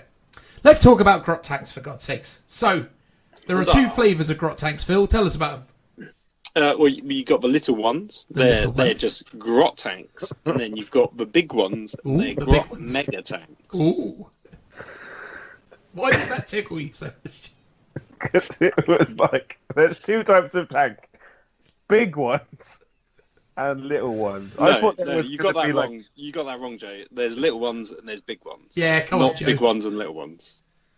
But it was just like I thought, like one's your anti-tank, one's your like anti-infantry. No, big, little, done. It's also worth mentioning that the big one isn't actually that big, though, right? Like there's little. It's thin but long. Oh, okay. Tapers at the end, I hear. It's a bit hard to describe in size. It is pretty long. It's longer than I would say it's longer than a Lehman Russ. Yeah. But is it that hard to describe in size, Phil? Could you not think of a relative Whereas example? the grot tanks are teeny tiny. They're almost like sentinels without legs. Exactly. I could certainly think of some things I could compare them to. Yes. You're definitely a grot tank. I'm definitely a mega tank. Oh, hello. Ooh, He's a grower, not a shower. yes.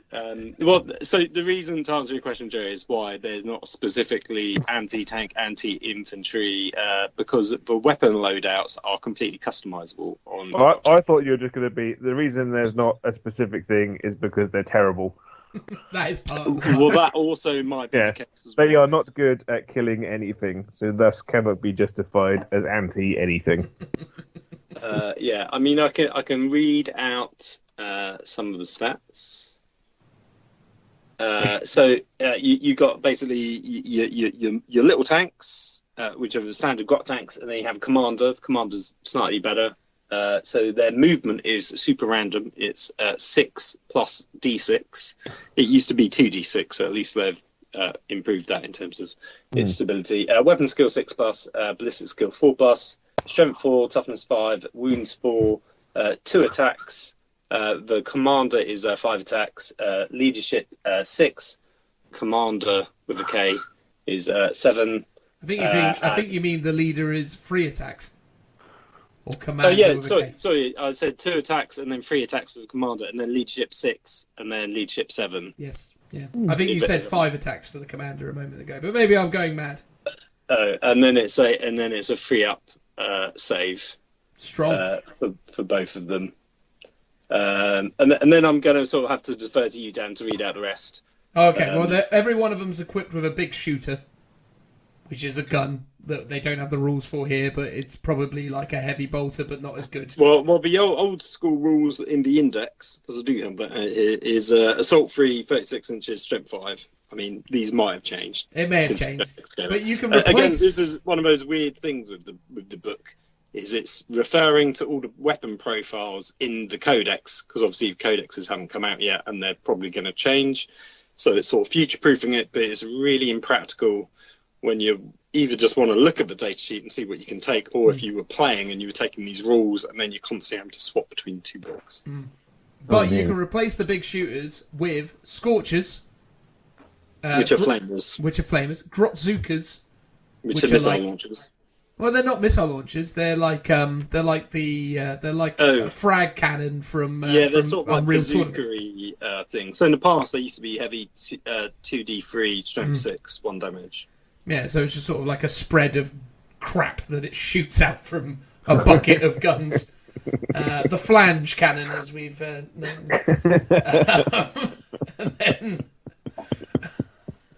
And then it could take the rocket launcher, which is the rocket launcher. Which is much more like a missile launcher, yeah. Much more like a missile launcher, yeah. But like a crack missile launcher, as opposed to the other one, which is like a kind of weird frag missile. Yeah. To put it in imperial terms. And then the custom Mega Blaster. So any one of these can have any one of those weapons. Yes, so you get the flexibility of loading out a unit. How many can you take in a unit? Because it used to be 5, I think, plus a commander. Yeah, so it's still minimum squad size is still 5, or rather 4 plus a commander. But you can add an additional. Well, you can go up to eight people in the squad. So sorry, it's 3 plus the commander. So it's not 5 now. It's 4-man units, maximum 8-man unit. Sorry, my bad. So yeah, so you can have between 3 and 7 grot tanks and 1 commander.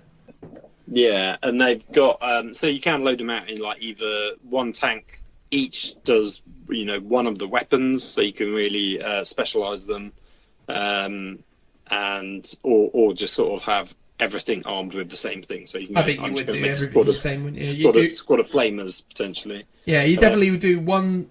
I actually, oddly, I don't think the Scorchers is the way to go with this unit. I think you'd probably want to go a mixture of rocket launchers, probably custom Mega Blasters, and maybe just a few Scorchers, or maybe not Scorchers, sorry, big shooters, or maybe Grotzukas. Because I think. So what's the weapon loadout? Because before each tank could take 1 weapon plus they could have shooters, and the commander could take 2 weapons instead of 1. Yeah, so every model now is equipped with 1 big shooter, according to the rules. Oh, that you can then swap out, yeah. Which you can then swap out, yeah. So now it's just single big shooter that when I look at the actual models themselves, seems in keeping with the way the tank actually is, because it's just one big old gun on the top of it. So yeah, so you can change it out. But looking at the actual models as they're presented by Forge World, it doesn't look like you get any actual weapon options. So it just looks like each. Oh no, you do get some. No, you do. I think you get basically, if I remember rightly, because I do have them, you get one of each weapon per squad. So what I do is if you buy like 4 squads, you've then got enough to do all the weapon options for all the units. If you want to like mix and match, if you just take one squad and you go, I want all Scorchers, you're a bit out of luck because you don't have 4 Scorchers per bag. You've got one of every weapon, so you've got to like kind of kit bash them otherwise, which is easy enough to do with the Orc range because you'll get loads of spare weapons if you're collecting Orcs. I didn't correctly read the commander, so the commander gets a big shooter and another gun. Oh, okay, yeah, that's how it was before. Yeah. Because I think on one of the models there's like an extra gun sticking out the hole. Yes, correct. Yeah, so that's the commander model, and then all the other ones get the guns on top. Yeah. Can you not just get like the cannons from like the ogre sets, which are just full of like spoons and spears and like forks and like random like bits of metal, and just take whatever gun that you want it to be that game? I mean, you certainly could do. Yeah. But they do seem to have specific. I mean, the Grotzuka is very clearly modelled on these as well, and the big shooter is. So I mean, again, yeah, you are right though, Joe. You could probably go a weird kind of sort of almost like old school obliterator route and just be like, it's whatever I need it to be, you know. But then I suppose it gets problematic when you're potentially going to talk WYSIWYG with your opponent. But but then when you look at like things like the flash gits and all that, like their guns are literally made of random bits of sprues that you've but they're very specific weapons for that specific unit, though, aren't they? It's not like they can be different types of weapon like this can be. I suppose so. Because these are all very different profiles. I suppose if it was one weapon to represent all variables, then fair enough. Much like, you know, obliterators and looters and all that sort of stuff. But in this instance, it seems unreasonable to do it that kind of way. But I like Grot tanks. I think, you know, and again, they're really, really cheap as well. I mean, in terms of what you're getting for them. I mean, yeah, points wise, I think your average Grot tank is costing you 35 points. And then most of the upgrades are 10 points. So worst case scenario, one of these guys is going to set you back 45 points. So, yeah.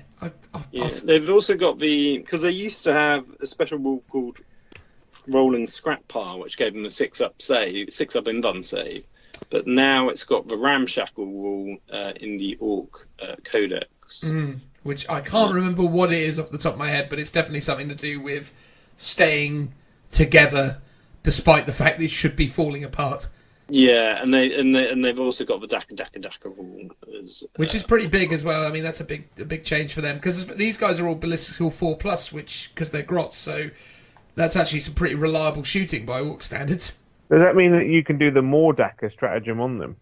Yeah, I'd assume so. I mean, they're Orcs and Clan and they're Gretchen and Grots. I don't know if the more Daka applies to Gretchen. I need to have to check. Yeah. If the more Daka does apply to anything, I presume so because it's. I will check. They wouldn't get it anyway. I will check. Say Warhammer 40K. Joe was about to declare he's checking the Warhammer 40k app. More Daka. Use a stratagem before an Orc unit from your army shoots in your shooting phase. Until the end of the phase, that unit's Daka trigger ability triggers on unmodified rolls of 5 and 6. Have they got the Orc keyword? They do, yes. Orc is in their keyword. Yeah, so they'll be able to do it. There you go. Yeah, nice. And can you look up the Ramshackle rule while you're there? Oh, I see. Everyone's a big fan of the old Warhammer 40k app. No, that isn't the case at all. But we use you while it. Well, it suits us. We'll entertain this madness. The problem is you can't just write in a random rule. Can you not? Can't you just that was the whole search thing. for it? No, you can type in a stratagem name Yeah. or a relic name, but you can't just type in Ramshackle. ramshackle. You have to type in a unit that would have it. So I'm guessing that would be like Truck. a truck. Yeah. Yeah, which I think is spelt with lots of extra K's for some reason. Yeah. Which is also, Well, while Joe looks for that rule, yeah, I like the grot tanks. I think actually it's a real benefit to you guys now that you don't have to take mechs in order to take them, and yeah, I think they're really interesting. I mean, how many of these do you own? You own a few bags worth of these, don't you? You've got like 3 units that's cool. worth. Yeah, I think it was after a Warhammer World event. I was like, oh, what kind of army can I use to get in the cabinet, get best army nomination? It'll be fun to play. And I decided, you never see grot tanks around, so I'll take a load. So I bought a bunch and then sort of sat on them. And then annoyingly, I think it was like a couple of times later, someone did do a grot tank army, and I was like, oh, they beat me to it. Damn it. It's fine. When you finally do go back to Warhammer World with your grot tank army in, the year 2030, no one will have remembered that old grot tank. Exactly. Bring it to life. Joe, any closer to knowing what ramshackle means?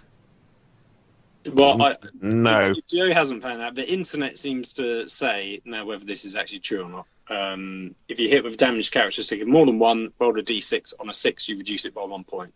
That's all right. I don't know how up to date that internet That data. sounds right, though.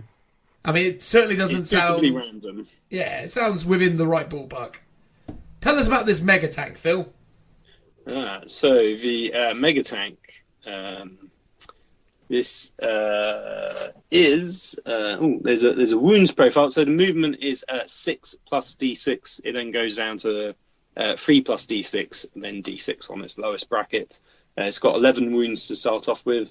It's got a weapon skill of 5 plus, ballistic skill of 4 plus, strength 6 that then goes down to 5 and 4, toughness 6.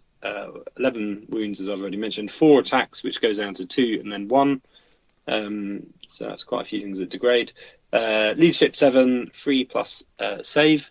Interesting that their shooting profile doesn't degrade, though, isn't it? Thank God. I mean, yeah. Better than guard in that respect. Because it is a bit close combat-y as well. It's equipped with 3 big shooters, 2 twin big shooters, and 1 shooter. It's got lots of shooters on it. Yeah, you can replace, I think, any number of big shooters with one of the following: Scorchers, Grotzukas, rocket launchers, and custom Mega Blaster, and any number of models. Twin big shooters may be replaced with 2 Scorchers, 2 Grotzukas, two of all those different weapon options. Yep. It's also got Daka. It's also got Ramshackle. It does explode. On a 6 plus, it within 6 inches does D3 mortal wounds. And then it's got the clan orcs vehicle Gretchen. This thing is covered in guns, right? And the fact that you can actually change all of those guns for Scorchers makes this thing hilarious. Like running up the board and burning things. I mean, you could put so many Scorchers on this tank. It's unreal. Yes, yeah, that's the sort of fun thing about it, is you can just completely load it up to do whatever you want. And the fact that the weapons now move and shoot without penalty. I mean, a lot of them are assault weapons anyway, but the ones that are heavy, and the fact that things like lots of flamers can shoot them into combat, that's pretty cool. Yeah.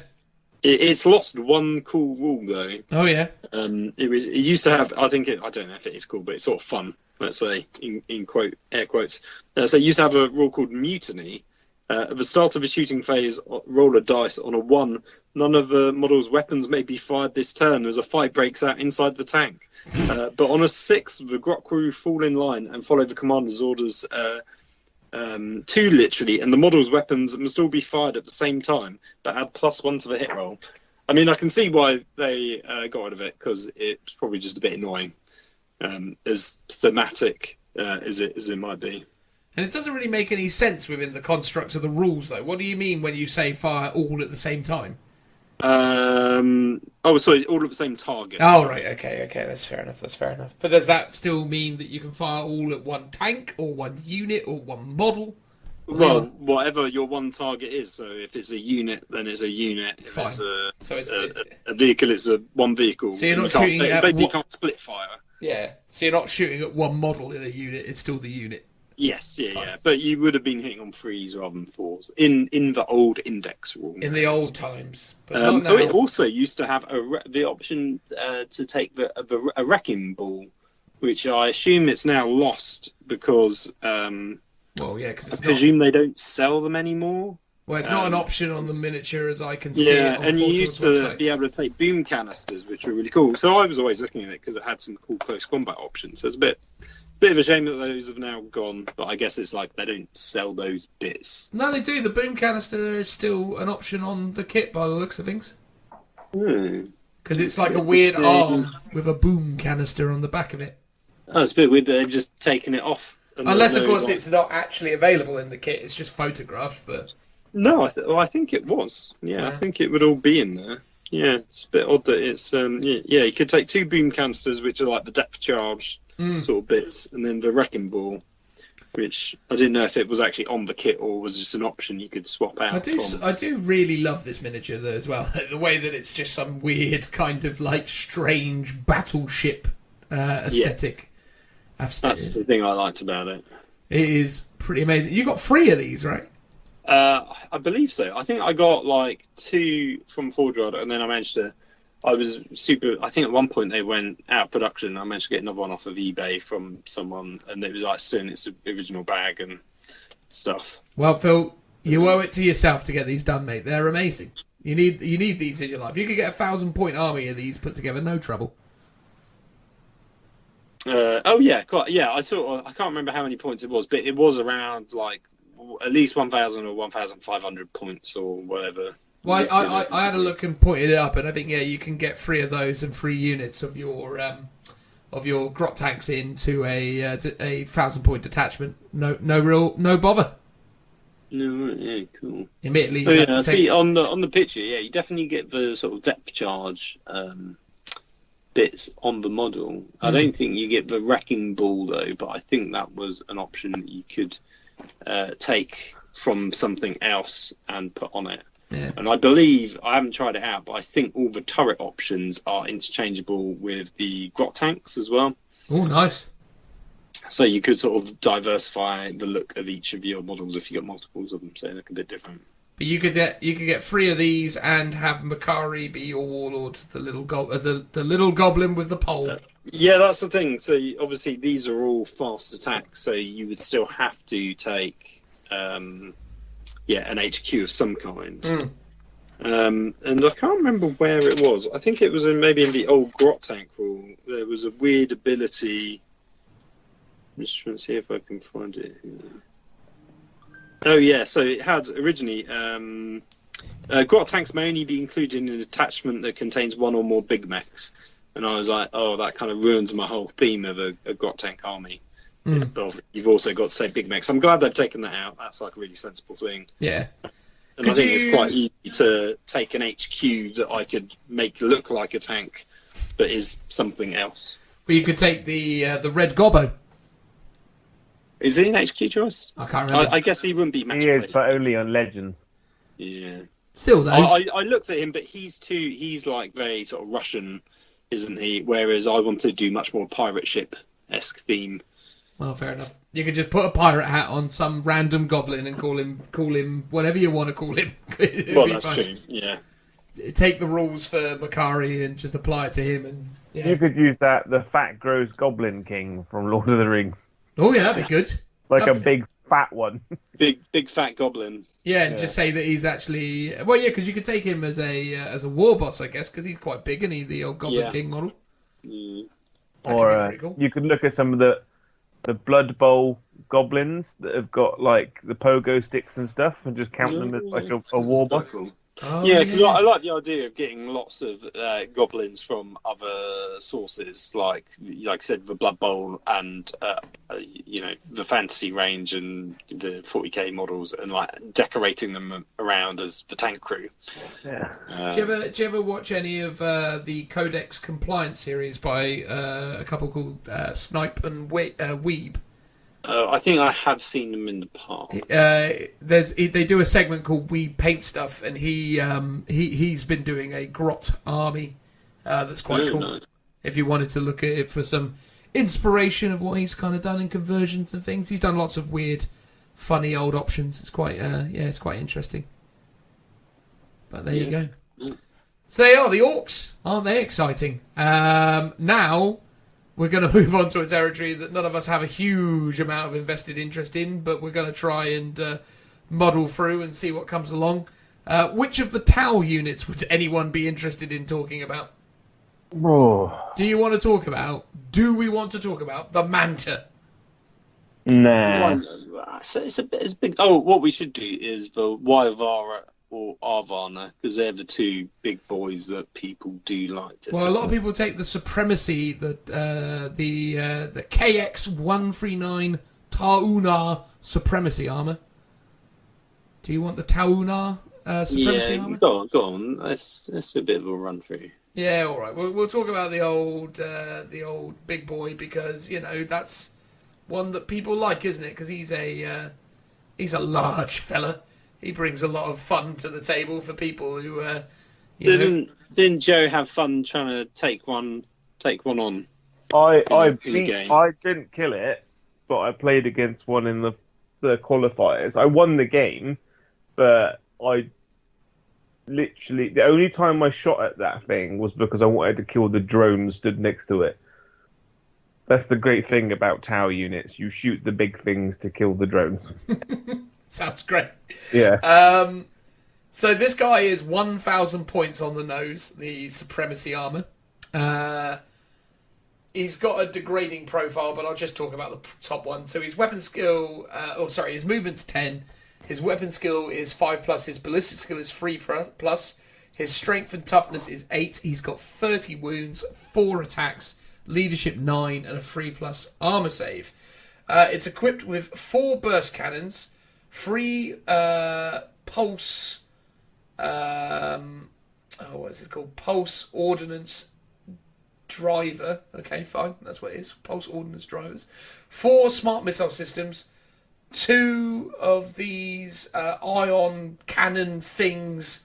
It's got lots of guns, is the way it goes.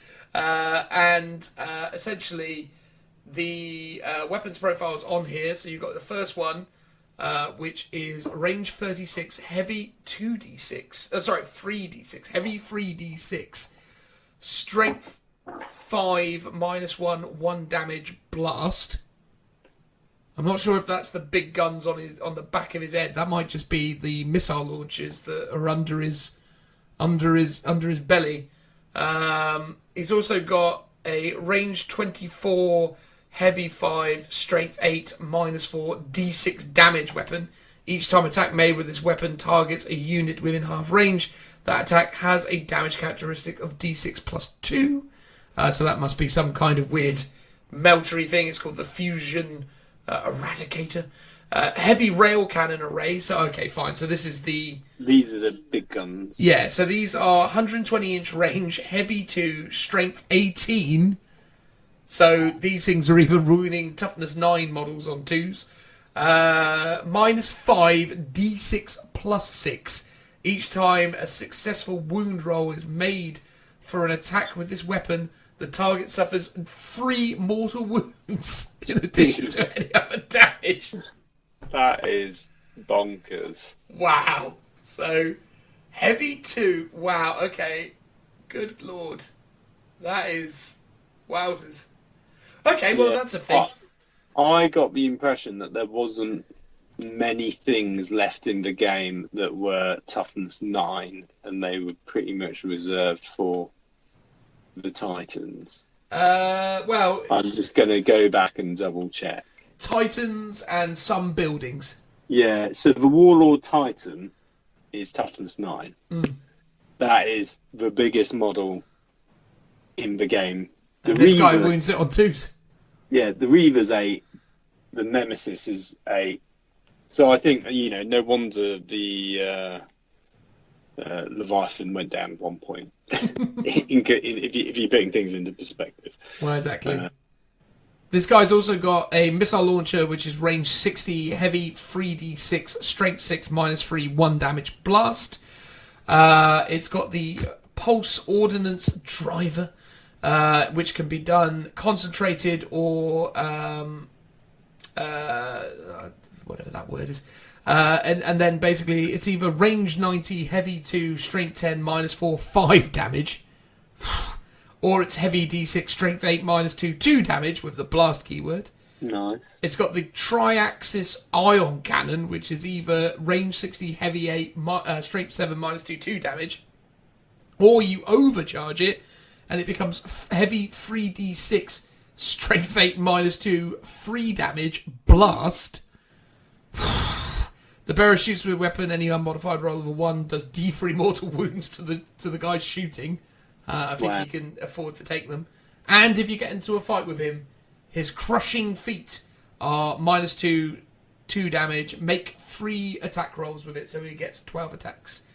In terms of ability, he has a 5-up invulnerable save. He can explode, and he's Titanic. Blimey, that ain't bad for 1,000 points, mate. He's got a lot, but yeah, that is. I mean, he is covered in guns. If you happen to have brought some Imperial Knights to a fight, and that thing's standing across from you, you're not going to have a fun time. You say that, but then heavy 2 for the big gun, and he's got 2 of them, so it's only 4 shots. Only. Obviously, invuln saves is where that thing's going to struggle because you've got only a small amount of shots, and that person could make the 4 or 5 up save that they need to just completely make that gun completely pointless. Yes, yeah. True. That's always the way with these like low shot, super high damage stuff. It's like they look really cool. And then as soon as you go up against like Dark Elder, they're complete pants. Yeah, but when you come up against, say, I don't know, someone who brought maybe, I don't know, a couple repulsors. Yeah, like, if you're up against a Guard or Marine army, you're going to just melt them. Yeah, I mean, this guy's a guard player's worst nightmare, isn't he? Well, that's pretty standard. In terms of the rock, paper, scissors, most Xenos stuff tend to give guard players a hard time. At least when I play him. Yeah, fair enough, mate. Fair enough. So, what do you think, Joe, of the supremacy armor? Oh, it's absolute madness. And it's 1,000 points. Yeah, it's pointed correctly, isn't it? Because you're not going to get a huge amount of other tower units in your army, are you?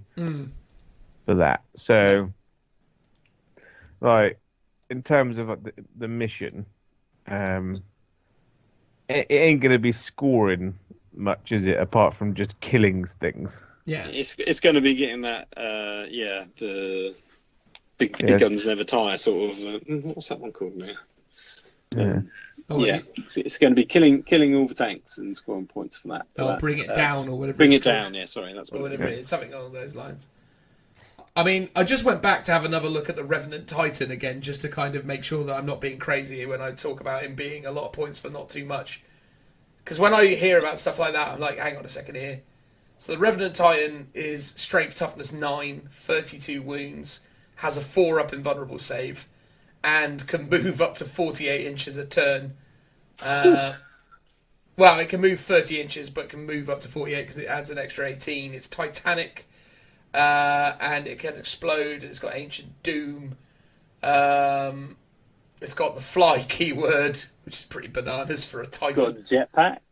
Jetpack, fly. It's got a 4-up invuln save. It does have a 4-up. Like okay, a fine. 4-up invuln. Yeah, that's pretty good, isn't it? And if it gets into a fight, it's got 12 attacks, strength 9, -3, flat 3 damage, and you can take it with these sonic lances, which are heavy 3d6 flamer weapons that always wound everything except for vehicles and monsters on 2s. All right, fair enough. I'm wrong about that. That's actually very good, isn't it? It's not bad. Yeah, and it's got a gun that does heavy 6, strength 12, -4 damage. Yeah, well, I can have 2 of those, Phil. Come on now, be reasonable. Oh, only 2, so that's heavy 12. Great. Well, heavy 12, strength 12, -4, flat 4 damage. That's pretty good. Maybe I need to buy one of these Revenant Titans after all. But I can give you a fun fact about the word Revenant and what it means and where it came from. Because isn't that the film where Leonardo DiCaprio gets molested by a bear? Yes. Is that what it's about? Bear rape.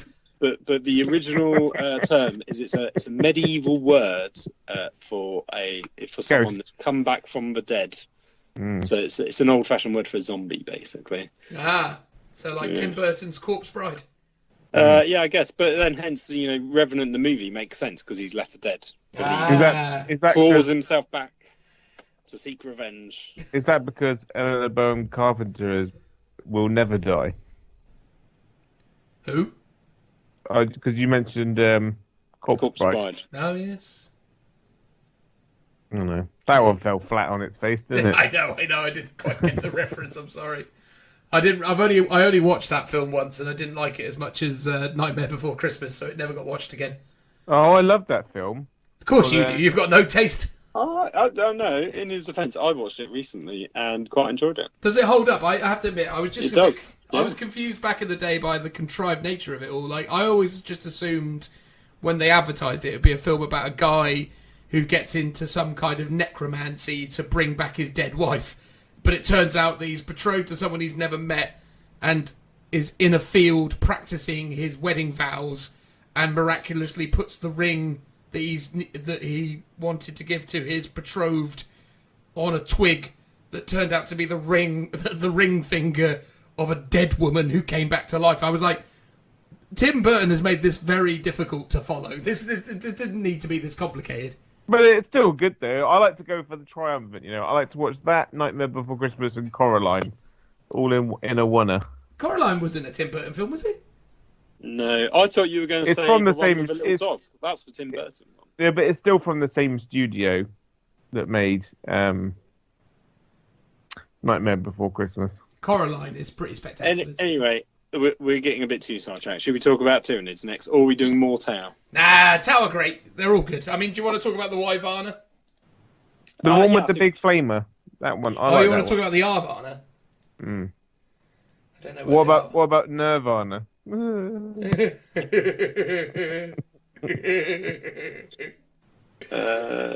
let's do the Wyvara. You want the Wyvara rather than the Arvara? But I've just found the Arvara, Phil. It takes me ages well, let's to find do the it. Arvara then. Go on. All right, thank you. Crikey. So the Arvara bouncy is movement 8, so it's not that fast, the Arvara. Should it be fast? I feel like the Arvara should be faster than that. Can it overcharge its thingy so it can move, shoot. Oh, wait, hang on. No, the Arvara isn't the one people care about. The Arvara is the one with the big guns. The Wyvara is the one people like because it's whippy. So yes, that's movement 18, weapon skill 5+, ballistic skill 4+, strength 6, toughness 7, 14 wounds, 4 attacks, leadership 8, and a 2+ save. Ooh. You can't go wrong with a 2+ save, can you? I mean, that's the stuff of dreams in that regard. So he's quick and he's tough, which is a pretty healthy combo from the outset. In terms of his guns, he's got a bunch of them, but the one that people probably care about the most are his flamery thingy-babibs that he's armed with, which are heavy 2d6, strength 6, -2, 1 damage. Each time attack made with this weapon profile attacks automatically hits its target. And there is an overcharged or a Nova version of it, so the standard and Nova, which is heavy 3d6, strength 6, -2, 1 damage, and automatically hits. So he gets lots of flamer shots, is the broad abilities. And he's also got a load of Nova reactor options, so he can have a 4+ invulnerable save. He can select the Nova profile of a weapon he's equipped with. He can add 12 to the move characteristic of this model, and can shoot even after he falls back, which is pretty good. So yeah, not bad overall. The old Wyvara. I can't remember how many points he is. Give me just 2 seconds and I'll get to that bit. So the Wyvara is... where are you? Why are you not easy to find? Wyvara. There it is. 300 points, and then when you chuck a bunch of extra gear on it, probably 320. So yeah, he's a fast-moving fella covered in flamers. Not bad at all, not bad. Although he can't advance and fire those flamers because they're heavy. Oh. So yeah, it's a bit of a Sounds a bit downside, isn't silly. it? Did he used to be able to advance and fire these things? Unless there's a way, and this is like a stratagem that allows you to do that. Let me just look up the old rules. Yeah, he can fall back and shoot if he uses the Nova ability, but he doesn't get anything as standard to allow him to advance and shoot. So the Wyvara, The Wyvara, yes. yeah, no, they were definitely heavy before. Mm. He had drone support, he had savior protocols, shield generator, another shield generator, battle suit, stuff which gave him loads of saves, Nova reactor, which was an ability. Yeah, it's still got that. Could, let's see. So according to this, it was... So in your command phase, you can use this model's Nova reactor. If you do, you inflict 1 mortal wound to the unit, but you can either have a 4-up invulnerable save. You can use the Nova weapon profile, which is 3d6, so heavy 3d6 for the guns. Bear in mind, it's got 2 of these guns, by the way, so it's going to be quite a lot of shots going on out of this thing. Or it couldn't take 2 flamers. I think it can take the flamer, and there's another type of gun it's got as well. And also you can add 12 to its move characteristic and are eligible to shoot after you fall back, which is pretty decent. And obviously its threat range now is 30 inches because it's got 18-inch move plus 12 inches on the guns with the reduced board size. It's pretty tasty. Well, also, because he could always deep strike, so the ability to now just deep strike down and be in range of the flamers. Well, he gives doesn't, huge unless there is a rule... there's nothing here saying he can deep strike anymore. Oh, because so it used to be the Nova Reactor. It used to be you could overcharge the burst to use the Nova Reactor profile. You could do escape thrust at the start of your movement phase. You can be removed from play and set up in the sky. And at the beginning of the next movement phase, you can drop down anywhere within 9 inches, or you could give yourself a 3+. Your invulnerable save is increased to 3+ against melee attacks. So having a straight up, what was it, 4-up invuln? Yeah. Against anything is way better. Totally. But I guess what they've done is they've gone, because they now know they've increased the flamer range to 12, it's a bit janky to just be able to deep strike it anywhere and murder whatever you want. So in a way that's kind of good. I imagine tail players are shouting at the sky. Going, but that's what I always wanted, which, fair enough, but is a bit way too powerful to be able to do that on such a big thing. Totally agree, mate. Totally agree. I mean, you could still pay the points to put him in the strategic reserves, though, so you could still do that if you want, but you just can't do it every other turn of the game. No, totally agree, mate. Totally agree. All right, cool. What we got to finish up with in the Tyranid section, then? What is the Tyranid stuff that we're going to talk about? Well, I like the Dimicarion. He's the big beastie. I want to hear about the Hydra-Duel. Okay. Oh, the super heavy one, yeah. Well, apparently he's gone to heavy support now. Makes sense. He is quite dinky. What? Hmm. Oh, the Hydra... Sorry, I thought you were talking about the Hierophant, which is the Lord of War. Oh, yeah, no, not the Bio-Titan, but the one that's... well, he's still quite big. The smaller ones that are now smaller than most of the plastic Tyranids, in terms of, like, the bigger ones. But they come on such chunky bases, Phil. No, I know. The big old chunky bases. But yeah, no, so the... what did you want to talk about? The Dimacherion, or whatever his name is. Yeah, I pronounce it Dimicarion, but... Well, I think that's probably the correct pronunciation. We'll go with that. Have you got the rules in front of you, Phil? Can you talk through it, or do you want me to? I can talk about some of them. So he's got, obviously, a degrading profile. He's got movement 12, which goes down to 9 and then 6. Mm-hmm. He's got weapon skill of 3, which goes down to 4 and then 5. The ballistic skill of 3, which then goes down to 4 and then 5.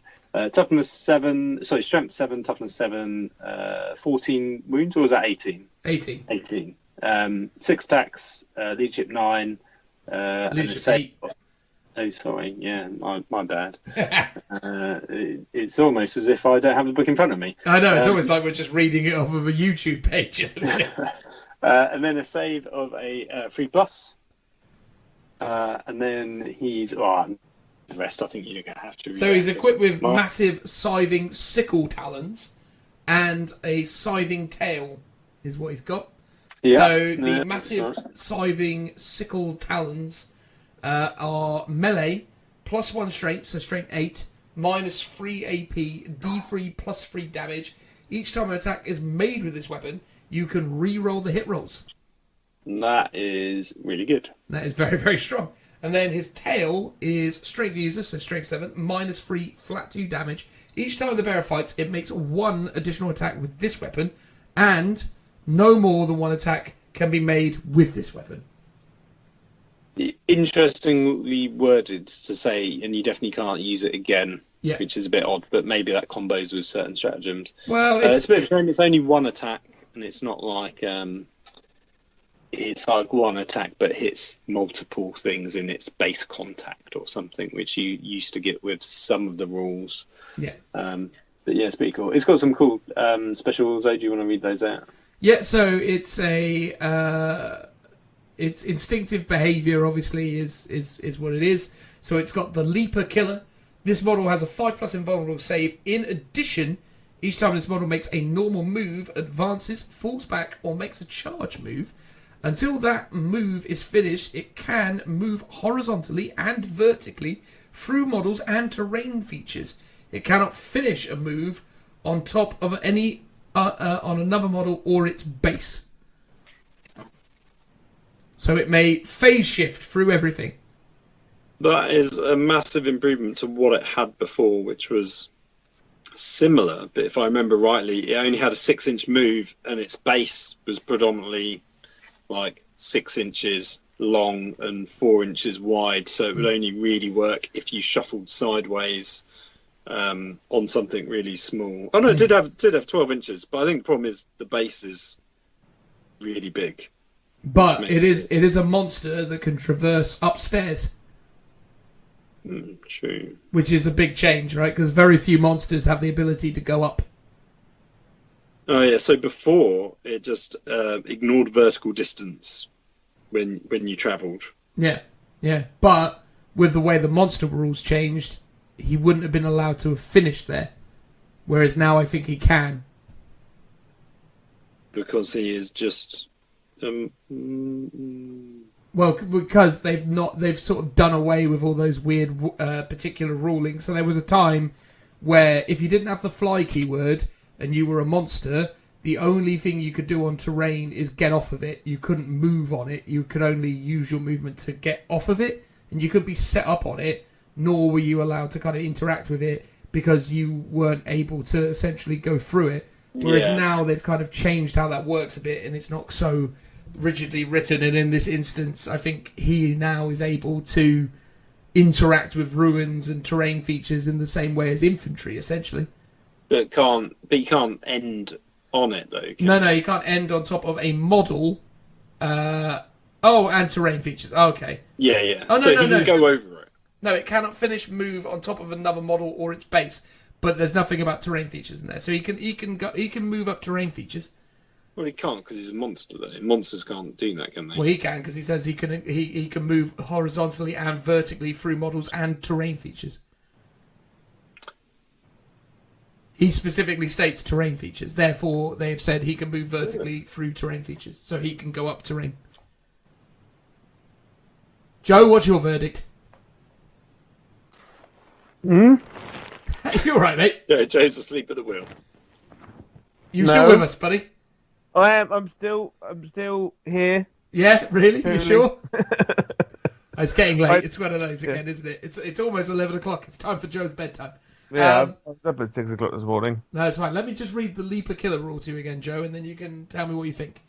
So, the rule is written as this. It's got a 5-up invulnerable save.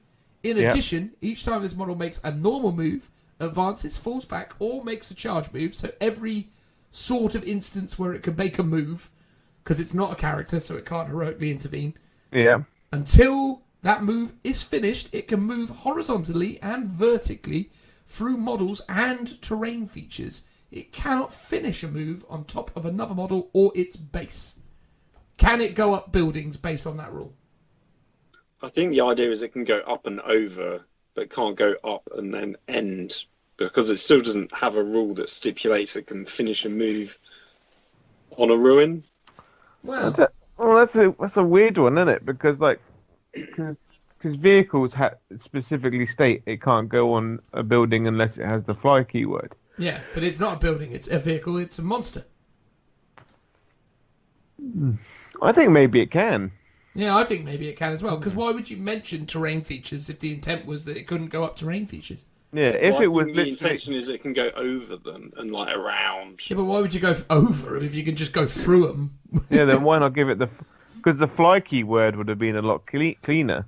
Well, I obviously can't fly though. It's even though rules wise, I know what you mean. It's a leaper killer, Phil. It just rah gets you. Yeah. But yeah, it's interesting. It's an interesting interaction in that side of things. Yeah, I can see people arguing it both ways. Indeed. So Unless it's literally just a rule put in so that it can jump over a building when it charges instead of going Well, around. yeah, that's what I assume it is. It's meant to be that it can jump over infantry or buildings or whatever while it's moving and charging. Yeah, that makes sense. I wouldn't say it's meant to then go, well, I'm suddenly on the top floor. Ha ha. Well, I mean, although maybe it would be, because that actually does make sense. But it's so big, it's not practical. yeah, I mean, you would not want to put this thing on top of a building. It would be wobbly model syndrome for days. Oh, mate, this guy has got a very, very big midsection and not the biggest legs, has he? He's a very spindly little fella, isn't he? Oh, yeah, I built one of them. You've got to pin them together for sure. Mate, he looks absolutely delicate. I honestly, I could not own one of these things. It would be in millions of pieces by the time I played 2 games. They are well fiddly. Also, why is it that they've modelled them standing on, like, extra rocks? I mean, that's just the absolute... That just takes the biscuit, doesn't it? It's just asking for it to fall over and die. Well, I think it's to give it a certain pose, isn't it? Well, totally, but God. What are the other special rules? Sorry, so the other special rules are Death Throws. When this model is destroyed, roll 1d6 before removing it from play. On a 6, lashes out in its Death Throws. And each unit within 3 suffers D3 mortal wounds. So it basically explodes. But Death Throws. It's got the thorax spine maw. After this model has made close combat attacks before it consolidates, select one enemy model within engagement range, excluding aircraft. That model's player rolls 1d6 and adds their model's strength characteristic. If the result is equal to or less than this model's strength characteristic, that model's unit suffers d6 mortal wounds. Wow. And it's strength 7, everybody. So if you're a Space Marine and you roll a 3, you're going to take d6 mortal wounds. That's pretty tasty. Yeah, because before they used to have grasping talons and thorax spine maw as one profile. And then it had a special rule for digestion spine. Which it still does. Oh, cool. What's that? So if any enemy models are destroyed as a result of this model's thorax spine maw ability, so the above thorax spine ability, at the end of the battle, this ability comes into effect until the end of the battle, which is regenerative physiology. Each time this model would lose a wound, roll a d6 on a 5+, that wound is not lost. Oh, that's really good. Yeah, it had a similar one, but it used to give it a 5-up invuln save. But the fact it's now got a 5-up for its being leapy, and then gets 5-up feel no pain is really cool. Because the problem with the big things is, especially Tyranids, is they don't really have a lot of invuln saves. Yeah. And they don't really have a lot of way of just being durable. So that's really cool. So this guy is now in a situation where he's got a 5-up invuln, can move through things as if it's not there, and assuming he eats someone with his chest, gets 5-up feel no pain. And he's a bit of a combat monster. He's pretty good. He's got way better. Because what was it? It's now strength 8, AP.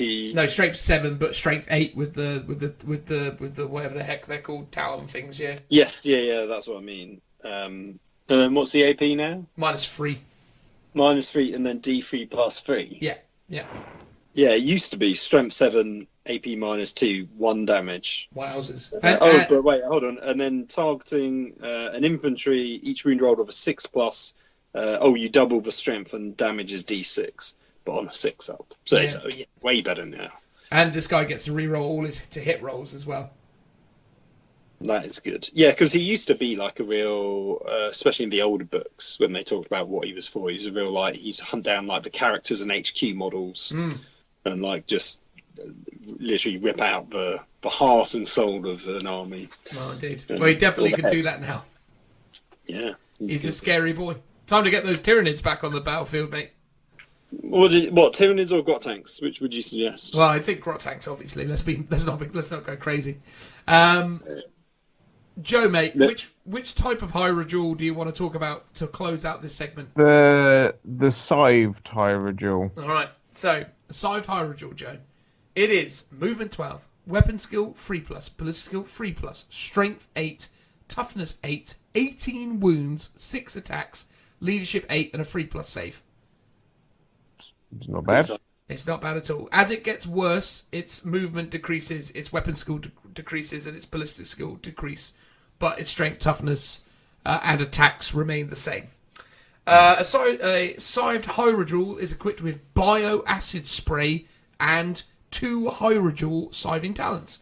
The Bioacid Spray is range 18, heavy 3d6, strength 6, -2, 1 damage. Each time an attack is made with this weapon, it hits automatically. Ooh. Tasty.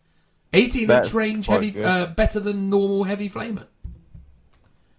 So so it's obviously 3d6 more shots than the heavy flamer, +6 range, +1 damage, +1 AP. It's pretty good, isn't it? Yeah, I imagine. I mean, if you compared it with the Inferno cannon, which is similar for the guard, I imagine it's similar-ish stats. So its current range on the acid spray is 18. Yes. So that's gone up by 10 inches. Yeah, and its movement is 12, so it's got a 30-inch threat range with its acid spray. It used to be 2d6, so it's now 3d6. Correct, yes.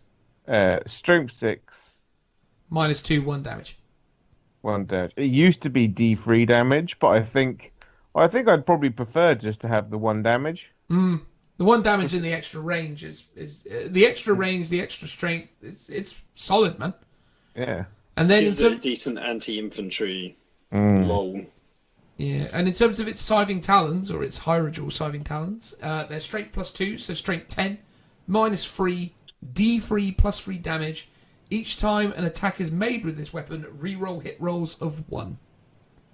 That's not bad. Though I have noticed that a lot of the Forge World stuff is getting, like, if it is anti-tank, it's lost its D6 and is now D3 +3. Yeah, well, I think that's going to be a very common trend that we see going forwards. Yeah, that's just more consistent for... I like if a Demolisher cannon or a las... I mean, I don't take a las cannon well because you'd have seen it updated in the Space Marine one, but maybe something like a Demolish cannon would get that, just so it's like got a purpose. I mean, in terms of the points for the Hyrule, so now it is a heavy support, and it is 235 points for the side Hyrule. 235 points? Correct, yes. Wow. Because it used to be 410. Yeah, so that is a much more viable option now for a lot less points. Yeah. It goes to show sort of the disparity of the old indexes, like how overcosted a lot of them have been. Oh, absolutely, man. Because arguably that's gone better. I mean, it's not always better because, like Joe said, it's gone from D3 to 1 damage. But arguably it's sort of a bit better overall, but way cheaper. I think that's great value, though, for 235 points. And a great model. I mean, it's aged pretty weirdly. I don't like its weird little beady eyes. It looks like a bit of a sort of weird sort of like. They're from the generation where they made all the carapace on them really like weathered, and they were putting in all the detail. Whereas now it's all smooth plastic, and you paint that sort of thing on, and it's and they obviously did things like the winged hive tyrant and stuff, and they're in that weird phase of looking a bit alien-esque, I think. So those two sort of, I think they're the worst Tyranid models in the Forge World range.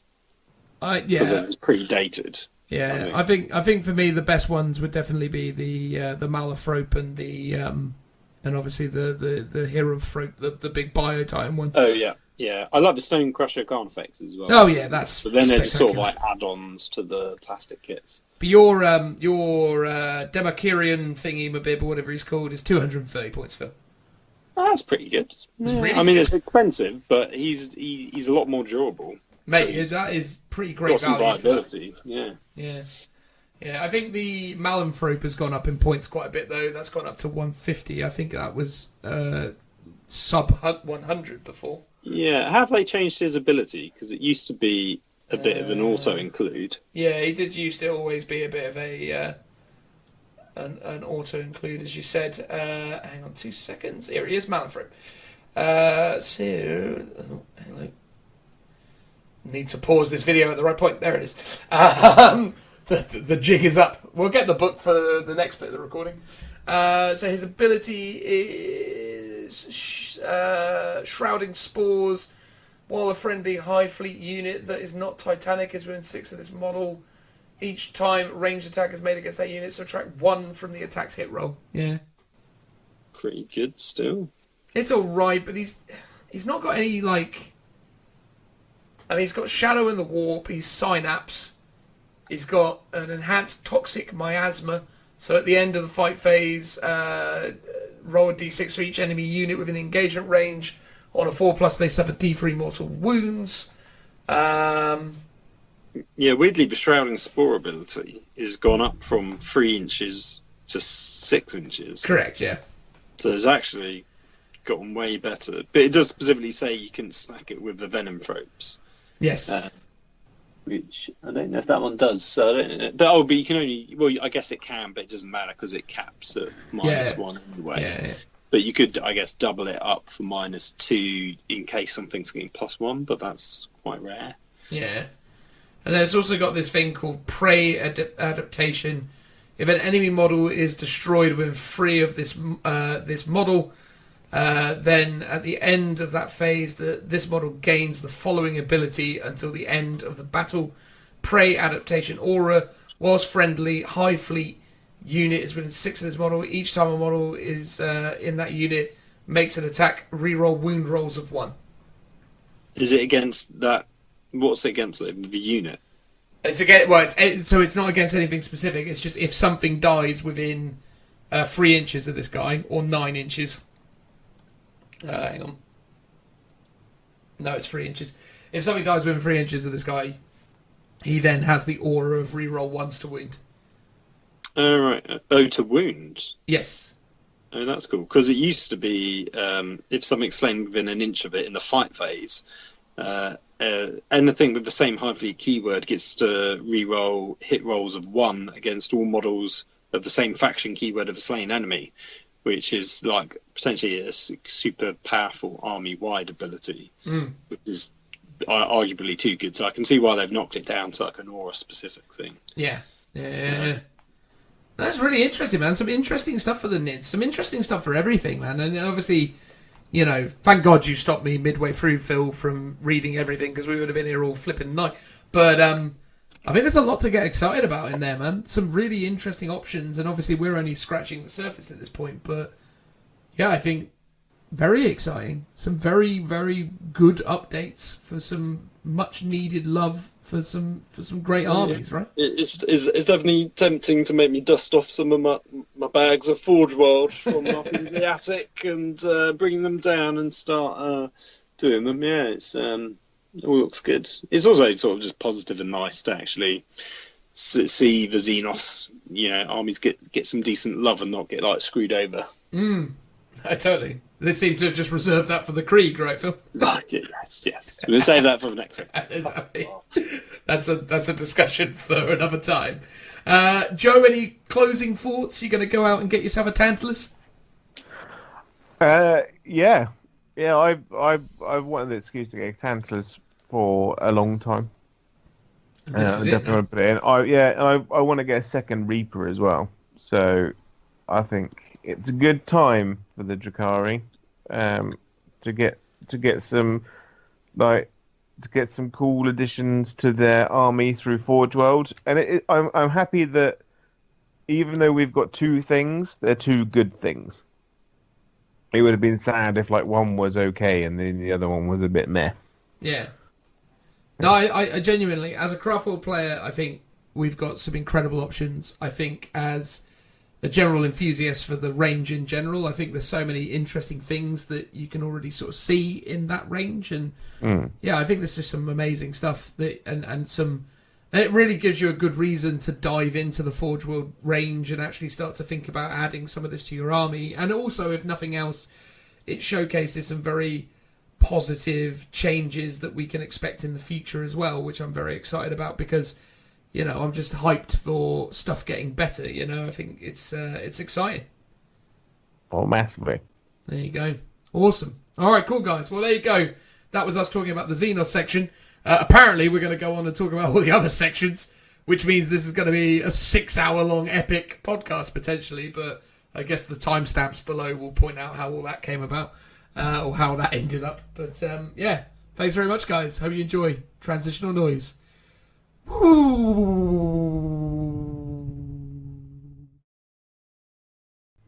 And that's it, everybody.